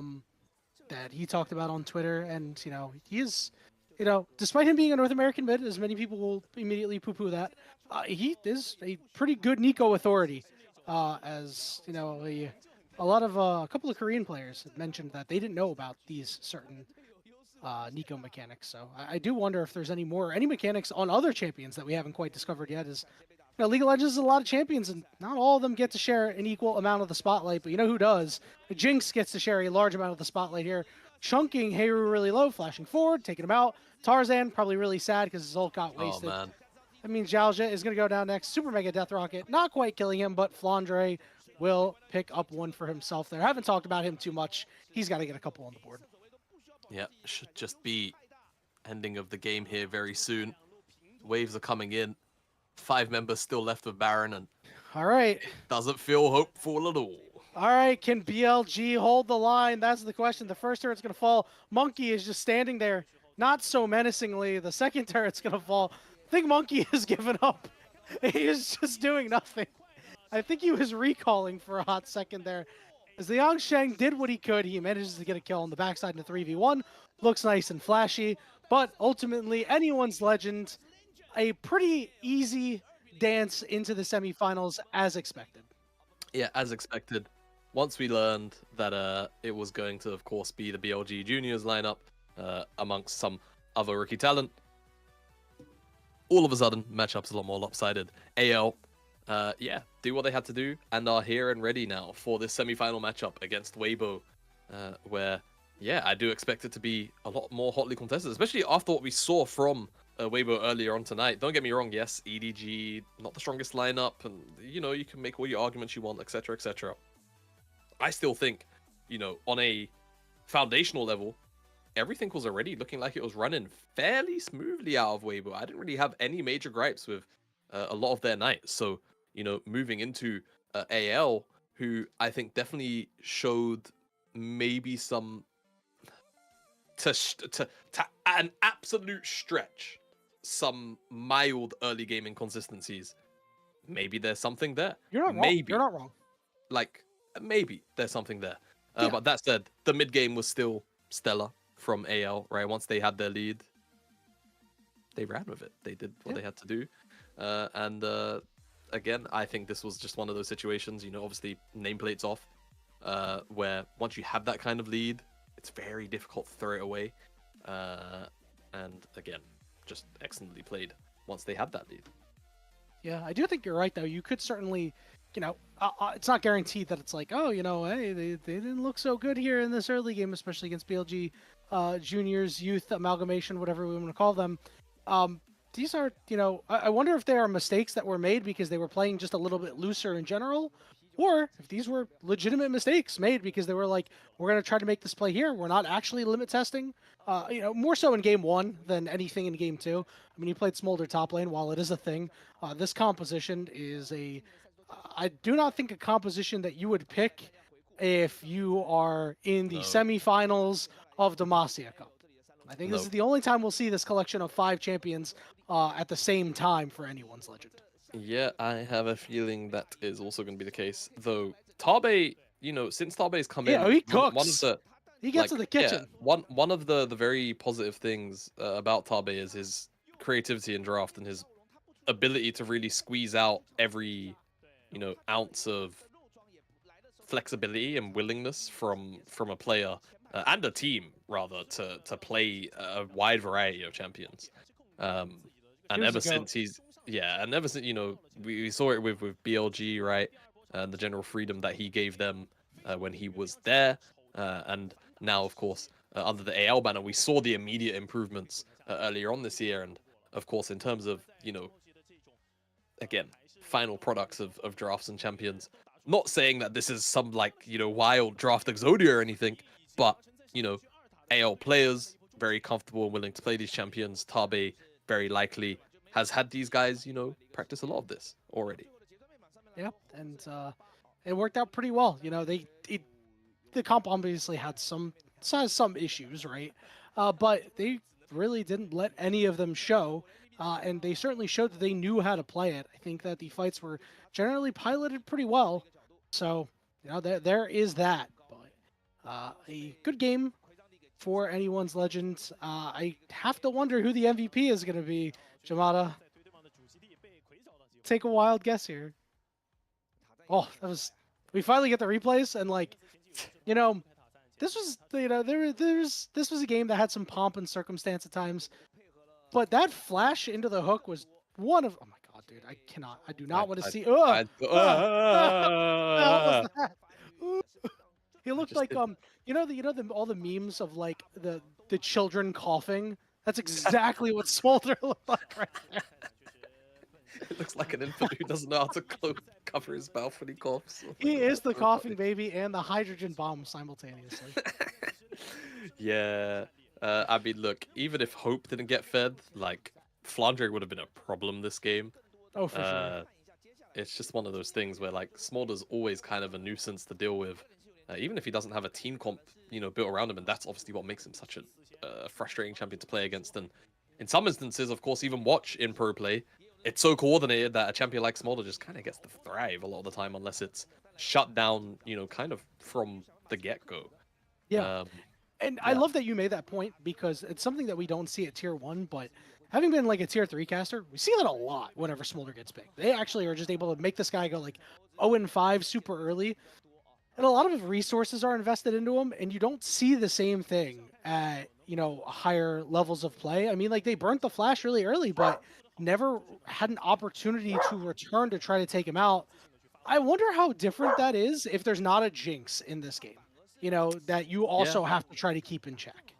Yeah, that's true. That's really true, I think if, the Smolder got put bottom, then maybe we had a traditional tank top. It's I mean, yeah, the game looks different at that point. The game looks different, doesn't it? But being able to place this Smolder into into the Cassante lane, he gets to scale for free. He's not really put under too much pressure. I think the first time he blew his flash was almost 10 minutes into the game or something silly like that. It was Monkey's level 3. He came up. Oh yeah, sorry, yeah, of course. So it was the Monkey level 3. But guess what? Nothing happened. So exactly, it's so nothing forgettable. happened. And then, it was so forgettable that I thought that he blew his flash at 10 minutes, right? Which he did. They came back a second time. Which he did. But the problem is, you're not abusing him in that time period. Right? Yes. And don't get me wrong, you could certainly make an argument that, Cassante should be able to try and find a window in this time, etc., etc. But it's lazy. It's lazy. Make it happen, right? It's not like it's impossible to do. Because you have to, or else you just bleed out. You just allow the Jinx to scale, and you allow the Smolder to scale, and then you throw your hands up oh, how do we stop? And you'd already lost bot side too. So again, the options were just very limited, I think. And once you don't make that choice to go towards the top side, woo, Hope got MVP. Oh, wow. Who's surprised? 7 of 7. I'm actually surprised he got unanimous MVP. I'm not surprised he got unanimous MVP. I think somebody would have voted for Tarzan. I think Tarzan had a really good game that was kind of just overshadowed by the fact that Hope was running away. So I thought that maybe somebody would have actually. Maybe someone would I would have voted for Hope, but I thought somebody would have voted for Tarzan. No, I definitely agree with you. I also think the same. But yeah, Hope MVP. Not super surprised. Goodness me, I've lost my trail of thought. Talking about not doing anything to try to stop the Smolder. Oh yeah. After burning flash and not revisiting. It's just bad. It's something that we've seen a lot over the years, especially recently, the last 2, where the game is so bot lane focused that oftentimes you know, a win condition can very easily be found through top, but teams are so unwilling to, you know, let the bot side go just because of, I don't know, mind control. That's like, you don't abuse some pretty damn abusable windows up in the top side, right? You ask any top laner how perilous the top lane role is, especially, you know, you start to mix in matchups like, you know, oh, I'm playing Smolder against 2 very high damage champions. Life sucks. Life really sucks if he stays up there. And if you can time it with objective pools, then great, right? But teams will just not let it go. They'll stay macro focused. They won't, especially once they're losing, kind of go for the smaller micro plays. But yeah, I don't think it would have saved BLG today. But yeah, always, you know, mentally a little bit of damage is afflicted whenever I don't actually get to see it happen. A little bit of extra mental damage there. Now that we know the first semifinal matchup going to be Weibo Gaming versus Anyone's Legend, Jamada, well, what do you think? Any initial thoughts on that series? It's I mean, Best of 5. You think we'll go 5? After seeing Weibo, man, I think like a 3-1 Weibo. I don't think it's not gonna be close. I just think that the end result will be 3-1 Weibo. Like, I think it'll be a close 3-1. Like, those games. There's a such thing as a close 3-0. We've seen plenty of them, you know. So yeah, you know, I think Weibo looked particularly clean today. And Anyone's Legend looked a little bit rougher than I would have liked, especially compared to how they did in the group stage. But again, you know, it's kind of hard to extrapolate that based off their opponents. So I think that I'm going to pull for Anyone's Legend. I think that I like what they're putting together. I think this might actually go 5. I'm going to pick them to win, but I'm not super confident in it. But I certainly think it'll be an excellent series. Speaking of some excellent series, we have more DEMACIA Cup action tomorrow, starting at 4 a.m. Eastern, 1 a.m. Pacific. First game of the night is LNG versus Thunder Talk, and then the second matchup, the match that everybody's been waiting for. It is TES versus Invictus Gaming. Rude Grapes and Mazel will be giving you all the action for those games. Jamada, any thoughts on those 2 series as well? I need it. IG, you need to win. You need to win. Inject it right into my veins, bro. Exactly. I'm so excited. I am there, ready. I got work tomorrow, but I'm gonna wake up early to watch. That's what I'm gonna do. I'm not even on the broadcast tomorrow. Yeah, good. Get it up. Watch. It's time for IG to return to the glory days. And just like the glory days, if the Shy's not 1v9ing, they've got to make sure he's not running it. It's that simple. It's one or the other for this lineup. The Shy has 2. He's got 2 moods, 1v9 and run it. I want to give a quick shout out to Thunder Talk because I'm not sure how the series against LNG is going to go, but I think Thunder Talk looked really, really good. They were obviously the surprise of their group, so I just want to give them their flowers, shout them out for getting out of the group that involved JDG. So maybe we will see Thunder Talk in the semifinals. Yeah, maybe. We'll have to see. That'd be a cool, that'd be a cool little surprise. But that will do it for us here this morning or evening, wherever the heck you are located in the world. We want to thank you all so much for being with us here. I want to give special shout outs to the production staff. Of course, I want to thank Jamada. Want to thank Kelsey Moser, everybody else on the project. I want to thank Mickey, our producer. Big shout out to Rafa as well, who was on earlier in the evening. And big shout out to you, the viewers and the fans, because without you guys wanting this, probably wouldn't be provided. So I want to thank you all so much for being here with us today. And we hope to see you tomorrow for some more DEMACIA Cup action.